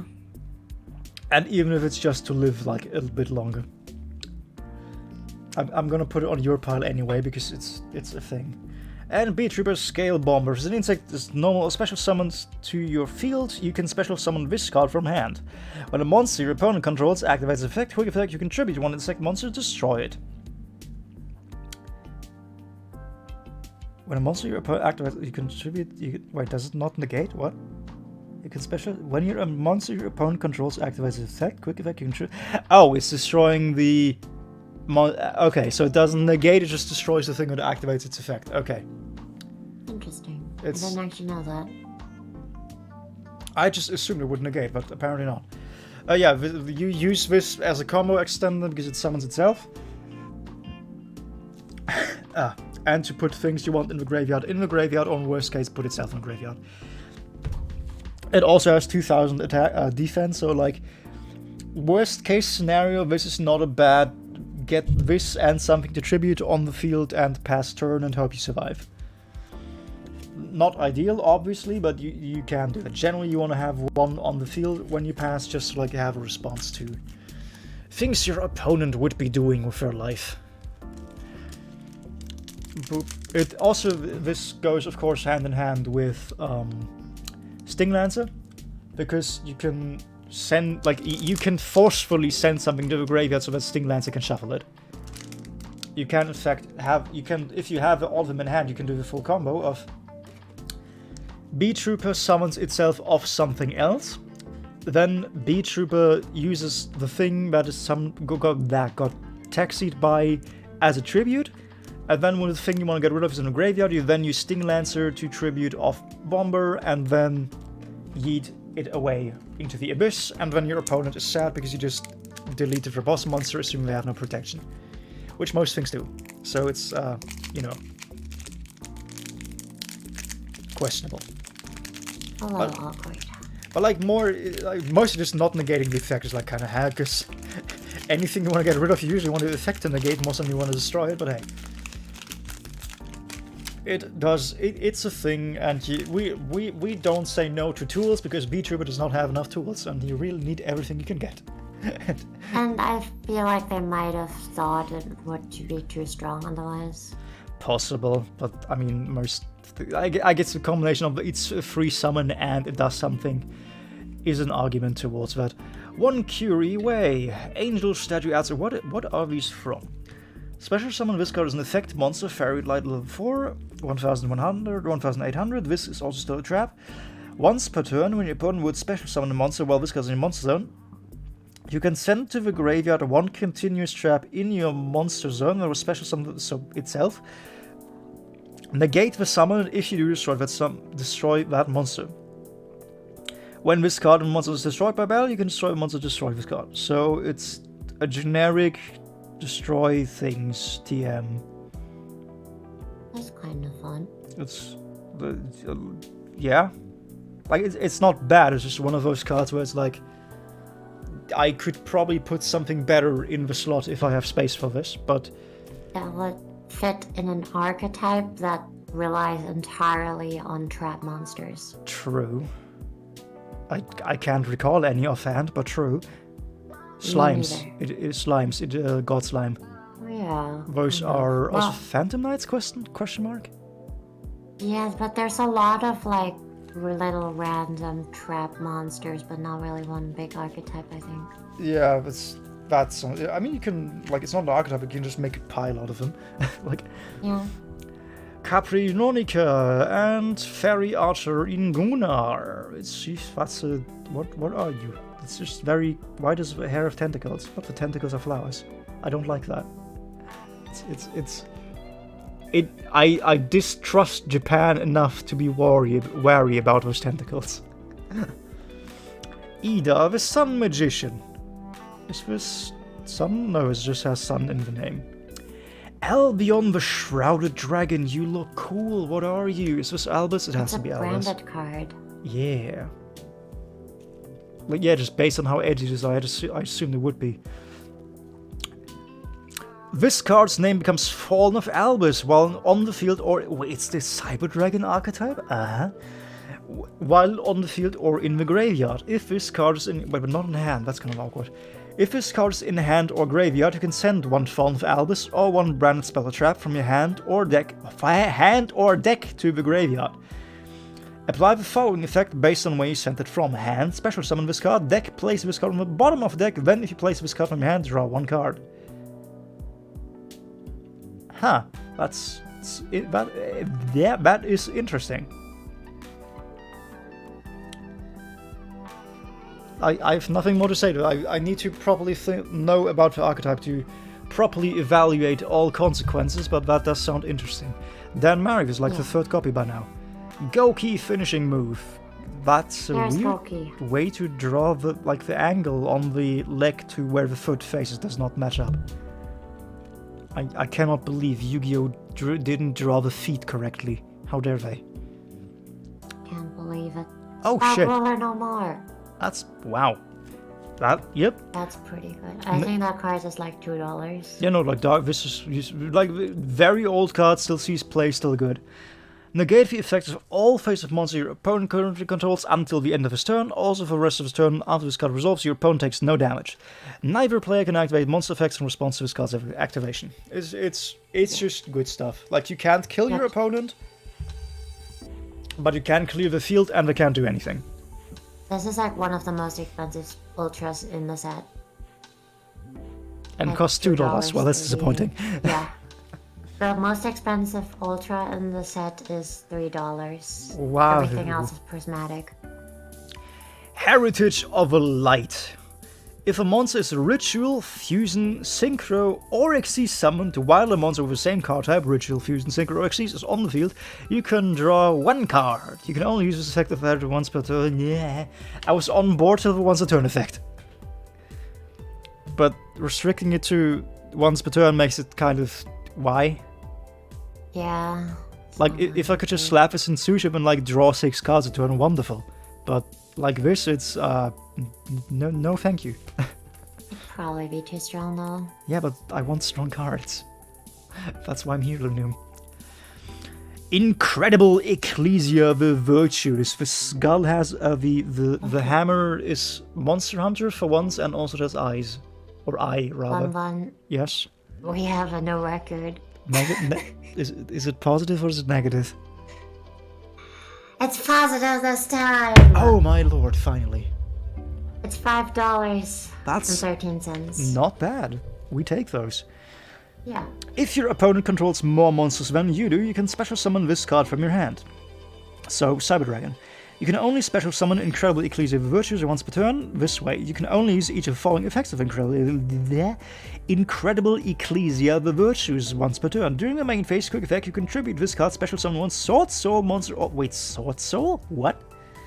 Yes, or Fall of Albus from Sword hand or deck. During the end phase, if a fusion monster was sent to the graveyard, add this card from graveyard to hand. So it's... Why does Fall of Albus interact with Sword Soul? What? It's probably some lore thing we don't understand. Fascinating. But yeah, these seem to be Cyber Dragon, but fusion and edgier, which is fascinating since I like Cyber Dragon because it's fusion and edgy. Like, just a lot of treat as special summon from hand, blah blah bloop. I like them. I think there are also a lot to do with like theater and stuff, which is what appeals to me about them. I mean, we got like tragedy and comedy, but both of them looked kind of not very nice, so that's something. Wait, isn't this like a starter-specific one? Majestic Mirage.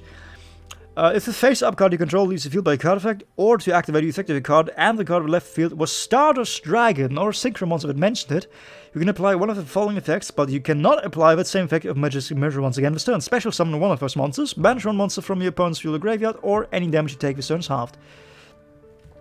So basically, if you send Stardust Dragon from the field to activate the Stardust effect, you can just yoink it back. That's kind of funny. Huh. Why do they have that? Why is that a thing they allow? Mighty Neptune. This is a card that is kind of good, but I never figured out how to summon it. I don't have more to say about it than that. Another B-Trooper. B-Trooper Assault Roller. You can special summon this card from your hand by banishing one insect monster from your graveyard. You can oh, these actually go hand in hand.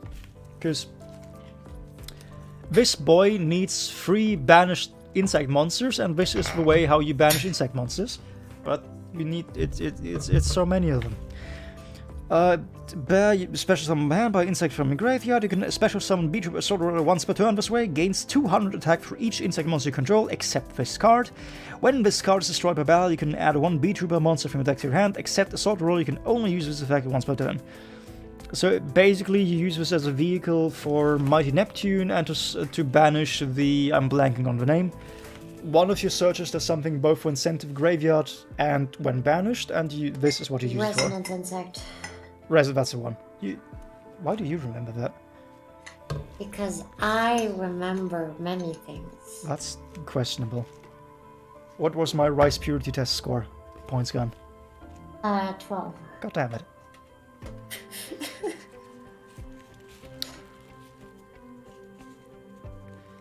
Boop. I need to just sort these things real quick. Okay. Gunkin Tsuship Uni. I need to bring out the Xyz one for this, because this doesn't really feel complete without it.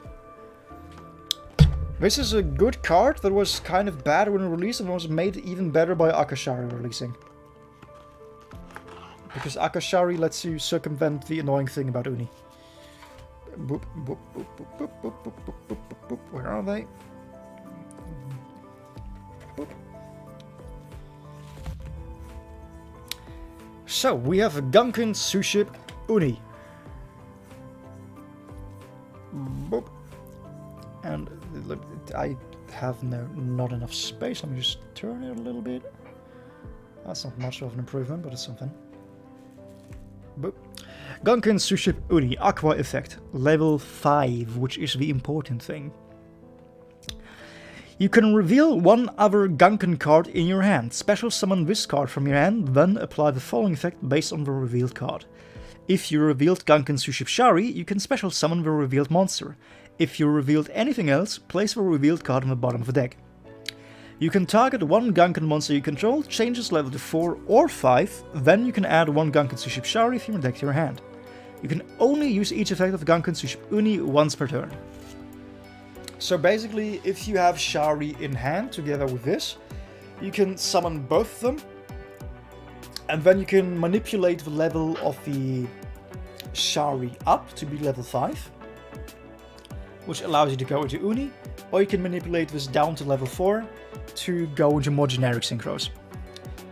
It's always very funny to actually just negate it, and you just have a level 5 and nothing else. And that was the very next thing I was gonna say. The problem is, since you need, like, for one, the effect resolution in that way is mandatory. You can't not do it. You have to do that.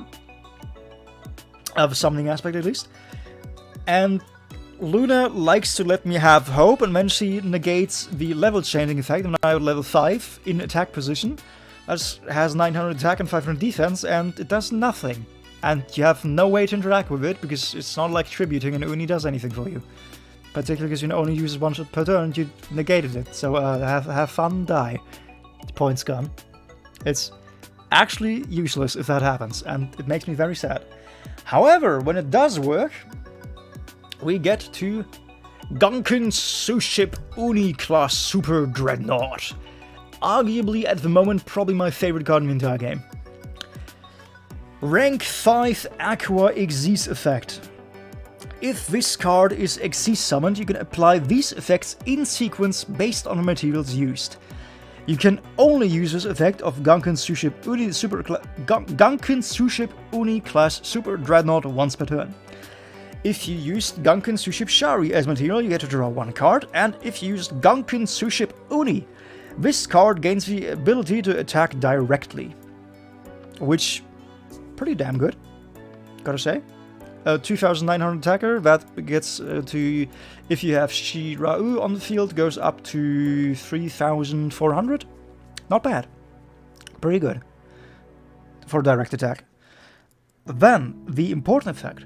Once per turn during your main phase or your opponent's battle phase, quick effect, you can target face-up cards your opponent controls up to the number of Gunkan monsters you control special summoned from the extra deck, negate their effects. So at the very least, this always lets you negate 1 card. And the very funny thing about Uni is it doesn't say negate to the end of the turn or negate blah, it's just they are negated, period. The negation does not remove itself. If Uni is removed, the negation does not wear off after a few turns, they are just negated and on the field. It's so damn nasty. So if you cast this on a field spell, the only way to get that field spell active again is effectively to either destroy yourself, or to just activate a second copy of the same field spell. Given that a lot of decks only play 1 copy of a field spell, since they can recycle it, they don't have that avenue, and they can't recycle it because it's not destroyed, it's just on the field. And most people generally still don't like using like destruct effect, if they even can. A lot of cards specify destroying opponent's spell card, not just any. So if they even can destroy it, they're still reluctant because, hey, what if the one trap you have is not for once Gunkan Suship Daily Special? What if it's something good? And it just allows for funny things, and the one balancing part here is that while it is a quick effect, it's during it's during my main phase or the opponent's battle phase. So if the opponent summons something during their main phase to deal with Uni, then I can do nothing except watch and pray they forget about it. Which it's very difficult to forget about the 3,400 direct attacking negating beat sticks, so generally people think about how to get rid of it. So if you have something to summon to out it, you can do that. Also, 3,400 is a lot, but it's not by any stretch of imagination incredibly high. Like, a lot of decks can even just without even using any special effect stuff to move it up, they can just have things that go up to 4,000. The Marine Cesses come to mind that just have a beat stick that's 4,200 most of the time. Boop. So, very good card, very funny, would recommend if you can get through it, which Uni can make difficult, except if you have Akashari, which I think I've talked so much about at this point, but now comes a point where we go through the singles and see if I bought Akashari or not. And this will be awkward if I didn't. While you do that, you mentioned favorite cards earlier, and I had a think about it, and I would like you to guess what my favorite card would be. Oh, I don't even know what your favorite archetype is, let alone your favorite card. Well, I told you that my favorite archetype is the Wanderers. Favorite gameplay-wise or art-wise? Because I know for you those two are very distinct categories.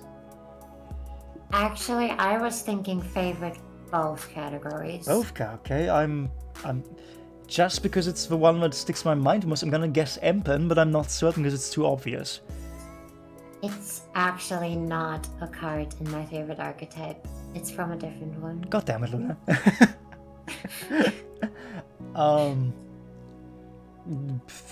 Marine says, question mark, something. No. No. It is Spellcast or something. Well, it has spellcasters, but it's not a spellcaster archetype. You come. Okay, please resolve a riddle. I'm confused. Okay, I'll have a hint. A really good hint. A really good hint.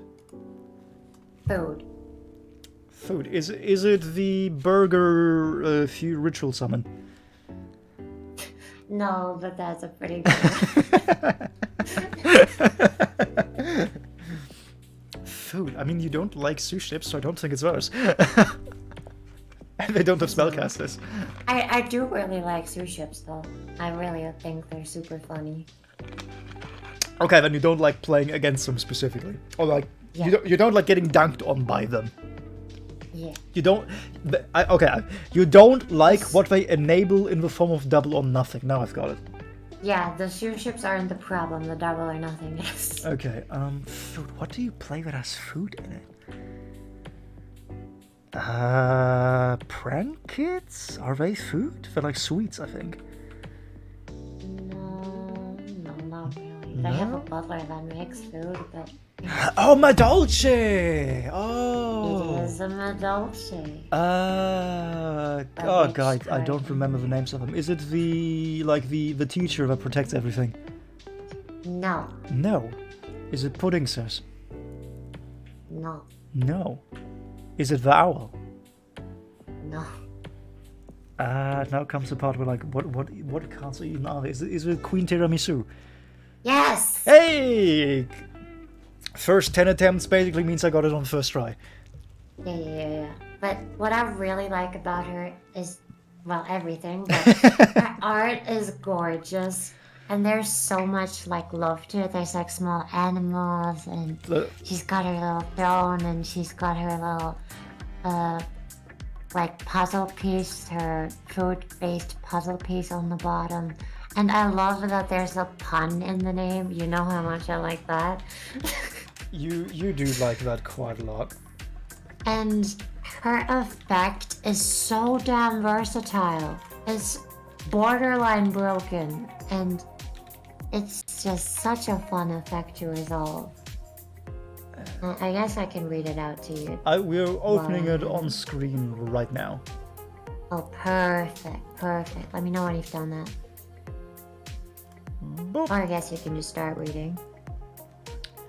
Madolce Queen Tiramisu, rank 4 Earth type. We have, I forget what that's called, with heart confetti. We have those things with a lot of macarons, with a rabbit. We have a squirrel. We have hamsters? Question mark. We have a bird. We have more sweets and cookies and everything. There's no actual tiramisu on the table, which is because the floor is supposed to be tiramisu, probably. Okay. Yeah. Fairy Xyz effect, 2 level 4 Madolce monsters. Imagine if this was generic. Once per turn, you can detach 1 Xyz material from this card, then target up to 2 Madolce cards in your graveyard. Shuffle those cards into the deck. Also, after that, shuffle the cards of your opponent controls into the deck. Up to the number of Madolce cards returned. It just does everything. Because the Madolce card returning is actively helpful for your deck strategy. Yeah, like, it's what they And want. On top of that, this card doesn't target. Target immunity doesn't care. Yeah, because it targets your opponent, not the monster. And the worst part is, not only does it ignore target immunity, it's most things that have immunity are like immune to card destruction and or being sent to the graveyard. Like the explicit, like in Yu-Gi-Oh, the explicit wording matters. Sent is not the same as destroyed, and destroyed is not the same as discarded, and tribute is not the same as blah blah blah. The exact wording matters. Almost all cards are like the good cards are protected against destruction. A few most are protected against being sent, but basically none of them are protected against shuffling, which means this thing just nope. Once per turn you lose your board. Have fun. Bye bye. Die. It's so good. It's so good. And the the one thing is, a lot of the time, Madolce struggle to even get their cards in the graveyard because recycle them too much. A lot of stuff wants to recycle the card, and they at times recycle themselves. Yeah, it's So it can be rough. which is funny. You're winning too hard for your boss monster to do its thing. And another fun thing about the Madolce archetypes, they're like a swarming thing, so you would think, oh, I'll just remove this and very easy. The problem is that a lot of archetypes only have like one specific removal tool per turn, as it were, because you only have like one monster, you can only remove one thing per turn.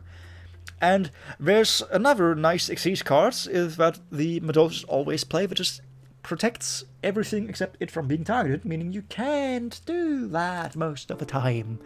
So if you even get to keep your boss monster out, you still can't get rid of it, so have fun summoning it a second time, and summoning a second time before Vage, summon a second copy of the one that protects everything. Honestly, if my Dolce weren't so damn combo heavy, it might be my favorite archetype over Floowandereeze. I just don't like the big combo decks. It's fun the first few times. Yeah, it just takes not so fun long. Yeah, it's just not fun to do over and over again. Yeah, like you're playing Drytron but sugary, effectively. Yeah, pretty much. It just like the good and the bad about Yu-Gi-Oh! Is you have the full power of your deck from turn 1. What that means is that you can play everything you want turn 1, like you're not restricted by an arbitrary mana meter like Hearthstone or Legends of Runeterra, which is what annoys me about those games, because I like playing with my deck from full power.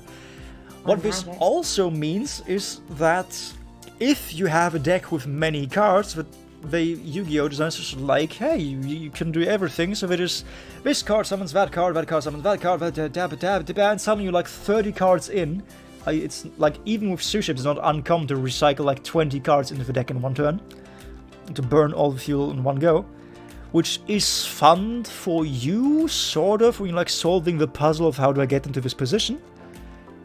But it also means your opponent is just staring at nothing except you playing the game by yourself for 5 minutes plus at a time, sometimes with Drytron. It also means you have to like remember a lot of combos, which is like you can say that's a skill balancing out, but usually it's not. You just like eventually have muscle memory down. And even for yourself, it's just you do the same. Like what I like about Cyber Dragon is you have like 10 different paths to the same goal, but you have different paths. With a lot of combo decks, is you need to like get your one starter going to get your starting position, and you have one set plan. You just do that plan with like maybe 2 variations, and that is the one and only thing that you do for all of your duels, and it's just, it gets boring.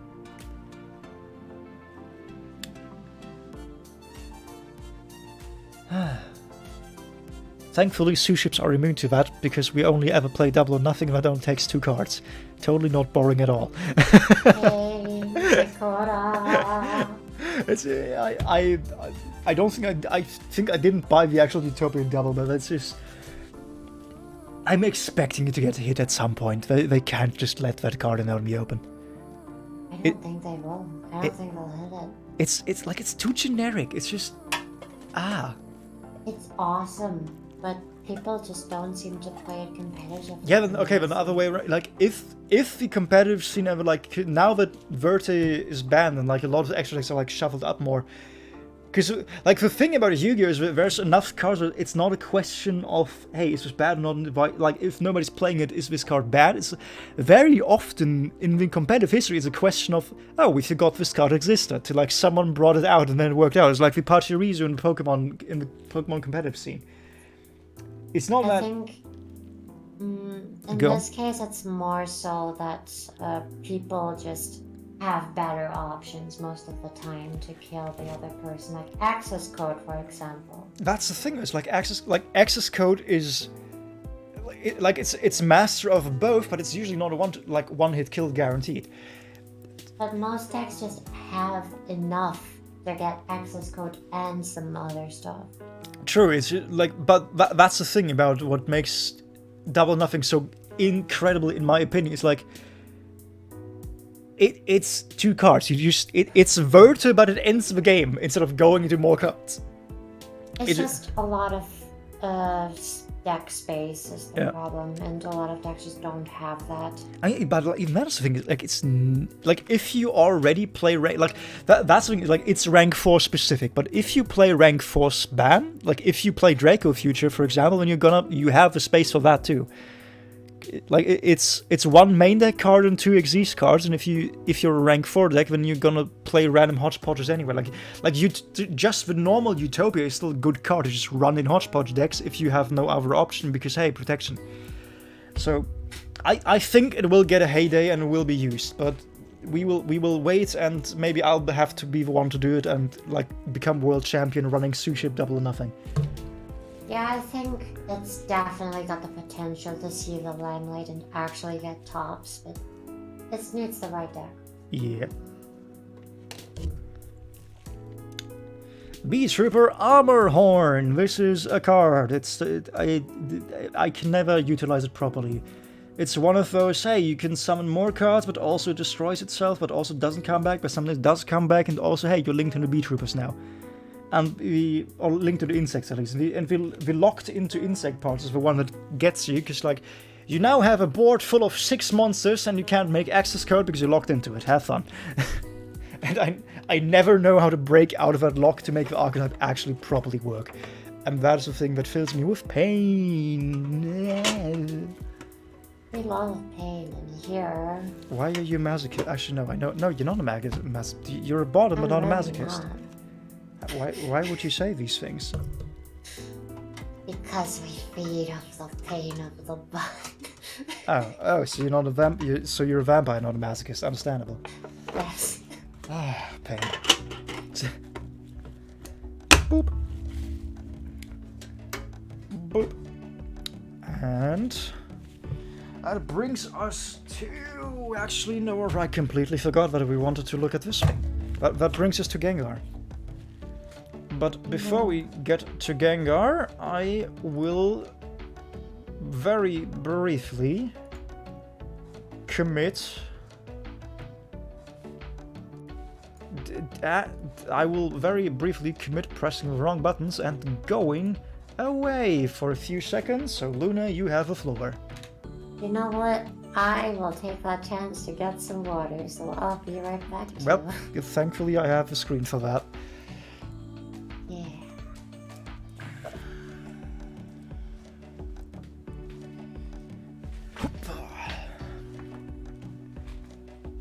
Oh god, sitting awkward. Pain.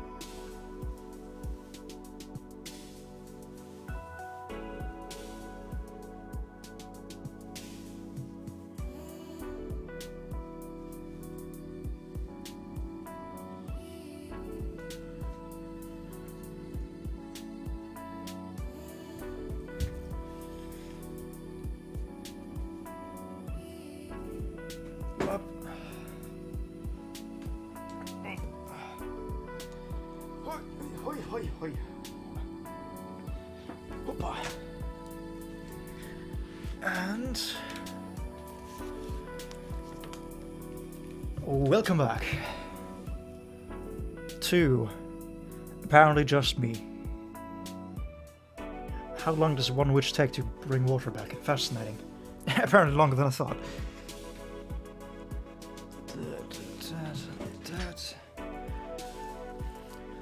Bop, bop, bop. I am curious if I should attempt to ask. Let's see.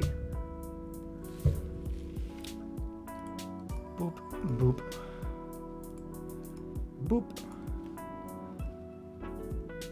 And boop.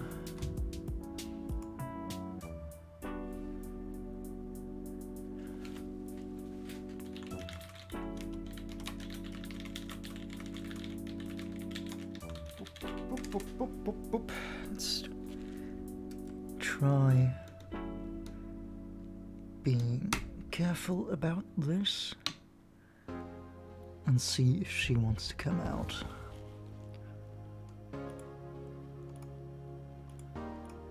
Bop, bop, bop. Hello, darling, do you want to move? You do not appear to be in a moving mood. It's hand, you like hand.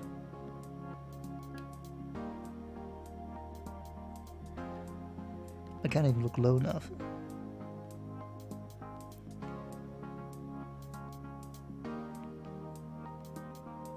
No, not feeling the hand? Come on. Yeah, Can I motivate you to get out? Nope. Bop, bop. Bop, where did you run off to? Darling.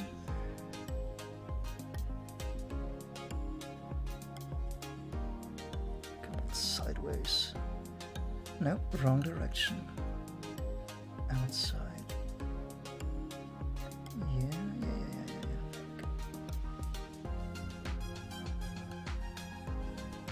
Yes. Nice, you're doing it. There we go, that's a beauty. And now I just need to get you on the hand. Come on.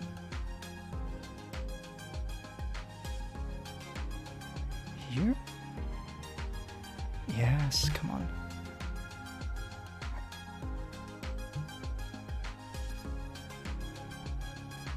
That's a good girl. That's a beauty. Aren't you lovely? Aren't you cute? And of course she's trying to eat me instantly. Just have water in my hands, are you thirsty? Oh, you're like, ow, you're actually nibbling. Quite a lot there. What's your new, ow? This is like not insignificantly painful, I will say. She's clearly found something to nibble on here. Like biting properly.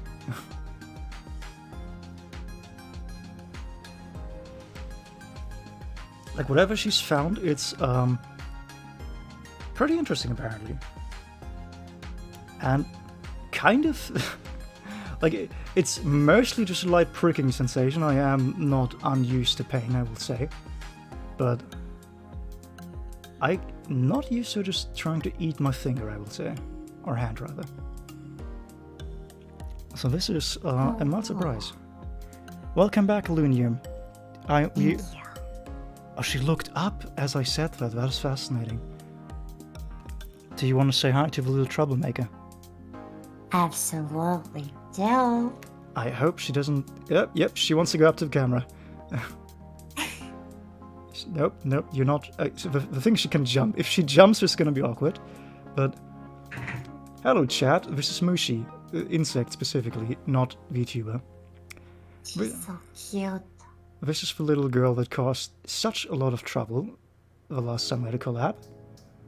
because she felt it absolutely necessary to start molting the one night in the last few months where I was vibrating this desk a lot, which meant that she fell down. Thankfully, she got through it okay. She has like a light deformity in one of the wings, but given that... Oh, she's eating me again. Given that she's a female, it's not like she even uses her wings, also on account she's in a box most of the time. But thankfully, her claws are intact, she survived everything well. You want to go down that way? Okay, that's unusual. Come on, go on the hand. Ah. She's... I fed her yesterday, so I don't know why she keeps trying to eat my fingers.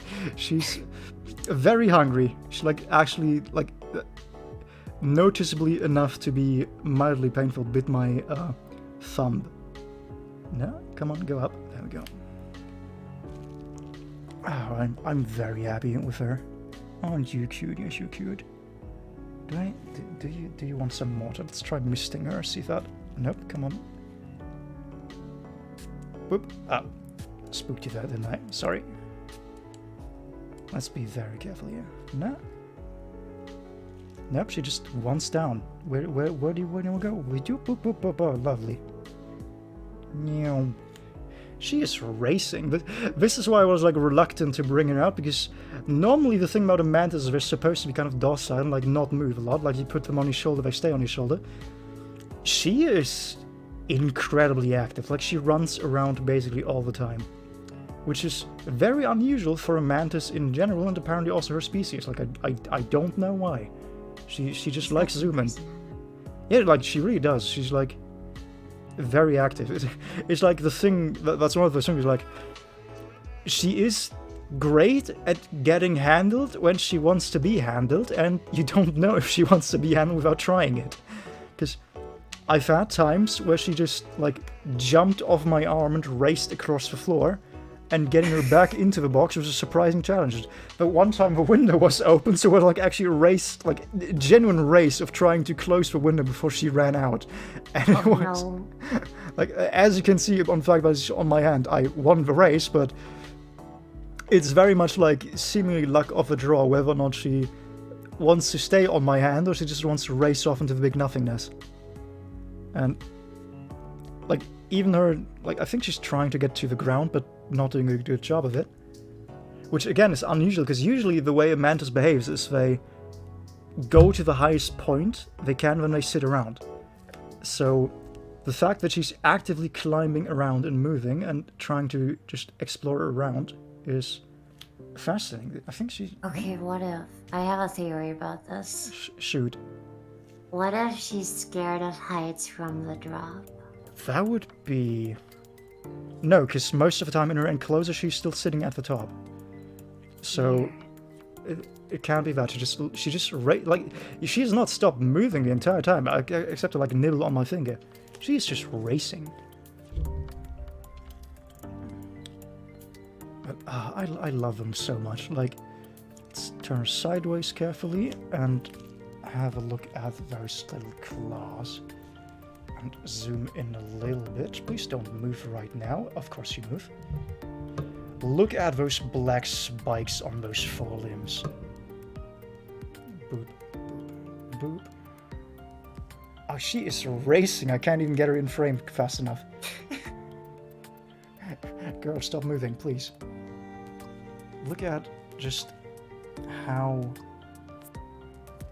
sharp those spikes are, how fanged. It's actually just like, I'm in love with the lethality of designers, really. Like these are killers, and killers that like to not be sideways apparently. She's not cooperating with being in frame.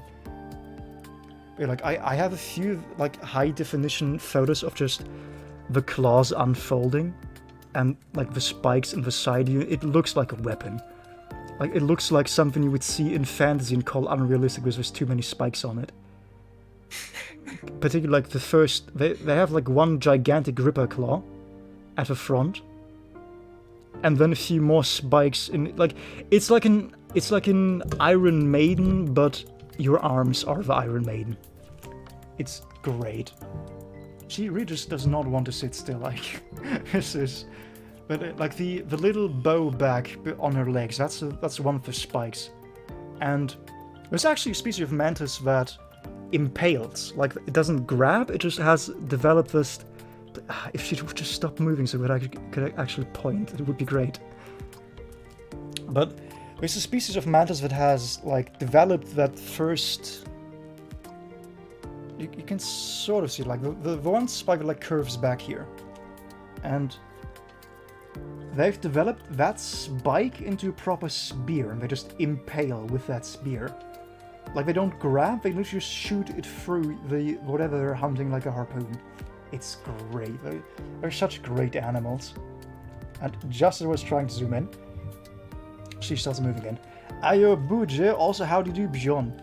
I am doing great. Looney was taking too long grabbing water, so I let Mushi out of her box, and she's the very opposite of a traditional mantis because she's just zooming all the time. Like, in case you didn't know, because she's not making it very known, mantis are ambush predators. What we're supposed to do is just sit.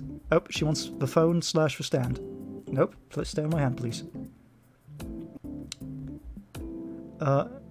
But yeah, like, a mantis is supposed to be an ambush predator who just sits around and waits for food to come to it. Not her species, first things first. Like, her species is literally called Violent Mantis Eats Everything. Like, it's Gastrica is the species name for just eats everything, and then Sprotomantis is just a hyper-violent murder weapon. So, these things will go out of their way to eat / kill anything in their enclosure, which is why I can't keep isopods in their enclosure. Like, one of the things you do with mantises usually is you just keep isopods, like pillbugs, roly-polies, but like specific species of them. Oh, she's falling down. Good job, girl. You keep specific isopods in the enclosure, like just keep the dirt clean, like make sure no mold develops, to like eat the fly remains that she eats and all that. The thing about this little criminal right here is she ate every single isopod. I've ordered like 2 boxes of isopods, and usually one is supposed to be a breeding colony that just keeps going in perpetuity. She eats them. She, like, I tried the orange ones, like orange Cuban pillbugs, which are just like a great pet on their own. You can just keep those as their own pet. She ate all of those by just grabbing and attacking them and eating them. And then I got a second species of like smaller ones, 3mm ones, which I had hoped would be too small for her to grab. As it turns out, she literally just like smushes her face into the ground and like hoovers them up like a vacuum. So I have no isopods because she ate all of them. Which is fascinating. Now she's like sitting some. Oh yeah, also they're like cats because they spend a lot of time grooming. It's great. I love this animal. It's like a green cat. Yeah, it really, like, it just murders everything, playful, sometimes scratches you, sometimes doesn't. You can't tell what she's gonna do when you pick her up till you pick her up. Very cool. Can I hold you sideways? No, you auto-compensate. Also, what makes mantises so cool is, in my opinion, they're... Like, humans are visual creatures. We operate by sight, and mantises... Oh, and she jumped. God damn it. Bye. She's, like, on the... That was actually, like, not even a jump, that was just a hop. She used her wings, even. The thing about mantises, they're very visual predators, which means when you start moving, they will turn to look at you. So, like, this is it's debatable how much they understand that you are one person, but, like, you're one organism, one thing. But whenever you do something, they will look at you. They move their head, they track you, they turn around to follow you. They are great. She wants to go up to the camera. I think now she's registered the original mantis behavior of go to the highest point available. And now she's just climbing. I obviously can't turn this around because she's behind the camera at the moment. But I can commit live commentary. If she climbs all the way to the top, I can bring her back to my hand. But right now she's like behind the little screen of a camcorder. I will have her take a photo because this is interesting. Boop. Goodbye, chat. You're no longer being charged. Ah, she's not looking at me. Come on. Turn around, please. Oh, do you want to go? Please don't go on the wall. That would be awkward. Well, photo shoot over. I have to actually grab her now, because if she climbs to the ceiling, I'm not getting her down. That's like another known problem with the mantis is, like I said, they just climb, generally speaking, they climb to the highest point available and they hang out there. And what that means is if they realize, hey, the wall leads to the ceiling, then they climb to the ceiling and then good luck getting a mantis down from the ceiling. Because I cannot reach my ceiling unless I stand on a chair. And these are very mobile insects when they want to be. Now she's just cleaning her foot, which means I can't motivate her to move because she's not moving. That's the other thing. Like I said, we spent a lot of time grooming. They want to be clean. Oh, and she sees my hand and comes back. Thank you. Aren't you lovely? And back down we go. Your plan is foiled. Say hi to the people. Oh. I meant the mantis, but sure. I said hello to the mantis. Okay. I think now she wants to go on the microphone. Because it's barely out of frame to my hand. Yep, she's looking at it.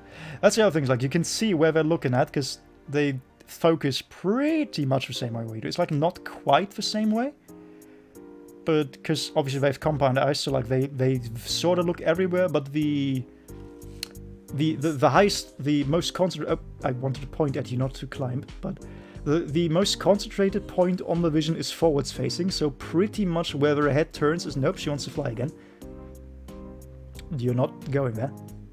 Oh yeah, that's another thing, they can fly, but females generally don't want to if they can avoid it.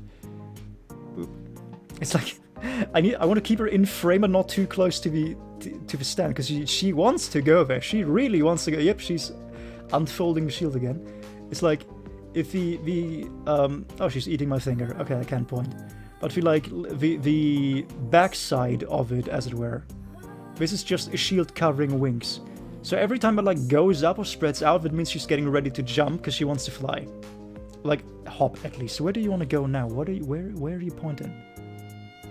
Also, just waving a lot. These animals will wave at everything. It's up. Do you want to go? No. You can upside down. That's a new one. Come on, then. And it's obviously you have to be careful with handling them because this is still an insect. They are relatively very fragile. Oop.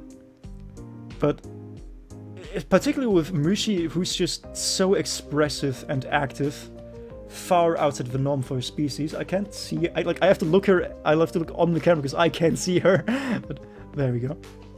You can just have him climb. Nope, you're not going there. Shoo. Yeah, you can just let them climb from hand to hand, and it feels so weird because the claws on their their feet have claws, so they. Oh, what are you doing, lady? And she pooped on my hand. Lovely. But the claws on her feet are gripping claws, and you can tell they are actually gripping you. This is something that is meant to hold them up every surface, and the same surface that evolved into Iron Maiden killing spikes. So it's a very interesting thing to have them walk on you.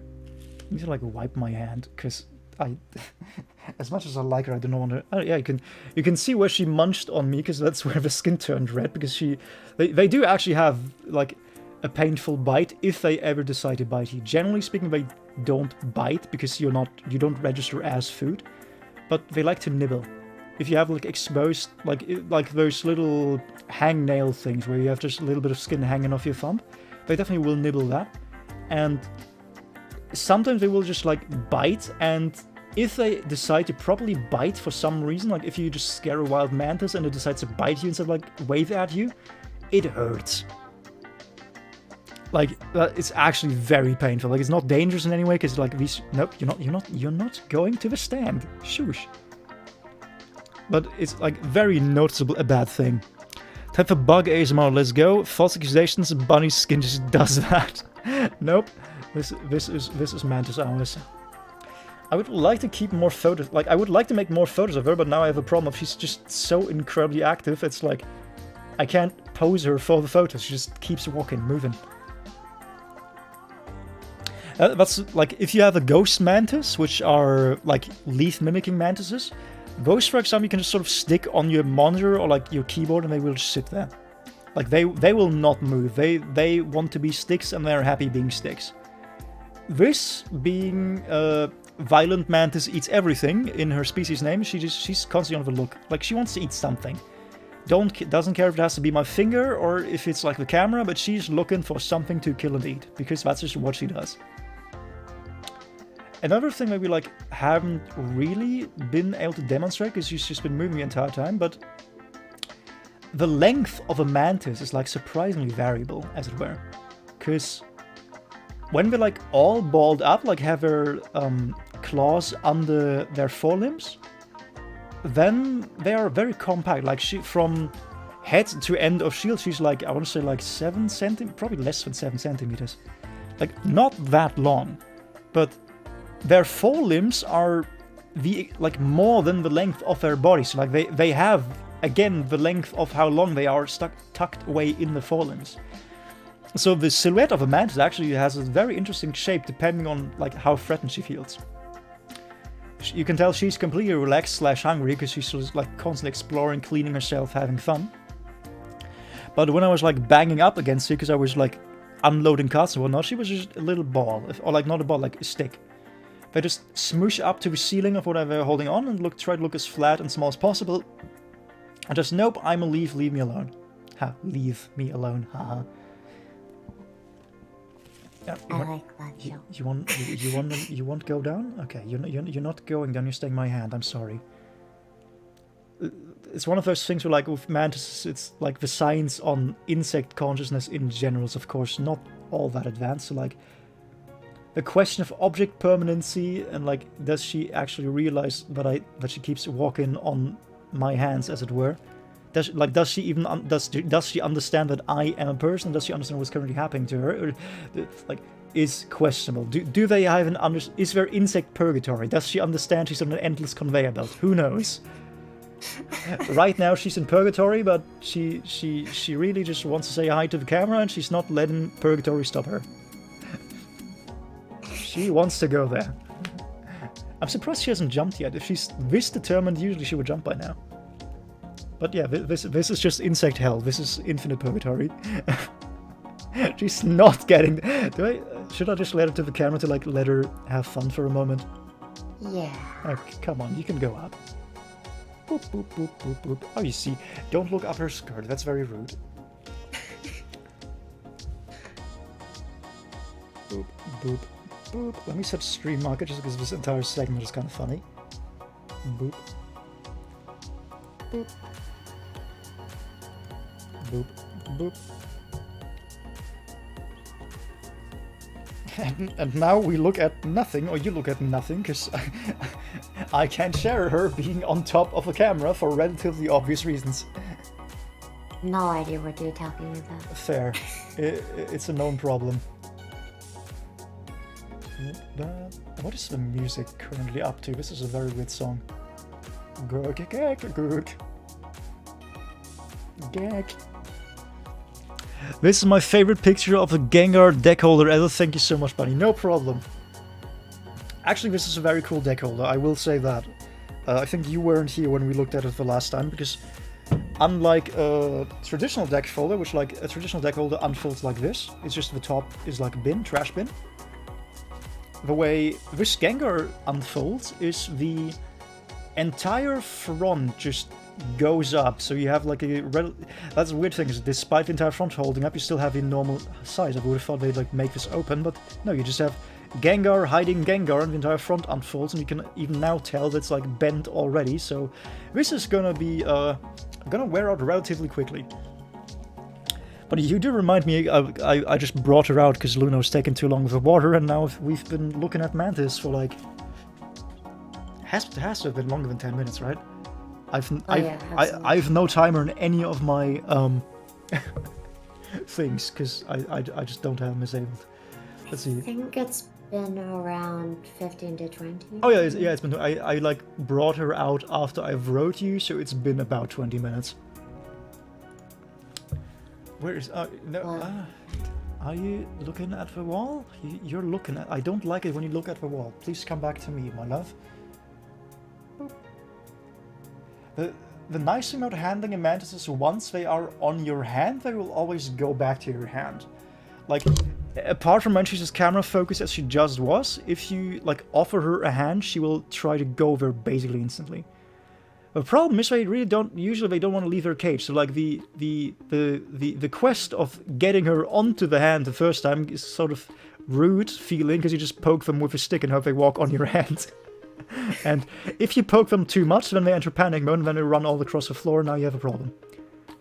So once you hold them, the handling is very nice, but getting there is somewhat annoying.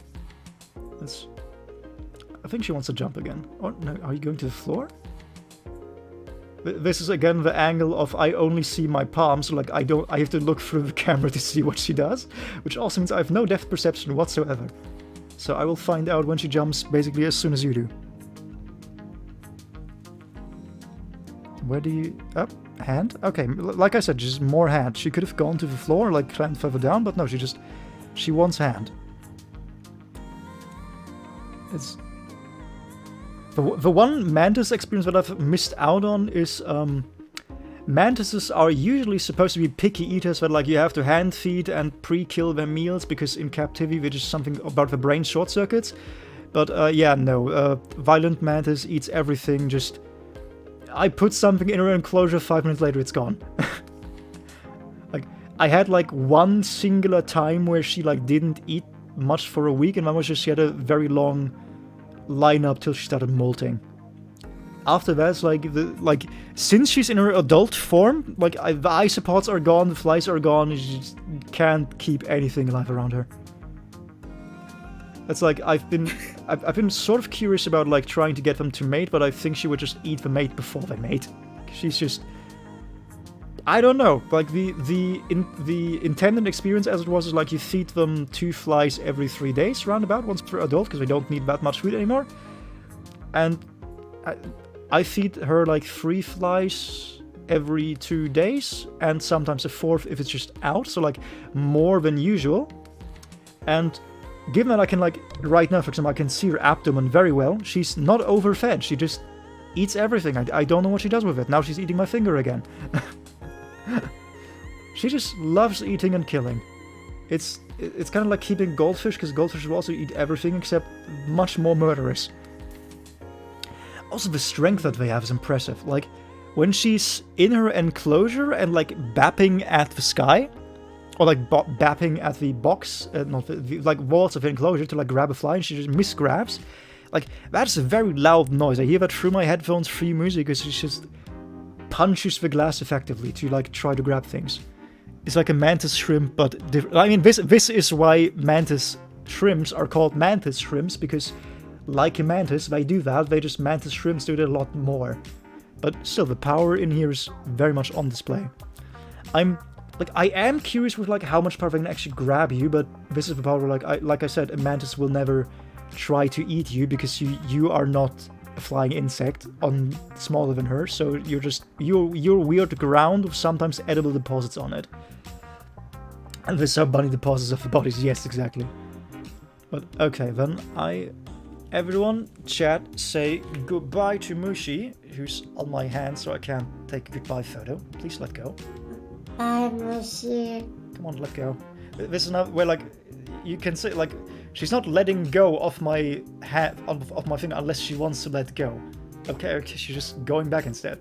Like the process of trying to remove a mantis from a surface they want to be on is actually not insignificant, because they stick. Those claws stick to you. Goodbye, Mushi. Say hi to Steve. Nope, Stevens is completely elsewhere. And now comes a very relatively delicate process of trying to get her back into the box before going on top of a box or into the microphone. Nope, that's the top of the box, goddammit. Failed first attempt. Thankfully, like I said, she just goes straight back to the hand, so that attempt and misfire took all of like 2 seconds. And she goes in the box, but she climbs back out. Ah. And back on the hand we go, and I should do this with my other hand actually, because I can't like shove her into it. Come on, go on. Thank you, that's a good girl. Who's a good girl? You are a good girl. You are such a good murder machine. You are so cute. And go to the ceiling, please. And don't come outside again. Oh, god damn it, she's outside again. That's obviously like you expect them to be slow because ambush pressure, but when they want to move fast, they're like, oh my god, I couldn't even get her in this time. She just grabbed the lid instantly, and back on the hand she goes. This really is insect purgatory. Come on, get to the wall, and manage to close it. Okay. So yeah, it's handling them is like, it's like taking a shower. First, getting into the shower is annoying, then getting back out of the shower is annoying, but in reverse. First, getting them out of their enclosure is annoying, then getting back into the enclosure is also annoying. They don't want to. They would like to keep exploring. Now my hands are like sticky because they're just covered in insect bites. Or like not sticky, it's like extra grippy because she like ate everything off of like all the oil and whatnot because they just free food, might as well. Okay. Lunium, how are you doing? I've kind of neglected you for another girl, I'm sorry. I'm doing okay. I'm taking it in stride. Okay, you're not too jealous, thank you. She's a pretty cool girl. She is very cool. How could I be too upset? True. And she's gone right back to trying to eat isopods.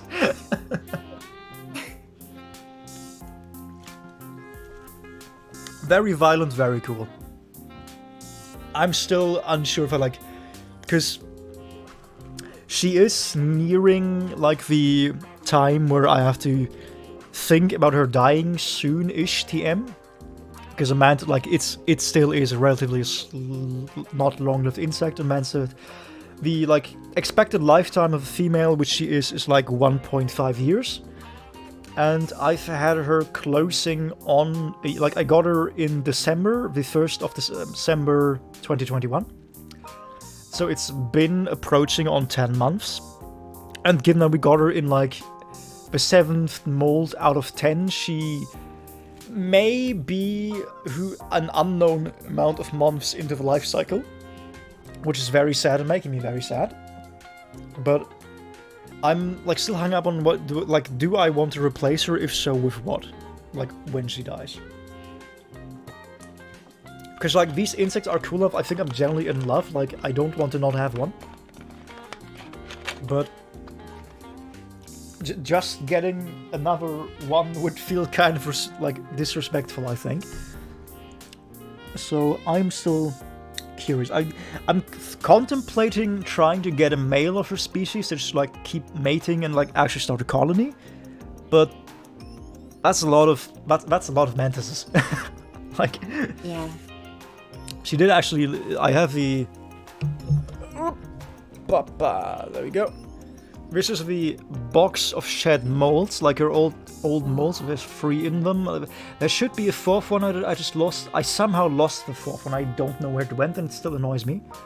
And that little brown blob, that's the Eutheca, which is the like egg thing of a mantis. So like she has laid her first blob of eggs because they will lay them whether or not they're fertilized. And the amusing thing is that those things actually can be parthenogenetic, so parthenogenesis etic, however you say that, meaning virgin births are a thing, like uncommon, but common enough that it's mentioned on basically every keeping page. Hey, even if you only have one, be aware you may have more than one.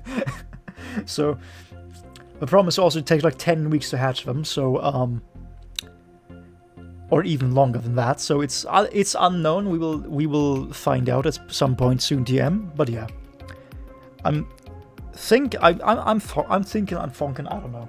I'm also interested in a snake, as I mentioned earlier in the stream. And honestly, it's just a lot of I want to have pets, but I can't have a pet that like needs too much space, like a cat. I would like to have a cat, but I have a very small room. And my apartment is 1 room, so I'm assuming that a cat would not be properly enriched and have enough space in this. But honestly, something that, like I wrote to my living notepad Sweeney earlier, I've never actually looked into, so maybe there is something. We'll find out. If not, you may soon-ish TM find a snake on the channel. or just like a ghost. Like I have a few mantises that I'm very interested in because they're very interesting. There's like a moss mantis which just looks incredibly cool, but they're very rare to find in the pet trade. Which is, it looks like a Pokemon, it looks made up. It's really just like, if you know what a moss frog looks like, the Vietnamese moss frog, I think, is for one. Like one of the Asian countries, moss frog.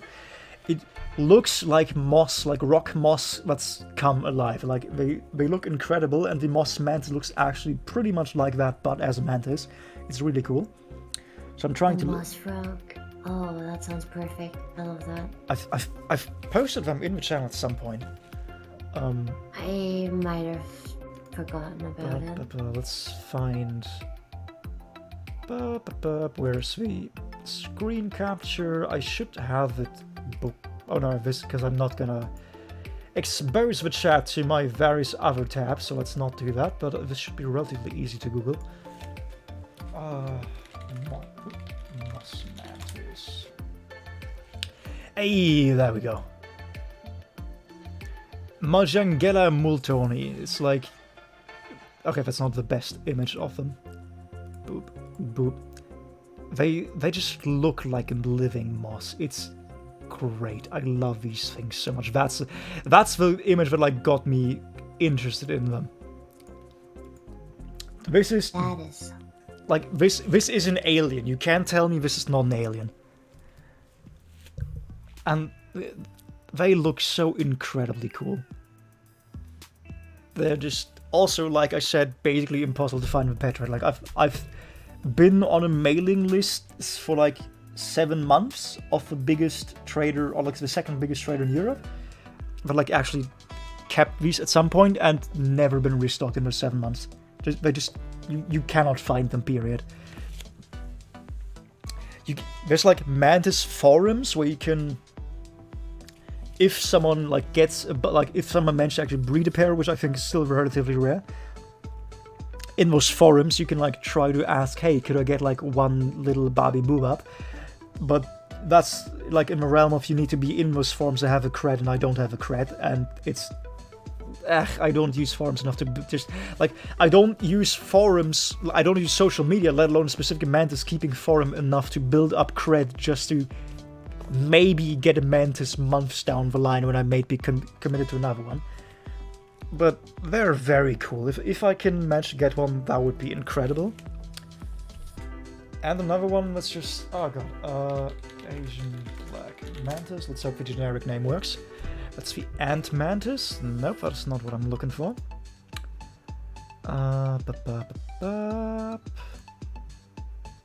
Just sort of close enough. But there's one Asian dead leaf mantis that just looks like... That looks incredible because they're just black.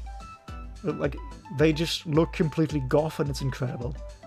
There we go. This is the one that I was looking for. And like getting that specific black morph out of that species is relatively rare. Usually they're like brownish, but such a cool animal. It's just like, it's a shield mantis, so that means they have like a more pronounced... The thing behind the neck, basically, that's the shield, but what like flares out, looks like spikes. It's because it's meant to be like dead leaf camouflage. Looks incredible. This mantis looks like an alien predator. They really do, that's the thing. It's like, because like Mushi moves enough, like actively enough that you don't really register, but like the thing is, normally a mantis tries to emulate like the wind swinging on a branch, even if a branch doesn't swing.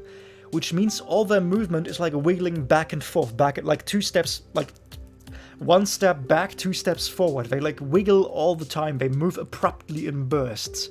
And like their heads, their claws are, so cool. So that's another one to look out for. Those are possible to get in the trade, it's just, like, you can't really get a black one easily, is the thing.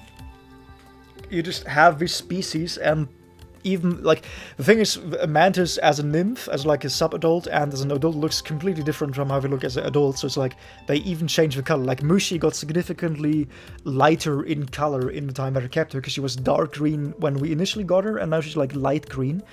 just because there's like enough light in my enclosure that she tried to adapt to it. Obviously, it didn't work because she's still green in glass enclosure, but hey, I can't fault her too much for that. But yeah, it's like, they're so cool. And then of course there's the classic one that I still don't know if I want to attempt them. Also, they're just... This is a misnomer. This is the Devil's Flower Mantis. They're gigantic, for one thing. They're like... Here we have one on the hand. They are the size of your hand, period. Like... Oh my god. Yep, like, not like Mushi, these things will stretch out to be the size of your hand. No, these things are the size of your hand. What? The problem with that is, most mantises, like 80% of all discovered species, are like less than 3 centimeters tall usually. Which is how all their molting mechanisms evolve. Like the way a mantis molts is, let me, I need my hands to demonstrate this. Or I guess we could look at the video, but who cares. Like the way a mantis molts is they hang from surfaces. So assume this is a top-down view rather than sideways. So this is how they normally sit. They just hang upside down from the wall of their enclosure. And to molt, molting, for those who don't know, means like insects shed their skin. True bugs shed their skin.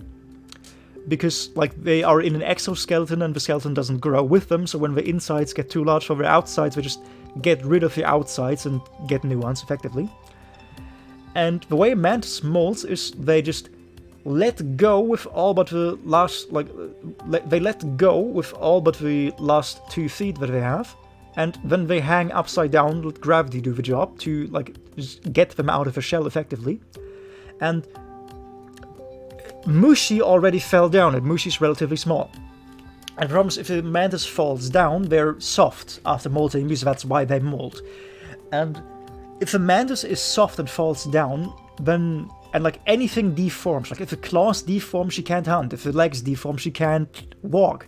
So that's by far the most vulnerable cycle in the life stage, is when they go from hard skin to new skin. And the mechanism was evolutionarily designed for small mantises, because small mantises are light, which means they don't fall down because they don't weigh that much. Idolomantis diabolica is by far the largest mantis on the planet, and still has the same molting mechanism. And because they're stupid little baka idiots, they lost the gripping claws. Like what I described with Mushi, where she like wouldn't let go, and like I wiggled my finger here and you just could see the leg just straight not letting go because it was gripped on there. The largest mantis on the planet does not have those gripping claws. Like they can't climb glass like Mushi can. They need good holds, and they weigh the most, and they have less claws than any other mantis species. Which means they fall down relatively often and then they die because they're much too heavy for their own weight. On top of having ridiculously specific temperature and humidity requirements, and the final nail in the coffin, they don't actually look like the cool ones that we saw in the images till the very last stage. For like 9 out of 10 life cycles, they're just kind of a brown blob with no color whatsoever. So it's very much a delayed gratification, and also they might just die on you for no fault of your own, because you can't do anything more than just get them like places to molt on. Sometimes they just fall down and things go bad. And I don't quite want to do that. Honestly, the size of them looks terrifying to me. Yeah, they are like Mushi is, like I said, like she is 7 centimeters, and like the body is 7 centimeters, and when she stretches out it's more. But like Diabolica is huge, and every part of them is covered in like flaring shields to give them the appearance of even more mass. Like this is, you can tell why they earned the name Devil's Flower. These things look like the devil. And like their threat pose, where they like unfold themselves to present it like this, is, I would be intimidated like that, and I'm 10 times its size.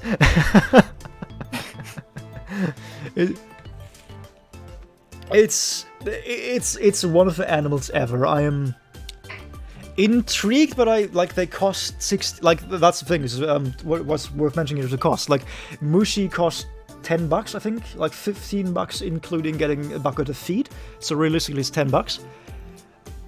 Idolomantis costs like 40 minimum for getting mid-life stage 1, and like the problem is the earlier they are in the life cycle, the cheaper they are, but the earlier they are in the life cycle, the more chance they have to die, because it means they have to molt more. So like this is a significant cost investment that might die at you for no reason whatsoever, which is sad. And then you basically lost money because you also sad now and you actively got something bad out of the deal. Oh yeah, and of course, and you have to feed them, of course. Like these things eat a lot. Yeah. So yeah, like they are a money sink that might keel over at any point for no reason. And it's like if you can keep one alive to the end and like keep an adult Diabolica, that's a status symbol. Like that gives you huge street cred in the Mantis community, because like these things are difficult.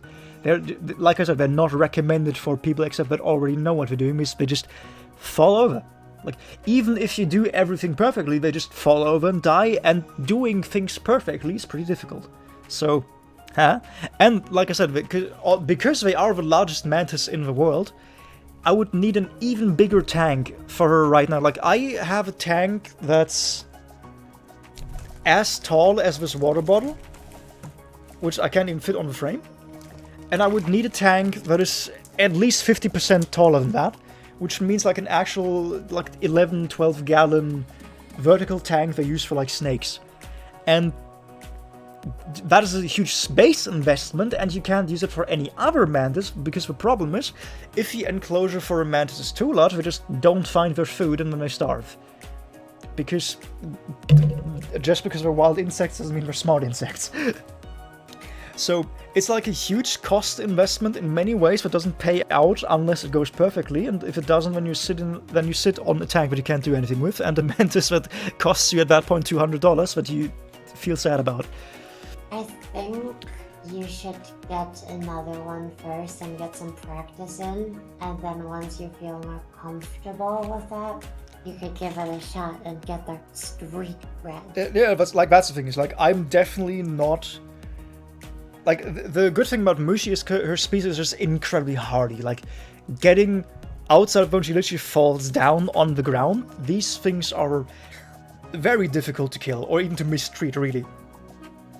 And the thing about Germany is it's getting cold in here. The winter is bound to be very cold. And even with my 2 heating pads, I can like not really keep her enclosure above 23 degrees at the moment. And then Diabolica wants to be at like 26 to 29 specifically, basically all of the time. Humidity, that is... Like, I don't remember the exact one, but it's like they want to be within a 10% humidity range, which is like ridiculous to get, because that means effectively if the sun shines weirdly on your enclosure once, then now the growth is delayed by like a month, because we are just that finicky. So yeah, I'm definitely like, I'm not at the stage of, yeah, this is definitely the thing I can attempt. It's just a fun fancy. And then of course the one that everyone knows, the Orchid Mantis. Orchids are interesting because they're actually mantis that you basically only see as nymphs. When like the abdomen is curled back, that means they're a nymph, because as you saw on Mushi, when they are adult, they're flat because that's where the wings go. When they're sub-adult, they just curl it up because that's only where the food goes and nothing else. And this is a mantis that you only ever see as a nymph, because to be quite honest, the adults just don't look as interesting. They're like white tubes. They have basically no color. Yeah, like this is the default one, but the thing with these is they're small. Like, part of why I like Mushi so much is she's a very large bug, all things considered. Like, well, not very large bug in comparison to Idolomantis, but like you saw, she fills my palm when she's extended. Like she climbs from hand to hand and is very nice to handle because of that. Because it means you can like poke her with a finger because she's large enough that it doesn't really matter. These things, even when they're fully adult, which is not why you want them for in the first place, they're like the size of your thumb. They don't get that large, which is eh. The problem is they're aggressive enough that you don't really want to keep multiples of them, which is like, actually, like mantises aren't actually that aggressive and cannibalistic as the stereotypes say. It's just specific species entering mating season, but even then, if you like keep them well fed, and usually it goes fine. Ghost mantises, for example, you can keep their whole life together. But yeah, it's like this is another thing, and then of course ghost mantis, which are just dead leaves. And the thing about these is that, once again, they are incredibly fucking tiny. You can keep like entire groups of these and basically not see them because they're just that small. And you saw with Mushi, she's a violent mantis, eats everything. Those explore. Like she is arguably even more hyper and moves around much more than any of her like species mates, and much more than was led to believe. A ghost mantis doesn't move, period. But that's it. They are a dead leaf. Dead leaves don't move. I'm staying here. I'm not moving. Which is not necessarily the most interesting thing in the world. So it's like, who knows? We'll see. Yeah, I'm hoping I can put off those conversations and thoughts for like a few months still. Boop, boop. And now we have talked about mantises for like 50 minutes. I'm very enthusiastic about the topic. I'm sorry. No, I'm not sorry, actually. I like talking about them. Yeah, you shouldn't be sorry. Yeah. It was fun to hear about. Yeah, that was just like the reflex. Because I hang out with so many like bottoms and special interest notes that like, oh, hey, oh no, I talked to you for an hour about this. I'm so sorry. No, if I didn't want to hear about it, I would have told you to shut up. I didn't, so it was interesting. But yeah, mantis is cool. You can get into them for like less than $100. Like, I got the super mega premium kit for Mushi, which half of the things in that I didn't use. That lasts you for half a lifetime. You will eventually want to upgrade into a larger tank if you have a species as large as her. If not, you can actually stay in a smaller tank. And including the mantis, getting a pet for $100 that lasts you for around a year, not bad.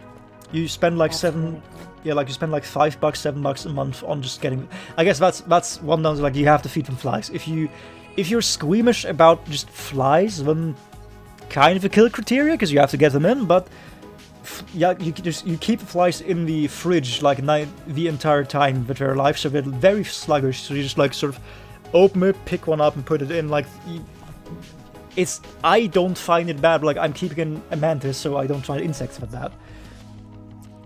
But yeah, very hardy pet, very like easy maintenance. You need to mist the enclosure every few days. You need to feed them every few days. Cheap, great to handle as long as you don't squish them. Never squish insects ever. Squishing it like squishing from top down is the worst thing you can possibly do. Squishing side to side, like yeah, still not a fan. So no hugging. Yeah, no, they're not a pet you can hug. You can sit them on your shoulder, like you saw with me. They love climb, like they will interact with you. They, at least the larger ones, they explore, they climb around, they have fun. But yeah, hugging is kind of not. It's not a cat. You can't hug it, which is unfortunate. But hey, and of course it is an insect. Like you can't understand it in the same way that you can understand a cat. Like you can't one-to-one understand a cat, but for the most part you can know what they want, what they're thinking. With an insect, it's who knows, man. They're aliens from space. But yes, if you like them, look into them. Good hobby, I recommend. And now They seem pretty cool. they are. And also, fun fact, because we just kind of keep doing that. The most reputable mantis breeder / shop in all of Europe is in Germany and based in like Frankfurt. Well, if I ever get into mantises, I know who to talk to. Yeah, I recommend it. Like it's a cool hobby. And now we can actually get into the cards that I bought with my own money. I mean, I bought all of these with my own money, but like you know what I mean. Singles instead of boxes. Because things fall over. As Luna so accurately determined, what we have here is Pokemon trading card game Gengar. hiding most of a deck core I need to make my Suship deck that I use in the TCG. That I use against Luna. We always play with TCG, so like, I guess we technically don't play like OCG with TCG ban list, which just means playing with cards early because I don't want to like we know what these cards are, we know what they do, why should I have to wait 4 months on using them in a simulator? Yeah, there's no point in waiting. It's not physical cards anyway. Also, you should turn on the video again, because I've been looking at this stream the entire time and not realizing. I mean, I didn't do much, so not too bad, but yeah, fair. Painful Decision. Of course, one of my favorite cards in the game, simply because it has Ojamas on it. Send 1 level 4 or lower normal monster from your deck to the graveyard, and if you do, add 1 card with the same name as that card from your deck to your hand. You can only activate 1 Painful Decision per turn. This sounds stupid superficially, but it's not, because Suships operate by the this card is in all circumstances treated as card, which means this lets you search like you can yeet Shari to grab Akashari because Akashari is treated as Shari, and it's good. Very good card. I recommend. If we don't have Akashari, this is gonna be pain. And here we have the card that Luna loves to hate. Sure do. Double or Nothing. When a monster attack is negated, target that monster, it can make a second attack during the battle phase, and if it does, its attack is doubled during the damage step only. In combination with... No, that's not it, that's not it, that's not it, that's not it. Okay, I see Shouty Red, that's good. But there we go. In combination with this lovely man here, and yes, I did not buy the actual Utopia Double or Nothing, because that was very expensive. There is a permutation of number. Also, this is the alternate art version. I didn't even realize, where it's like not a man but a weird like tower construct thing. Fascinating. What am I looking at? A radio tower angel biblical thing, whatever. But yeah, point being, there's a Utopia version, because number 39 Utopia has like 10 million different versions for some reason. There's a version of this card that summons this card with doubled attack, meaning it has 5000 attack, and gives you this spell in your hand. And what number 39 Utopia does is 2 level 4 monsters. When a monster declares an attack, you can detach 1 material from this card and negate the attack. If this card is targeted for an attack while it has no materials, destroy this card. So repeat. When a monster declares an attack, including itself, because it doesn't specify, you can detach 1 material from this card and negate the attack. So, we have a monster that can negate an attack, and we have a card that, if an attack is negated, that monster gets to attack again with double damage. What that means is that any 2 level 4 monsters turn into a 10,000 attack beatstick with like no steps in between. So if you don't have an interrupt as soon as Utopia double hits the field, then you will die. And Luna likes this card so much because, as it turns out, a level 4 spam deck has a relatively easy time getting 2 level 4s on the field, and if your opponent has an attack position monster with less than 2000 attack, you can do the math. 10,000 attack minus anything less than 2000 means you take more than 8000 damage to the dome and you die instantly. Which makes for some not... I find it funny, but getting domed by it less fun game states of you lost on account of your opponent could summon 2 cards and you had 1 monster in attack position. How could you? Why are you bad at the game? So, I can't believe you forgot about the ultra meta threat.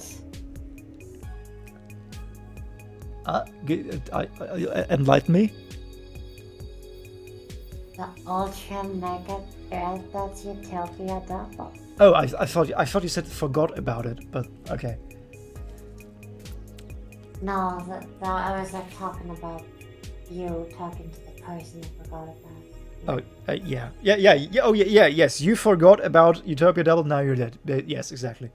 And it's like, it's one of those cards where, like, balancing, like I said, this is the card, or these are the cards that make finding an appropriate power level to play against 2-ships so difficult, because, as it turns out, most decks in the format leave, like, attack position monster with less than less than 2000 attack on the field, because just nobody expects this to happen. Or even if you expect it to happen, it's like somebody forgets or somebody just can't do anything about it, because everyone summons in attack position out of habit. It's just the thing that you do. Nobody summons in defense position, even if you have a choice. And even if you just won't actually ever attack with that monster, you just put them in attack position, because that's what people do. It's how you play the game since you've been on the playground. And then you eat Utopia Double to the face and then you cry. But on my end, it's like, I could go to the 2-ships and lose, or I could go into this and win, so balancing it is somewhat difficult. And we have 3 copies of Tornado Dragon. This is just an Xyz level, this is one of those cards you will find in every single rank 4 spam deck. Because it's just once per turn, quick effect, you can detach 1 material from this card, then target 1 spell trap on field, destroy it. It's just removal, that's it. Nothing fancy, it's just you see a spell, you see a spell trap, you want the spell trap gone, there you go. Time Thief Winder in super mega shiny formy. You can detach 1 material from an Xyz monster you control, special summon this card from your hand. If this card is normal or special summon, you can add 1 Time Thief card from your deck to your hand, except Time Thief Winder. You can only use each effect of Time Thief once per turn. Funny enough, just as it so happens, I do actually have a Time Thief to add to hand. Funny how that works. Time Thief Battleship. Quick effect, you contribute this card, then target 1 Time Thief Xyz monster you control, attach 1 card from your opponent's graveyard to that monster as material. If this card is in the graveyard, you can detach 1 material from the Xyz monster you control, special summon this card but banish it when it leaves the field. You can only use each effect of Time Thief Battleship once per turn. Currently I don't play this because I don't really use the Xyz variant, the Time Thief Winder, not Winder, the Redoer. I don't currently use the Time Thief Xyz monster all that much, but a good card to have. Boop. Boop. Boop. And now we come to the darling of my deck that was on the ban list, I think multiple times even, but is back now, and funnily enough it never had an ultra rare print as far as I could tell. It's just rare is the highest I could find, but I also didn't look very hard, so who knows.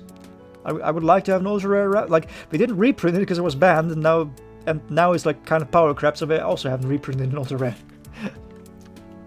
One of these days I'll get a higher rarity version. Rescue Rabbit. Cannot be special summoned from the deck. You can banish this card you control, special summon 2 level 4 or lower normal monsters with the same name from your deck, but destroy them during the end phase. You can only use these effect of Rescue Rabbit once per turn. As it so happens, if you would look, I actually do have 2 normal monsters with the same name that I'd like to have on the field. Who would have thought? It's funny how these coincidences keep lining up, isn't it, Luna? It is quite fascinating indeed, and I have found some high rarity rescue rabbits. Oh, so they actually have made an... Okay, so what's the highest rarity that it's made in? There's collector's rare, and there is secret rare. Oh, right. Those then those are like probably multiple many euros. Yeah, that's like 24 euros and 42 euros. That would explain why I didn't grab it. Yeah. And yeah, also I got 3 copies of Shari in Ultra Rare just because I wanted to make sure that I had them. Like, I was already ordering from the guy, I might as well. That just makes sense. That's just the thing that you do. There is a super rare version of this rescue rabbit. That's like $2. What's super rare again? Super rare is shiny picture but no shiny text. That's not too bad. Speaking of bad shinies, here we have the thing that disappointed me. I have a Cyber Dragon. Oh god, it looks like a rainbow vomit on the screen. Holy shit. This is Cyber Dragon in allegedly Ultra Rare, except it's not actually, like, it was marked as Ultra Rare, because apparently in that set it was just called Ultra Rare, I think. But this is not, in fact, Ultra Rare. This is, I'm never sure if it's Shadow Foil or Starfoil Rare, but yeah, this is the Confetti Cannon Cyber Dragon.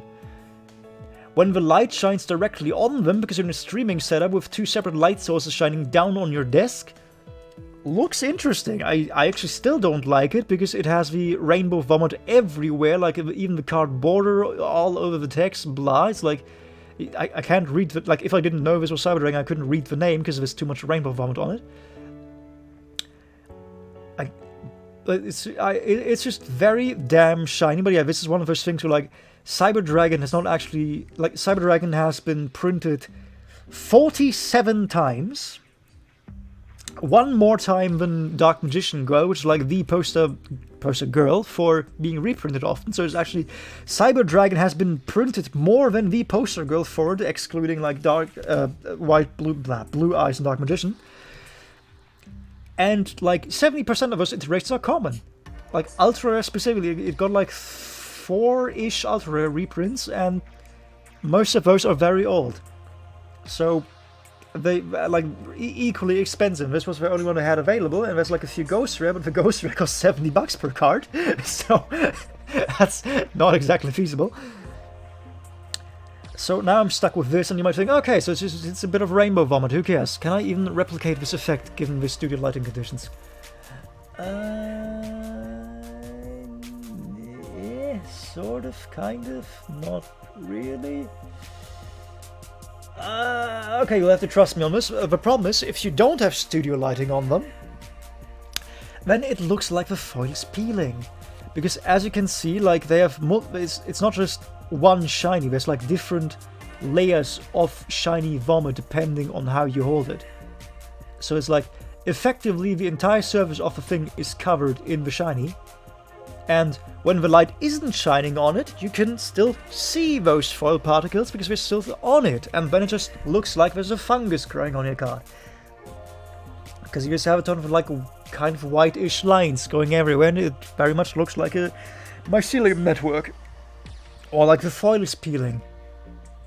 I used to have like a first edition Slifer that I somehow got in elementary school, except foil was peeling, including the rarity seal. Like, I know for a fact it was a legitimate card because like the code matched up and blah, but it's just the foil peeled so much that the fucking first edition stamp fell off, so everyone thought it was fake, which pains me to this day. But yeah, like, I now have an Ultra Rare Cyber Dragon, but I still don't like them because in anything except studio lighting they look bad. So, wahoo. Yay. And then we get the star of the show, except not this show because it's not the Suship show. They translated Suship Shari Red? Suship Red. I just read. Why isn't it Akashari? What is this?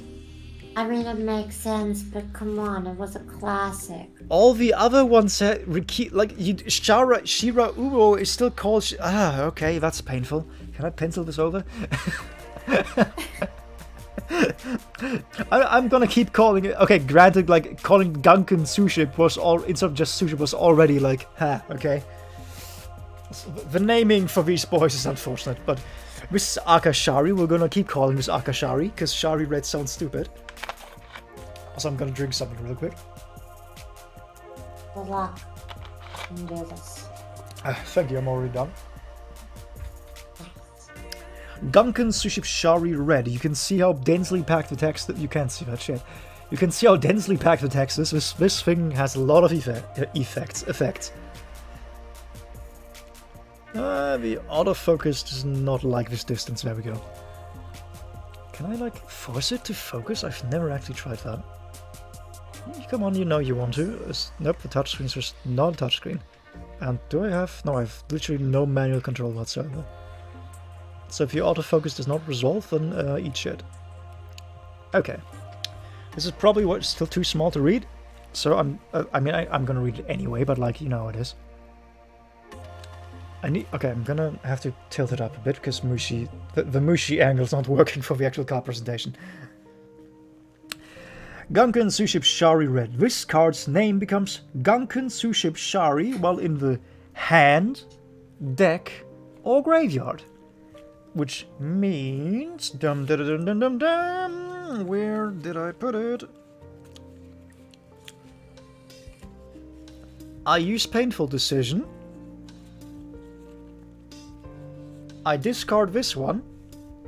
And because it's treated as it everywhere, including hand, deck, graveyard, which means I can now get the retrain, and life is good, and I'm very happy. Boop, boop, boop. You can only use the following effect of Gunkan Suship Shari Red once per turn. You can reveal one other Gunkan Suship Shari in your hand. Special summon this once again, this includes both itself and the normal one. You can reveal one other Gunkan Suship Shari in your hand, special summon this card from your hand, like this card, the one I'm currently reading. Then you can apply this effect. Special summon one Gunkan monster from your deck, except Gunkan Suship Shari, but negate its effect, if any. Then special summon from your extra deck one Xyz monster that mentions that special summoned monster's name, using that monster and this card as material. This is treated as an Xyz summon. So what that means is, as long as you have 2 Sharis in hand, be it 2 copies of this, or 1 copy of this and one of the normal one, or anything, whatever, you can summon any single Gunkan Xyz with the correct topping. For example, the one that I use when I make Luna cry is you can use this, and you can summon Uni with it. And then you can make Dreadnought, Super Dreadnought Uni without any of the card shenanigans. And due to the way the effect resolves, I think it technically sort of is... Did Ash Blossom work against this? Because Ash Blossom works against the normal Uni. I don't remember if it works against this. I don't know. You don't remember anymore. Okay, but the point is, it's actually, like, due to the way it works, it's actually immune to some things that you might not expect, which it just makes it better. Like, this searches and summons in one go, which for the most part just lets you skip everything that you want in life. Why is it so? It's not gross, it's the best card in the deck, arguably. Also, I just noticed there's a windmill in the background. Oh, no, I can't zoom in further. I mean, I can, but it doesn't resolve. Wait, can I... What is a focus depth? Oh no, you wouldn't move away further, okay. Yep. However, this works, which is amusing. It's a windmill. You can say hi to the Dutch. And they like windmills. Physically gross. It's rice. Do you have like tryptophobia or something? Fascinating. Wait, is this even tryptophobia? It's like some phobia rather. But off we go. That's enough of those boys, and on we go to the next 2 boys, which are the same boy. Wait, did I only? Oh, I apparently didn't get Draco Future. Never mind then. Alright, Draco Future was too expensive again. So yeah, I have a boy that on its own is relatively little. Hey, it's a start. Number F0, Utopic Future. This is action, like, once again, utopics are like, this is one of the various Utopia. It's not even retrains, it's just accessories, basically. Like, Utopia, the card is an archetype for some reason, because Konami just really liked the anime Protect monster, I guess. There we go.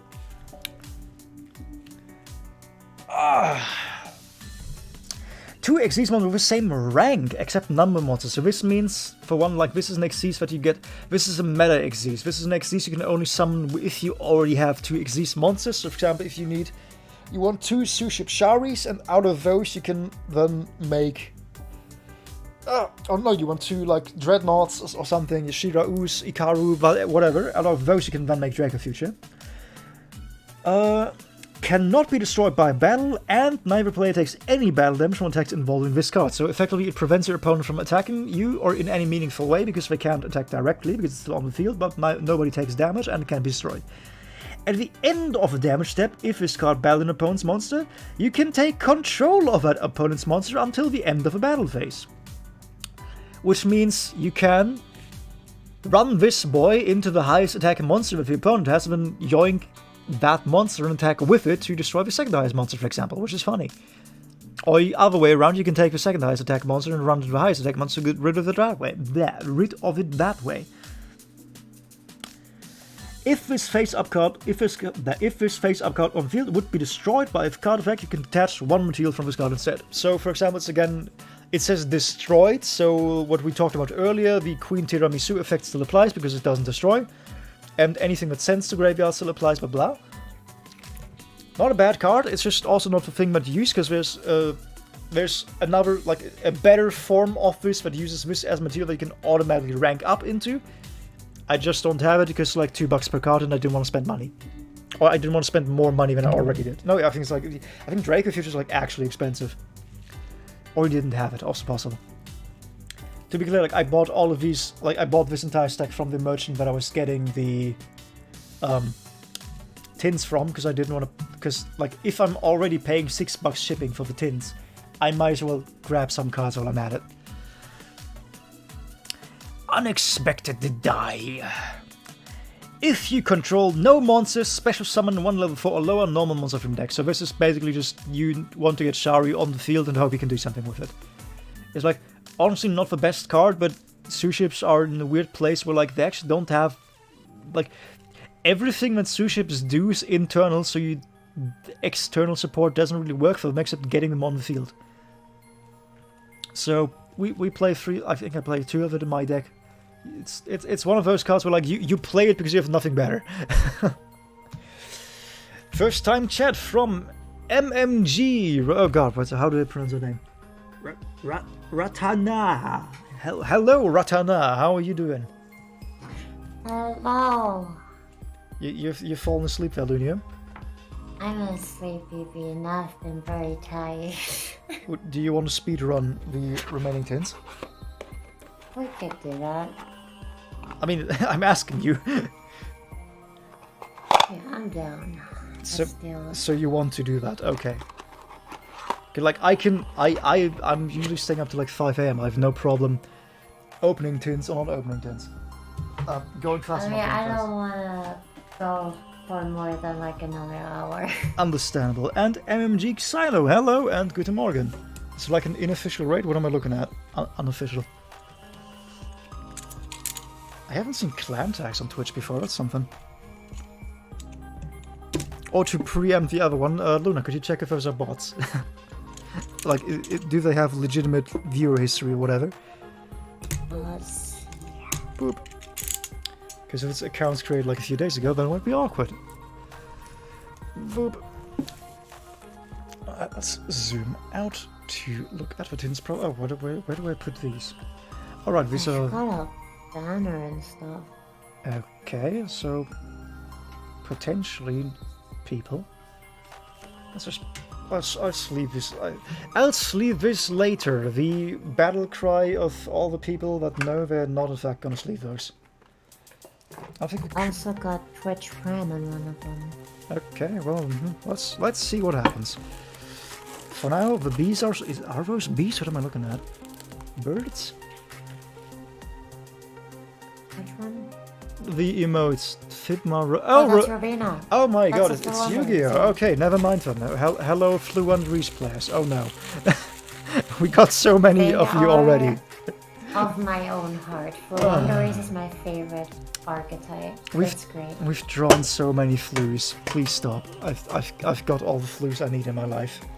You need more. Come on, you gotta give me them. You don't even pay me for them. You just want to have them. Well, tomato, you know?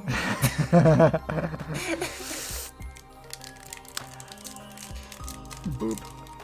Norm Robino effect. No summoning Fluendaries in my chat. This is a Su-Ship household. We don't summon flus. It resolves. You can get the normal summon into search. Pain. And the very first card we open is another Wind Witch, which you also play. I really should just ship these tins directly to you since we only get the cards if you want. Yup. Robino Pass. Well, interesting turn, I approve. So we have Breathe Refrain, Gizmek Naganaki, Sunrise Signaler, Normarine. No! No, Empen does not resolve. I don't care how this thing has negates, I think. I'm using this to negate the summon. Die. This is like the fourth one of this. Oh, this one seems new. Converging Wolves Dragons, like oh, it's a dragonfly. I get the funny reference. Fabled Treason. This is Fable. What are fables? We keep seeing them, but the name tells me nothing. Stay Sailor Romarin. Words. Wait, what does she do? She's just standing in the air. Okay, fascinating. She's actually played in Pretty Plants. Really? Why? What does she do? Oh, plant. Wait, why is this a plant? What? What about her is a plant? Boop. Quick effect. You can target one face of monster you control, send one other plant monster you control to the graveyard. If you do, the next time the target monster would be destroyed by battle or card effect you this turn, it is not destroyed. Wow. If this card is sent to the graveyard by a card effect, you can send one level 5 or lower plant monster from your deck or extra deck to the graveyard. You can only use each effect once per turn, so it's just sends to graveyard, basically. Pretty much. That's always good to have. This is the part where I don't know Predaplant's effect enough to judge properly whether or not you want to have them there, but if it's played, then I'm assuming you want them. Romarin, best card in Predaplant. Okay, that's... I'll take that argument on authority. Beast King Unleashed. Oh hey, I play the normal Beast King in Grimaju. Well, normal, he's like funky, but hey. Hey Bonzo, does the shifter resolve? Norm Robino Chain Shifter. Shifter was the boy we put in here, wasn't he? Dimension Shifter. Yeah, no, that did nothing for you, didn't it? Or against you, rather. But yeah, that only does bad things. But I have a trap that does something in damage steps, so it does resolve. Yes, unfortunately. Oh, column mechanics. Oh no. That's absolute volume. ZW Pegasus Twin Saber. What are you? You can only control one ZW Pegasus Twin Saber. Oh no, so strong they have to limit it to one copy. Are you not familiar with Warrock? No, I'm not. Luna yelled at me about him earlier, but never played against them, so never had a reason to read the cards. I've never played against them either, but I've seen a bunch of videos about them. Fair enough then. If your opponent's life points are at least 2,000 Ioneers, you can special summon this card from your hand. You can target one Utopia? Okay. You can target one Utopia monster you control. Equip this card you control to just an equip spell that gives a 1,000 attack. This is a Union monster. Why is this a Union monster? Because Utopia doesn't care. I thought but Union monsters are dead in the water. Why is it here? Once per turn, when this card is equipped to a monster, you can negate monster effect activating an opponent's field. I guess having more negates is good, but okay. Mimicking Maneater Bug for the third or fourth time now. Wow, I do like him. Zexal Construction. That's a funky ultra rare looking. Reveal one card in your hand. If you do, add one of the following cards from your deck to your hand, then shuffle the revealed card into the deck. What is the small world? Reveal one in your hand. If you do, add... Oh, just any of them. A ZW monster, ZS monster, Zexal spell trap, right? Okay, so this is just the anime card. Oh shit, that's cool. Yo! Of course. I was waiting. I'm excited. I was waiting for that. Evil Twins Trouble Sunny. Lunium, this is your deck. Tell me what she does. Okay, so she's like the big boss monster girl, and you get her out by getting both of the evil twins, and she's got like this cool thing going on where she basically dunks herself and just goes to the graveyard but summons the smaller ones, and they get effects when they're summoned and when the other one's on the field. So because both of them on the field at the same time, you get both of their effects. Also, that's gorgeous. So it's got some really nice interaction, and you can like do some funky battle phase stuff where you like summon this one and then you use your effect and then you attack with the small ones as well. It's just so nice. I really like this card. And I have many bad memories of going against it. I really like how the prismatic effects interact with like the advertising behind them. Like this is a very well done prismatic. Good job, Konami. And this one's worth... Oh wow, this is actually a new record. Positive, I hope. No, God damn it. 36 cents. Why do we keep going down? Pain. It's among the cheapest prismatics. Wahoo. Also, you like jacked up your mic gain significantly. You're like very loud now. Wait, oh. Oh, okay, Maybe I just got too close. yeah, you got very excited and very close to the mic. Virtual World Otohime Toto. I think you play Virtual World or played Virtual World at some point. I did. I hated it. Suffered. Fair. My archetype says Ratana. So you play Fluent Reese and you play Evil Twins. Are you just Luna in disguise? Yes. I feel like you would get along. Zoroa, Magistus, Conflagon, Calamity, Oh hey, that's a new Mega Key card for once. It's not the like canon. But there's like 3 different font sizes in this text. That's fascinating. Shira, oh, it's been. Where's the music? I'm just realizing, why is it silent? Boop, boop, boop. You're meant to loop. Why did you stop? That was weird. Boop, boop, boop. There we go. Do not play Flu. Only Evil Twin, Unchained, and Tier. I can't fault you for playing Tier Laments, given I played them, but also come on. Meta Slave. Unchained is a quality pick, though. Flu, Sprite, Tier, and Brand. So Meta Slave, Meta Slave, Meta Slave, and I don't know if Brand is Meta.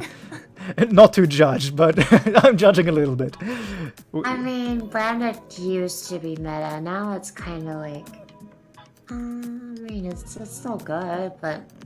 Fair. In this household, we play Sue ships. We play all the Sue ships. Speaking of which, Shira, Aqua Effect. If you control a Gunkan Sue ship Shari or an Xyz monster that has Gunkan Sue ship Shari as material, you can special summon this card from your hand. During your main phase, you can special summon 1 Gunkan monster from your hand, except Gunkan Sue ship Shira. Then you can take any number of Gunkan Sue ship Shari from deck or graveyard and place them on top of your deck in any order. You can only use each effect once per turn. So basically, if you have Shari anywhere on the field in any form, it's a free summon. It then lets you summon even more and it is deck order manipulation. Honestly, Shiro is like very fucking nice just for consistency of a deck. Good card. And then of course the actual Xyz summon gives you the field spell, so it's just the consistency thing. Ice Jade Acti. The only thing I know about this card is I've seen porn of it. More than I would like to. I see. Against my will specifically, or like not like it's just on my feed as I was scrolling. Aero Pix 3, the weird one-off, once again, that uses burn-up counters that nothing else uses.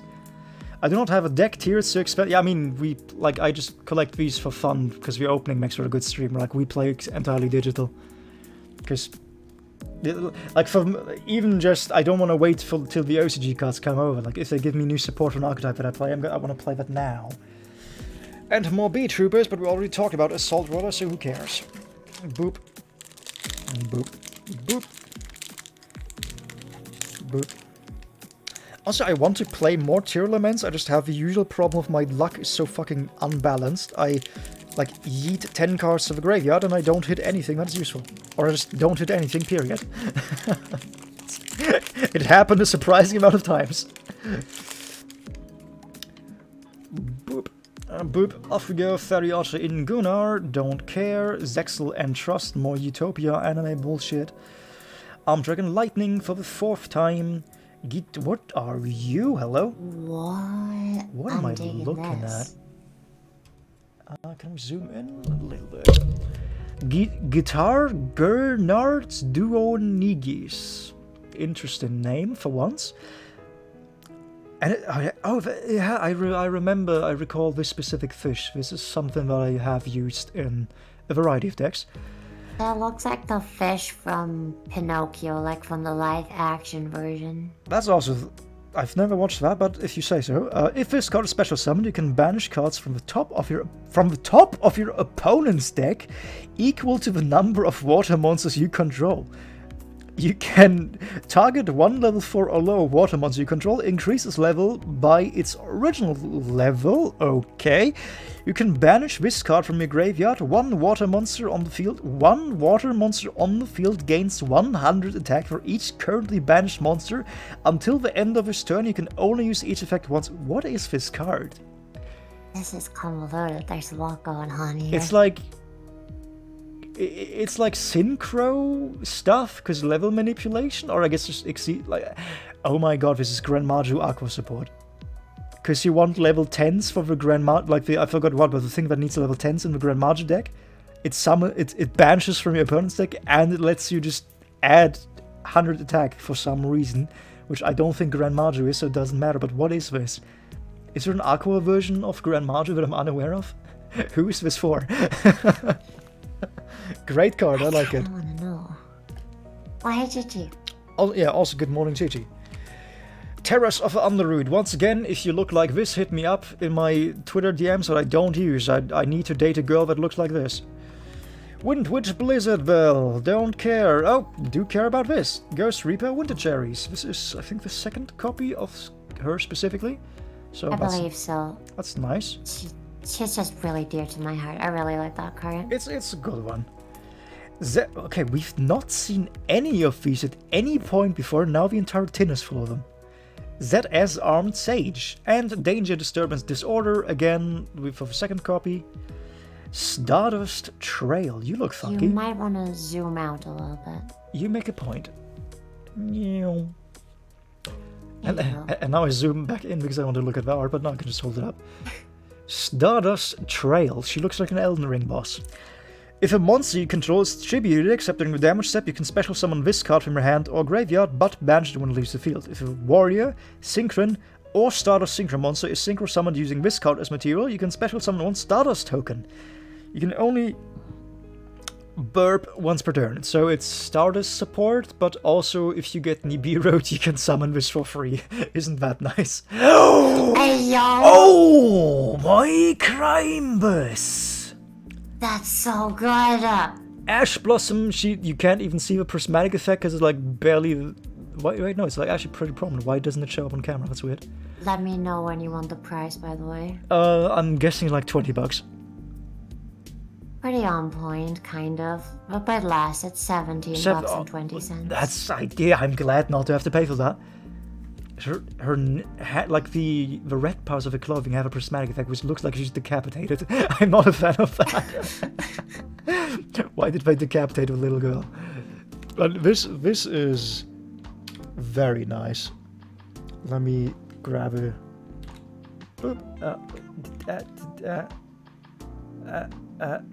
There we go. Nope, there we don't go. Come on, Windows Shift S. There we go. For the third time now.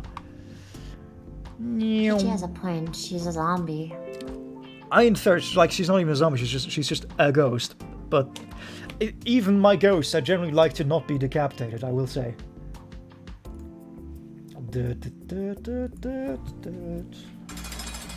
Oh, thank you for follow. You followed right as I clicked away, so I can't see the name. Give me a second.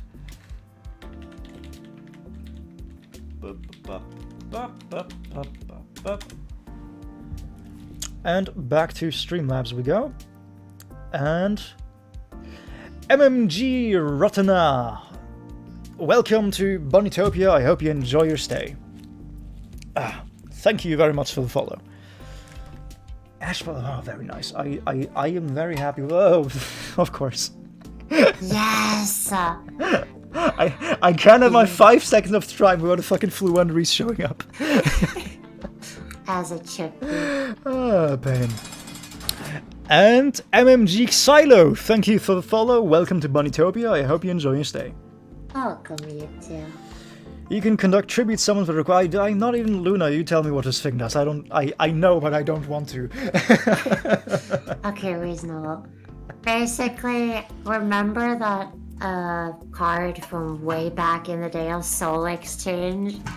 It's kind of like that. We're sticking to the tin. So you can just use your opponent's monster, and it's really, really nice to just out some monsters that you can't out otherwise. Or to just, use as removal. pretty great for that as well. And once you are at a point where you've like drawn all of your tribute monsters, you basically can't use the Eaglin effect anymore. Because to get his normal summon, you have to search a monster. And once you run out of tribute monsters, of course you can't. So with this one, you can recycle those. And yeah, that's just such a nice little bonus. It just makes you able to extend further than you would otherwise. And as Xylo says, very importantly, lets you tribute your opponent's cards. Yes. Which is kind of a very important thing that you could glance over. That's what I said. That's the whole thing I went on about with Soul Exchange. Okay, but Soul Exchange is an old card. You have to be more accurate. And yes, thank you Okay, for the hydrate, Mr. Super. Long time no see. But, okay, please don't commit violence against my chat. Yes, sir, Gratom, yes. Thank you kindly. I am very happy with that. Also just realized this was the same booster we got another Ghost Reaper in, so this is the hand trap booster apparently. Which is neat. We take those. We very much absolutely take those. And of course Mufflers. Pain. Link Apple, we already got that. But, this is the... We haven't seen the B-Trooper Fusion now that I think about it. Like we have 2 or 3 copies of this, but we still need the actual, like, the Fusion itself. So that would be nice if that showed up. And Uni-class Dreadnought, except for some bloody reason, in this tin they put it in common instead of ultra rare. Like, this already is a thing in ultra rare. Why did you make... Like... Suships only has 2 ultra rare cards total, and one of them is V, so why is it common again? God damn it, pain. B-Trooper Squad, who cares? Magic-y, Maftia. And another Suship Ikura, nice. So this booster gave us Ash Blossom, Ghost Reaper, 2 Suships, and the incredibly annoying Flu Spell. That was a blessed that was a blessed... booster is the word I was looking for. Sushipog, yes, you missed the exposition where I demonstrate. I guess since Super is Super, we can show Super to the Super. Did I put him in here or did I put him in the pile? Let's see. Boop, boop, boop, boop, boop. Boop, boop, boop, boop, boop, boop. There we go. Have you seen how amazing the ultra rare Shari looks now? Like, I really genuinely love this effect. It's basically just the foil with no art due to how uncomplicated the artwork is. It looks like the rares in Omega, like Yu-Gi-Oh! Omega, the simulator did. It looks so good, I love it. I don't know if it's a lot. Yeah, it's great. I'm very happy with it. Like, this pile is like the core set of cards. Also, you can tell I'm very annoyed by that. Like, half of the cards are just very fucking bent. Like, they just arrived bent. And I know it's like a problem with ultra rare, like the older ultra rares, it's just due to the foil, they just bend, but god damn, this is strong bendage. I'm really hoping I can like flatten that. Because that's kind of rough. Like, that might actually be enough to not be tournament because you can identify them by the bend, which is hilarious. Not that I play tournaments, but... But if you did... But if I did, it would be annoying. But yeah, like, very glad we got that card. Boop, boop, boop. Something about the 2022 boosters specifically, they don't want to open cleanly. Like, the other two... there we go, ripped again. The other 2 years opened much more cleaner. These ones just... you have to destroy them. Which is awkward. Not that you play me. I mean, fair. Like, I do. Like, that's the thing. Is like I am building my Suship deck core, and I think if once I get a complete core, I will go to locals just to like see how they feel about English cards and how I build my deck in English. Speaking of Suships, and given I live in Germany, like you can play them legally since like the Neutron app translates and all that. But wait, what? You can't? I thought English was fine. no, you can. Oh, you can. Okay. You can, because the official companion app has like translations in every language. It's just still awkward if your opponent just happens to not speak English very well, like need to translate through an app every single time. Yeah. So I'm probably gonna but the thing is, the staples are expensive enough. I don't really want to buy them in 2 languages, but I do everything in English, so why would I buy it in German? Except to play locals. But it's Ikura. Ikura is a good card.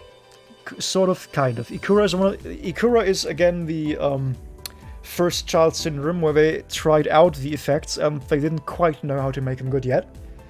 And they got better in the subsequent iterations, but in the first one it's still kind of rough. If you control Gunkan Suship Shari, specifically on the field, not in an Xyz summon like Shiro Uno, you can special summon this card from your hand. You can only special summon Gunkan Suship Ikura once per turn this way. During your main phase, you can excavate the top 3 cards from your deck, and if you do, you can either add to your hand or special summon 1 excavated Gunkan Suship Shari, also shuffle the rest into your deck. You can only use this effect once per turn.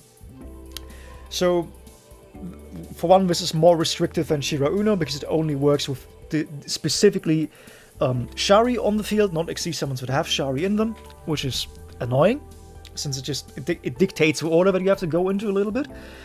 And that also means that the deck manipulation stuff that like Suships love so much, where like you put Shari on top and then Ikura unearths it when you summon more, is just resolving the interaction properly between the base cards and the Xyz cards and field spell is like, ugh. Talk about not only missing time, just missing chains entirely. Very annoying. I am hoping that if they did a retrain for red, they're gonna make a retrain for Ikura. Like, it doesn't really need it, but it would be nice when it's more usable. Awkward style, yeah, but pretty much. It's like, it's Ikura and Ikura Xyz are the first that came out, and you can tell they are the first because they are just awkward to use. Shiro Uno was better, Uni is amazing, and the Akashari, the retrain for the basic one, incredible. So if they keep, like, I really hope they just make more cards, because then we will be happy in life. Another Anshamufrit, the French. Stairway to a Fabled Realm is the third one. Oh, we have Fabled again. Speaking of Fabled, we have the Give Luna PTSD card, the Beaver. Fables have hurt me. That they But have. Wind Witches I was gonna say have but given me many. but then it's directly fixed by Wind Witches. Wind Witches undo trauma. Not Beaver, Two yes. of them. Even more Wind Witches. Is it a third one? No, it's not. Oh, it's a Feet Boy again. If you... Going straight back to hurting me. Oh god fucking damn it. Oh, but fixing it again. Ah, please just give me something that is not Flu Wonderies. We already talked about Empen, I think, so we don't yeah, we did. We don't need to talk about Empen again. But god, oh, hey, I forgot these were in here. I'll be quite honest. It's been so long since we've seen one. The Revived Sky God. This is by far the worst of a bunch, because they just can't let Slifer rest. And they just can't let Slifer be fun and have fun and have a wife and kids. The Revived Sky God with the Silent Magician in the foreground, which I don't think Yugi ever used both of these at the same time, because Silent Magician is small Yugi, I think, and Beast Slifer is big Yugi. Oh, I guess that's why they're facing each other, because of the final anime battle. Never mind. Yeah. But it has a second coolest design. Okay, like the things I like. I think Slifer has the coolest design by far, and it's just not good at all. At least it's like kind of a floodgate, sort of. The activation of this card or its effect cannot be negated, nor can its effects be negated. Special summon one Slifer of the Sky Dragon from your graveyard, not your hand or your graveyard, which the Obelisk card did, only your graveyard. Which already is just why? Why is it a trap? Why is it only the grave? Like, this card assumes you're losing, if we're honest with each other. It already assumes you lost your Slifer and it's in the graveyard and you need the help. From your graveyard, then each player draws until they have 6 cards in their hand, so your opponent gets a free refill for no reason. You can banish this card from your graveyard, place one monster reborn from your deck or graveyard on top of your deck. You don't, and due to the way this resolves, you don't get the Monster Reborn till the next turn when you draw again, because it happens after the 6 card stuff. Then, if a Divine Beast monster is in your graveyard because you lost your Slifer again, draw 1 card. You can only use each effect of a Arrived Skyguard once per turn. It's just not good. Like the card assumes you're losing. That's basically the card assumes that. But what is if your opponent has 6 hours, you can't activate. What are you fucking with me? What? Until they. Oh my god, it's mandatory. It's not. Then each player draws. It's mandatory. It has to resolve. Oh my god. No. Slifer, why? Oh, this poor fucker.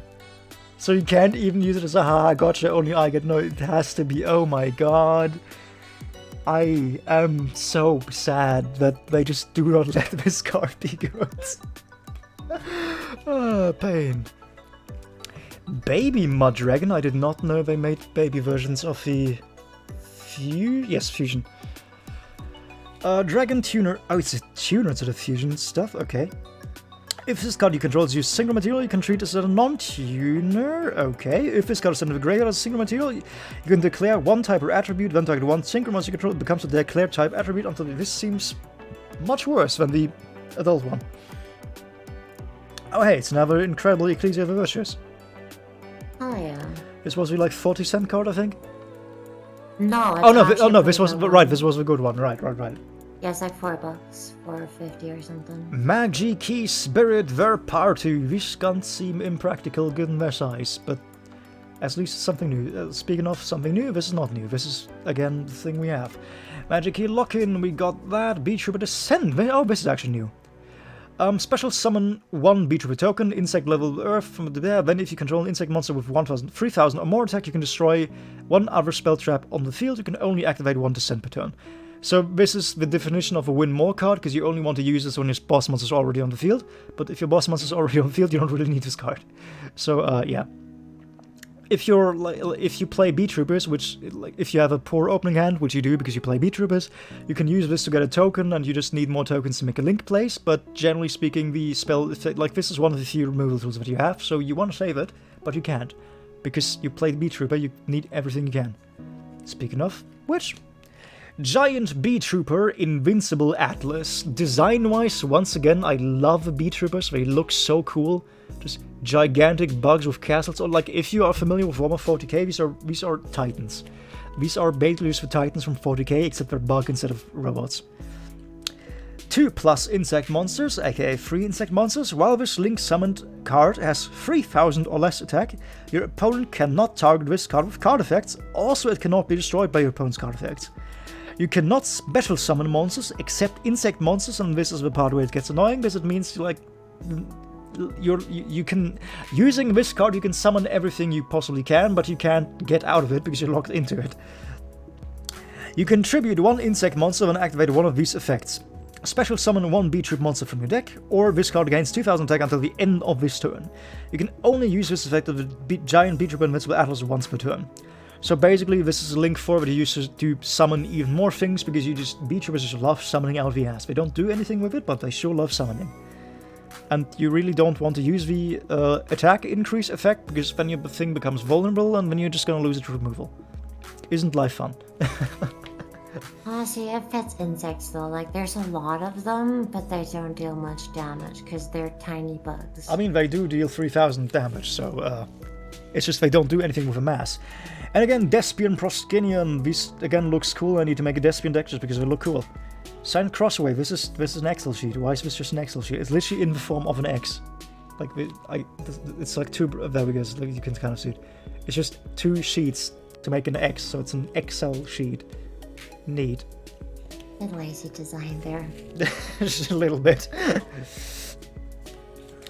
Boop, boop, boop, boop. Let's slam that in.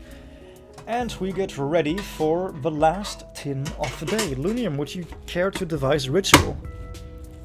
A ritual. Okay. And it's the last tin, you have to bless it.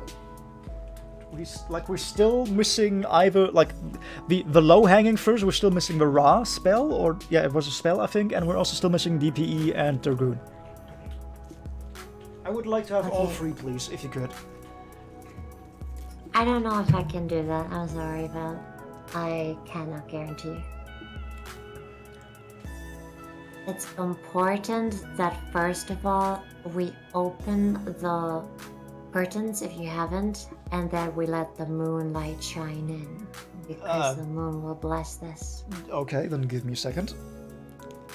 Oh yeah, both like DPE and Dragoon are both in these tints. I just not in these tints apparently. Oh no, it definitely in this tint, just not in these tints. 1 second. Boop. I think DPE is actually kind of low value for what you would think, but I guess it does make sense with the Verdi ban. Yeah, it's like 450. Which is kind of crazy to think about. But yeah, it makes sense, but it's still weird.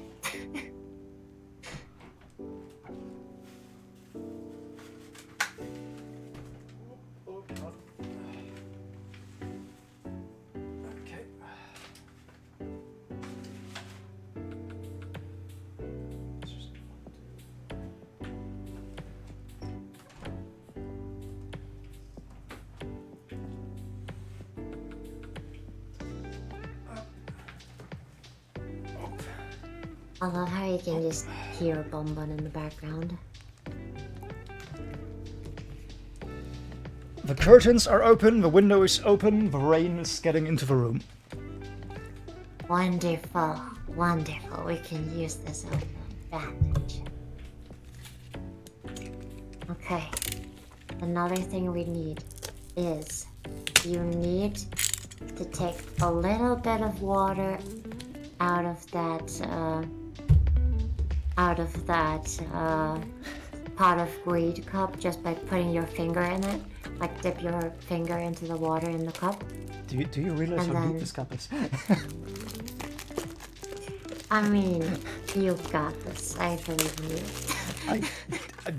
Like not even a bit. I just don't know if I have like I guess gonna refill it with a lot of water, but like it's currently very deep. Where's my water bottle? Oop. Oop.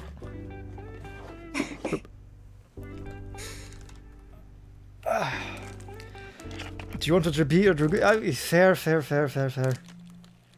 Bob, the ritual vessel is being filled. Wonderful. Which finger? Do you see how long I have to pour to fill up this thing? Like this is Oh my gosh. this is a very deep vessel. So there we go.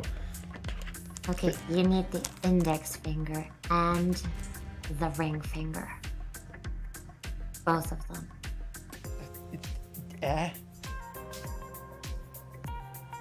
They are inside. Awesome. And now you gotta like glide them over the plastic of the tin just to bless it. Any specific sigil you want me to do?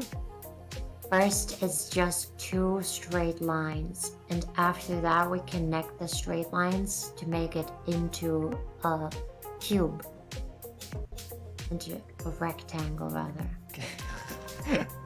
A rectangle has been And formed. then we put a little circle in the middle of the rectangle with the index finger. Yeah. A circle There has you been go. formed. That was a blessing. Okay, thank you very much, dearest Witch Luna. Let me slop Anytime. some water off this because it's now very full.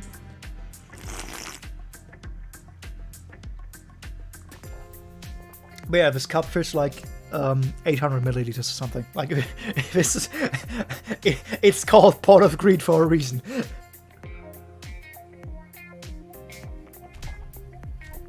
A lot fits into it. Okay. I wish it was actually a greedy cup, though. Like, that's an actual thing. Imagine the opportunity. That would be. It needs to be deep with all the juicy, just greed. Yes. Very true. I do also like, just symbolically, the last few tins we opened, we, among other things, we prayed to the gods of the cards, and now we're opening the tin with the gods on it. That's some nice symbolic parallelism there. I like that. That's Boop. cute. Boop. Boop. Boop. There will be more, by the way, once we're opening the packs. I fully expect that given that right now we just blessed the package. But we did not actually touch the tin. Go on then. Alright. You have to kiss the eye of the Millennium Puzzle. With tongue? No. The tin has been smooched, or the eye has been smooched. And now you have to embrace it like your own firstborn child. Come here, my love. The tin is being held snugly and falling asleep. Wonderful. Now that's what we like to hear. Do Next up, I put it back You down, or will. do I just keep cradling it? feel free to put it back down. Okay. Next up, you will spin it 360 degrees slowly.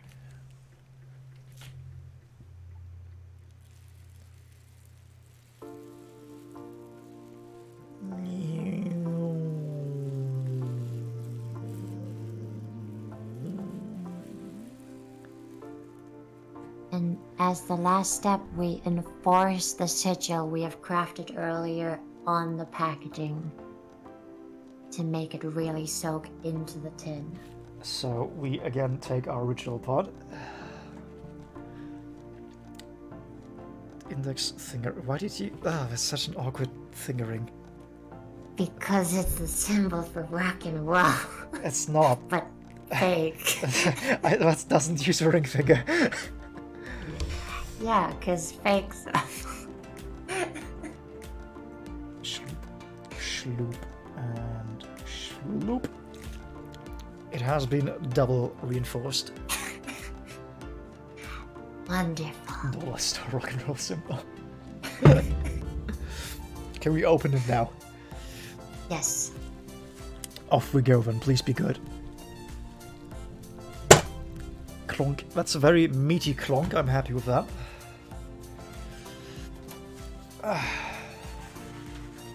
We've committed so many rituals, I need to blow my nose. For a second, I thought you were gonna get rid of the water on the tin. I was about to call you a heretic. I would never know.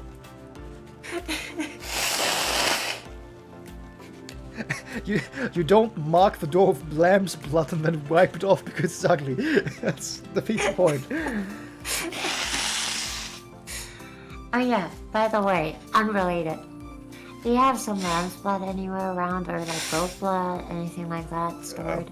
Unfortunately not at the moment. I have hot sauce if that helps. This doesn't quite have the same effect.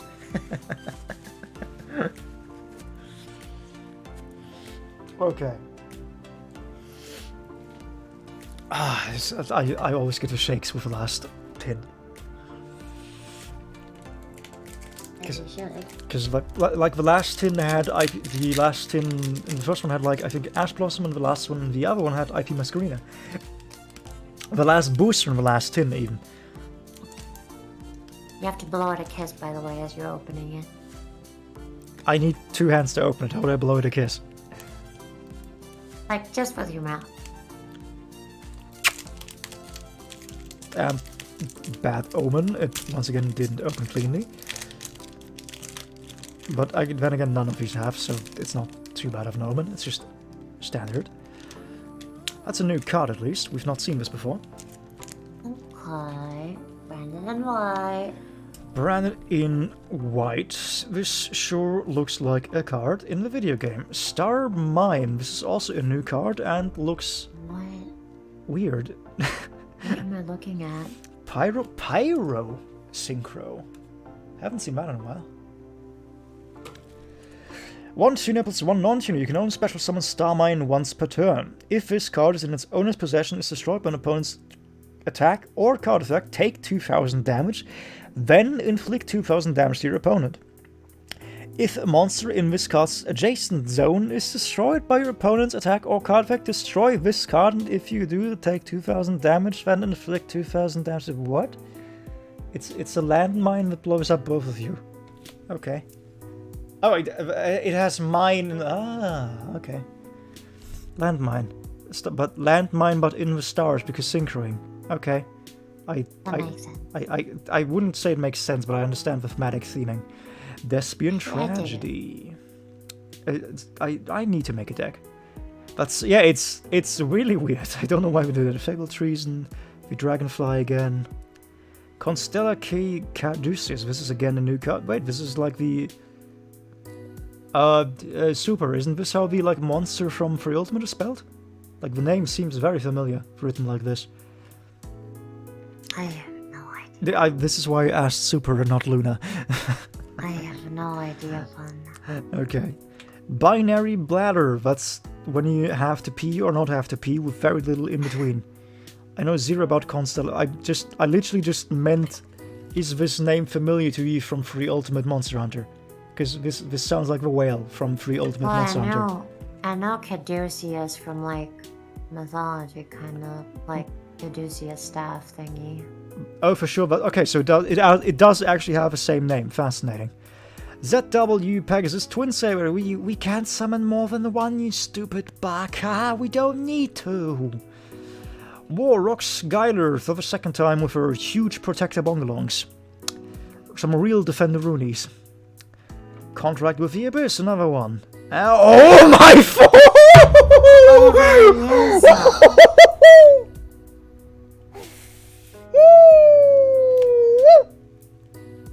My neighbors hate me. Bonzo, Yes, Lunzo. you weren't here for the price talk earlier, but do you want to hear the price? I'm gonna say like 30?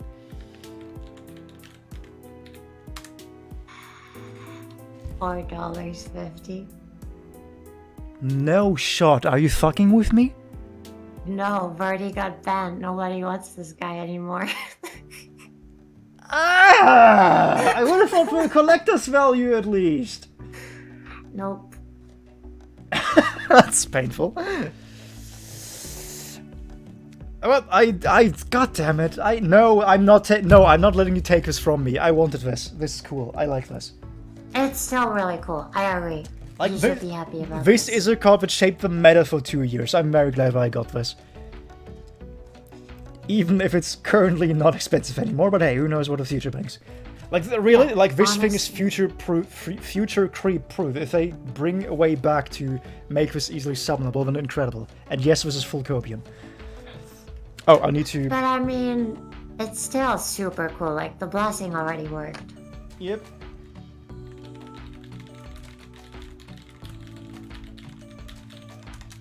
Next one's Forbidden Droplet. Yeah. Give me just 1 second. I need to do various things, such as set a stream marker so that I can clip this later. Next pack is Dragoon. Hell yeah, I believe. Full copium, full belief. What even is this? This also looks cool as hell. Bahalutia the Grand Radiance. This is just Dragon Effect. You contribute summon this card by attributing one effect monster during your opponent's main phase. If a card is added from the main deck to their hand, except by drawing it, and this card is in your hand, you can, immediately after this effect resolved, tribute summon this card. If this card is normal or special summon from a hand, you can make your opponent banish the top cards of their deck face down, equal to the number of cards in their hand. Then they shuffle the entire hand into the deck, and if they do, the cards banished by this effect to their hand. What? You can only use the effect of Bahalutia the Grand Radiance. What am I looking at? So it's Ash Blossom, except it doesn't negate, it just swaps your hand with the first 5 in your deck. That's so weird. I can't even tell if that's good or not. Like, Like, you lose your hand, but it might unbrick a bad hand. Hand destruction, yeah, it's but like you do lose 5 cards, period, but you also get them back. If it's no, you can make your opponent banish the top cards of their deck face down equal to, and then they shuffle the deck, and then they they're not even gone, they're just shuffled into the deck. And if add the cards banished by this effect to their hand. So yeah, this is just your opponent reshuffles their hand. Which is something? Like this happens after they get their search, I think? So... Wait, how does this resolve? Your opponent does something, you trigger the tribute summon this card, if it's got a normal special summon from hand. That chain resolves. Which means that they still get what they're searching for, unless I have a chain wrong in my hand. But like this resolves before their searcher resolves, so the searcher still gets added. I don't think so. You don't think so? Because this is a tribute summon. And I'm just going off what I know from Floowandereeze, because you summon them, then the chain resolves, then you get the tribute effect. Oh, so they do lose what they search for in a very convoluted way. I believe so, but I'm not 100% sure. So it's not completely awful, it's just very questionable. I have no idea in which deck you would play this. Like, I love the design, like, he looks incredible, but that is a very weird effect. What archetype is that effect? I don't think it's part of any archetypes. Like, it doesn't mention anything archetype specific. Lunium, can you look up what it says on Wikipedia, what it's supported by? Sure. What's this guy's name again? Bahalutia, the Grand Radiance. The Grand Radiance is probably easier. Probably.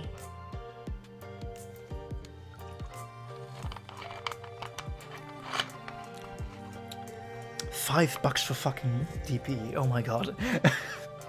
I'm still floored by that. It just feels so weird. Hey, that used to be like an $80 card.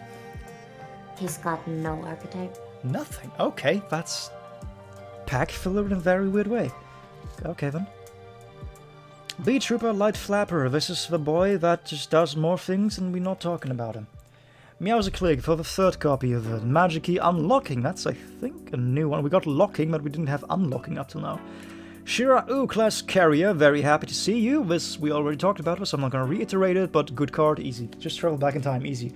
I think if I roll up with a Prismatic Secret Rare or Prismatic Rare DPE before they showed up in Prismatic, it's going to raise some questions. Magnificent Magic Key Meftiel, and it's another Scary Sea. How neat. It's the sad card. Let's go. Yeah, it's the card that Luna likes, but that's too bad to actually play. Gives your opponent 3 normal summons. I know for a fact we can use that in some convoluted way to help in our like weird FTK / weird win condition thing, because I think having 3 normal summons is gonna make that very good. But outside of wanting to have your opponent the ability, outside of giving your opponent the ability to do that, why would you do that? What the hell is this? Parametalphos Zwartlis, a Pendulum Fusion summon? Okay. It's kind of rare. Yeah, but I don't recall that. I mean, Predaplants have, I think, one, but I'm not even certain about that. 1 Metal Foes and 1 Fusion Monster. If it's got special, how do you even read this? I was Pendulum first. If a face-up Metal Foes card you control is destroyed by card effect, you can target 1 face-up card on the field to destroy it. You can only use this effect of Parametalphos once per turn, so pop your own card, kill an enemy, okay. Target 1 card and your opponent controls, shuffle 2 face-up Pendulum Monster from the extra deck into the deck, and if you destroy that card, you can only use this. Okay, so it's... Wait, as a monster you can also place it in Pendulum Zone, hey? Interesting. It has the Crystal Beast effect. If this card in the Monster Zone is destroyed, you can place this card in your Pendulum Zone. Huh. Usually how those kinds of extra deck monster pendulums work is that you can only get them in there by their Crystal Beast effect. Interesting. Wind Witch Freeze Bell, more of them. Bungie Ascendance, more of it. Zexal Alliance, another anime card. Fabled Marcosi, that's a new card, but we don't talk about Fables here apparently. Metal Fox Vanisher, another new one. Oh, they have links? I didn't know that. Traptrix Scolaria. A Traptrick Link monster, which I didn't know they had. And not only the other one. 2 insect and or plant monsters. This link summon cards unaffected by trap effects. Oh, really? You can only use each of... I guess technically that is noteworthy because it's not just immune to hold, it's just immune to any trap. That's kind of neat. You can only use each effect of the following effects to once per turn. After you activate Hole, you can set it instead of sending it. Oh, you can set it instead of sending it to the graveyard, and during your end phase, you can target one trap 6 monster in your graveyard, special summon in defense position. Holy shit, that's good. It has 1,800 attacks, so you're gonna just kill it instantly, but recycles your trap to set itself instead of going to the graveyard and gets the trap tricks back. This is... Apparently this is my divine sign to start playing trap tricks, because that sounds funny. Radiant Voyeurism. When this card is summoned, you ignore it. I meet you! Okay, that's another funny name, in line with I love you and all that. Scrap Raptor, another one. Another one. Armed Dragon Thunder level 7. That is not in fact not in fact DPE or Dragoon or whatever, but this is, however, something I play in Ojamas, so like we take those. This card's name becomes Armed Dragon level 7 while on field or in the graveyard. You can only use each of the following effects once per turn. You can send one monster from your hand to graveyard. From your hand to the graveyard, send this card from field to the graveyard, and if you do, special summon one level 10 or lower Armed Dragon monster from your hand or deck. If this card is sent to the graveyard to activate a Dragon monster effect, you can add one Armed Dragon from your deck to your hand. So yeah, this is just... Like I said, the retrains are all just... You don't have weird phase requirements, you just need to discard things, and if you discard a dragon for a dragon, you get more dragons. It's kind of nice. Bunzel, I have great news. Is it a new record in the negative? Yes. It is 30 cents. Lower, 26. Oh my god. It is literally, with one other card, the lowest cost prismatic in the entire set. Gee, like I know nobody plays this, but I had hoped they would be a little bit higher. Oof. Laundry Trap. What is this? I see no immediate archetype, so I can't tell. It's a Dragon Maid card. Okay, I was gonna say that she's Horned, so it's probably Dragon Maid. But it doesn't mention Dragon Maid, which is interesting. Yeah, it's just generic effects. Interesting. Interesting. Stellar Wind Wolfrayet ad libitum of Despy. Why is the city on fire? Gunkin Shushik Shira. Ooh. Flew Wanderies and the Dreaming. This is a new one, I think. We haven't seen this before. Yes, we haven't. So, that's the actual good trap. Hell yeah. So tell me about what it does. This crushes your proponent's dreams. Okay, you can stop talking now. Okay, but what it actually does is that it lets you normal summon on your opponent's turn whenever you activate it. Oh, this is the Get Empen card, isn't it? Yeah, well, it's what you get from Empen most of the time. And basically you just get to start your combo on your opponent's turn and like summon, I don't know, like a Monarch and shuffle one of their cards, or get like an Omni-Negate on board. And on top of that, once you actually tribute summon for that monster, you get to then Book of Moon their entire board. Wait, because what? That's fun. Yeah, read that second part. You can banish this card, change all monsters your opponent controls to face on. Oh my fucking god. I hate Blue Reasons with a passion. Busted. It's so damn good. It's not the word I would use. Very strong, not good. This is the work of a devil. Yeah, isn't it great? No, because I have to play against it. Is that my punishment for playing double or nothing? Yeah, Yes. Boop. Boop. Alright, give it a kiss. Boop. Ah. You can taste the smell, and it's not a good taste. Like, it tastes exactly like it smells, but on your tongue it's not enjoyable. And swoop.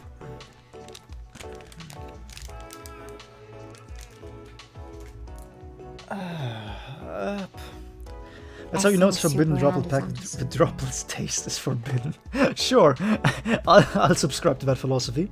Armed Dragon level 3. This is Armed Dragon, but it's good now. Because you don't have a weird standby requirement that you can only trigger with Ojama cards.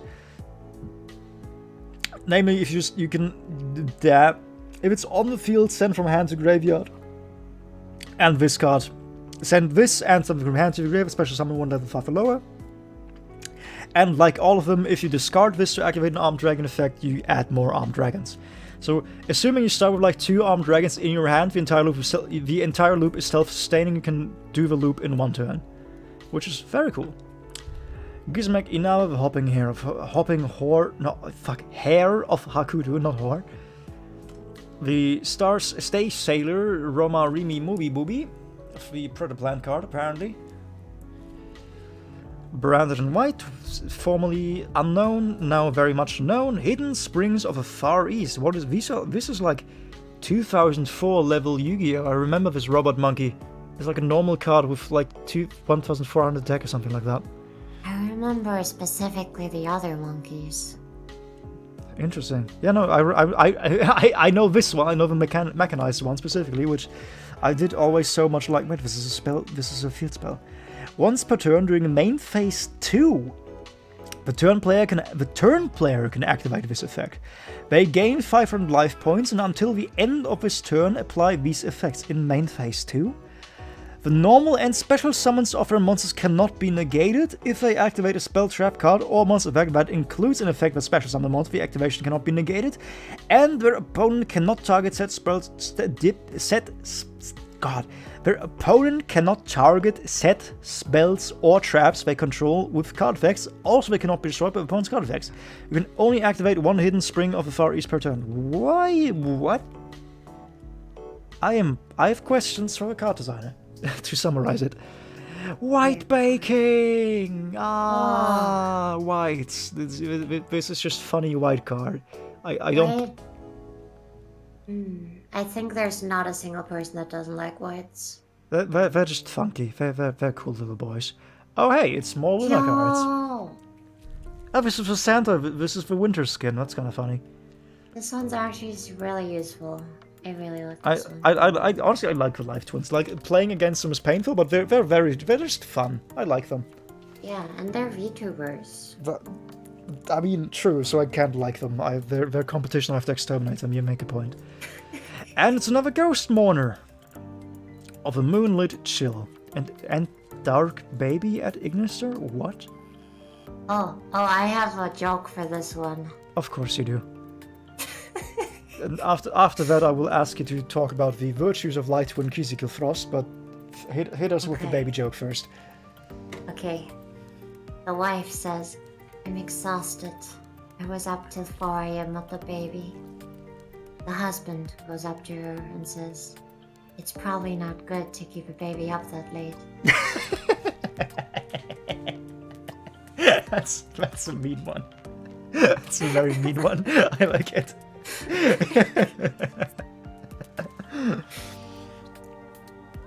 I am keeping you up till late now that I realize it. Okay, so talk about Life Twin Kizikil Frost. Okay, so there's really not that much to say about her, but basically, what Life Twins do is they just summon the other one from the deck. But if you like get Ash Blossomed or something and you don't get to use that effect, this one is the extender you use to get through that anyway, because you can special summon her if you have a Lilac card on the field. So she's just a nice extender. And you can also use her if you have other monsters on the field already, because Life Twins only work if you have an empty board. Well, the special summoning effect anyway. And she's got a little bit of a bonus effect in the graveyard, where you just get to draw a card, which is a nice little bonus. Oh, that's We neat. take that bonus. Yeah, sure, it was like when you do that. free cost for nothing. Sure, we'll take those. Yeah. Dark Baby at Ignister and Dogmatica Gen. Why are they executing a little baby? I have questions. It's just a little girl, and she's getting dunked on. Neat. Target one band. No, we're not targeting any. What are you? That's not Dragoons or Sadness, but what is this? Oh, Drytron. Oh no, I was so dazzled by cool mechanic I didn't read the first word.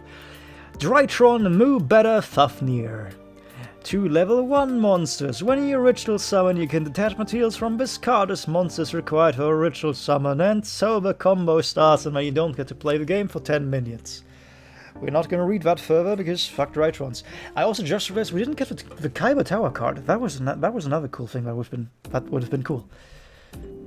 Glacier Aquamador. This is a retrain of the 2007? No, 2004-5-ish card. Very early.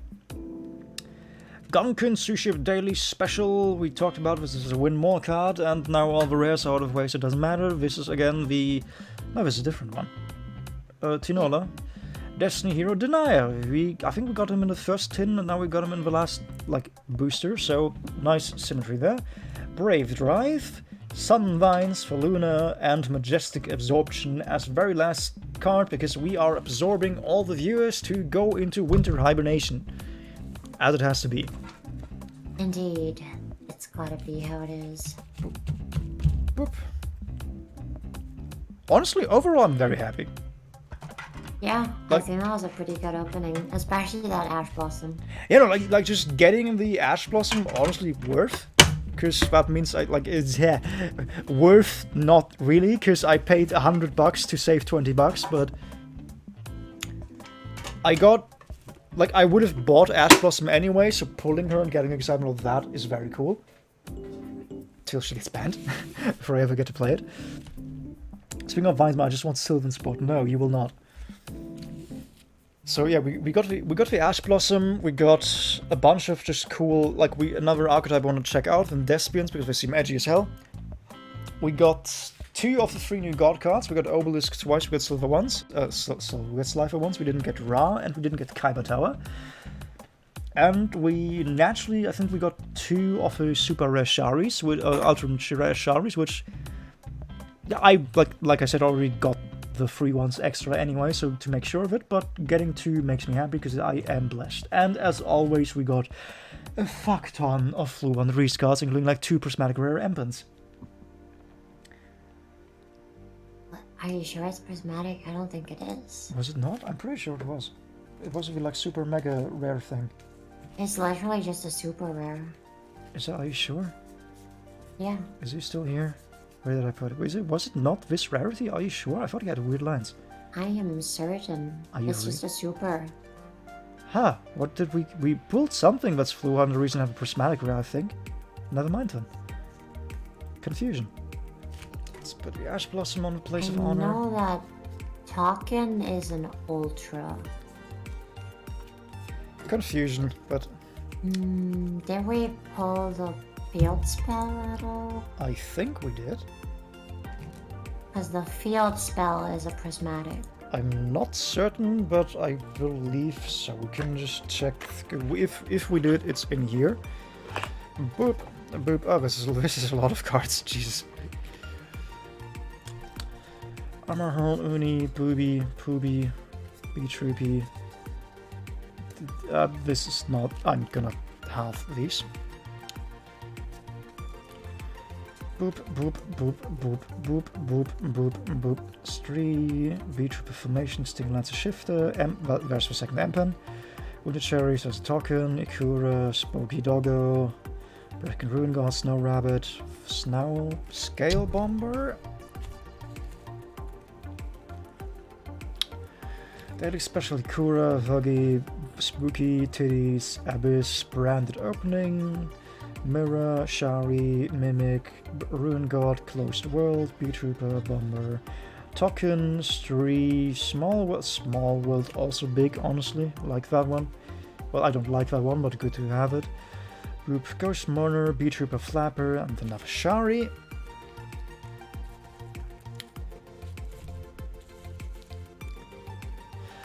Descent, Vanity, very cool. Ruined Force, very cool. Ready Fusion, very cool. B-Trooper Formation, Squad, Neptune, Support, Haunted Mansion, Magic is okay. Apparently not. I'm just imagining things. Never mind then. Reasonable. I could have sworn my hatred of Empen just catapulted up in rarity. It had to be like, how can it be that good and not be prismatic? What is life? But okay then. Thank you everyone for showing up to 7 hours. So we actually ended up going pretty much the length we usually do. Granted, 1 hour of it was just talking about my mantis. So, but it had to be done. It was worth it. And of course, as is tradition, we will be sending you all off with Ojama Emperor, because fuck you. It's a lovely card. Burn the bird. I agree on principle, but the execution would be difficult, given that I live in my own house. Unlike most people who don't live in their house. Let's see, is anyone online that I care about? No. That was an easy question to answer. Luna, why aren't you streaming? Mostly because I'm on your stream. How could you? It's just a guess. I could have rated Not you. Sure. A guy I follow is currently playing Trombone Champ. Oh, that's a very funny one, but no, I do not buy into the part where you should make new contacts and get to know new people. I refuse. If I don't already know you, I will never get to know you. So, we're just gonna end in silence. No, we will end with a joke. Oh my fucking god, hit me there. Pain. Go on. Do you want one with a restaurant or one with a car? Restaurant I can't predict probably, so go with that one. Okay. Okay, the waitress asks, "Comfortable, sir?" Then he says, No, come for food." Oh. No! Oh my god! That's so awful! I am in pain from that one. That's the perfect one to go out on. Oh, that hurts. Yeah, comfortable? No, come for cards. Yeah, okay. I know, I'm like cringing. I can't even. Yeah, these social killer bees are killing me, that's correct. Not in the funny way, in the I'm in pain way. Okay, thank you everyone for showing up to the stream of the card game. I'll see you again in like a year or when Luna and I get around to unboxing this fucking thing, because we have waited long enough to unbox this Battle City box, but the GX box is out and the GX box is about to have a sequel. So, somewhat behind, just a little bit. But one of these days we'll get to it. It's okay. There's no pressure. There's only many pressures. Yeah, I'll be fine. But okay, thank you everyone for joining. And oh no, what is oh no? The speed duel box. What do you mean? The speed is it's cool. It's funny, haha. There's no oh no here. It's fun memories and nostalgia because it's just all old as fuck cards. Like I don't think the gods are even in there. Or if they are, it's like only the gods and like nothing to like not even that many fusions, I'm pretty sure. Okay, anyway. Thank you all for joining me. Thank you, Lunium, for joining me. Let's shout out Luna Eleanor. Thank you kindly. I forgot it existed. It's definitely it's like wait, why is the bot not working? Go click on Luna's name and follow her. There we go. That took a while. Oh. I commend you to look at the hot error reaching Twitch API service. Try again later. Action with Luna Eleanor taking place. Well, Luna, you're erroring out. My condolences. Well, this is life. Fair. It happens sometimes, but yes, I will see you all again soon, TM, probably tomorrow for Bloodborne. Because weekends are Bloodborne times. And you will all see Luna, no clue, she has no schedule whatsoever. She just does things sometimes, which is why you should I follow her. just stream whenever. It's gonna be sometime next week, probably. I doubt it, but okay, thank you everyone for joining me, and goodbye. Bye-bye.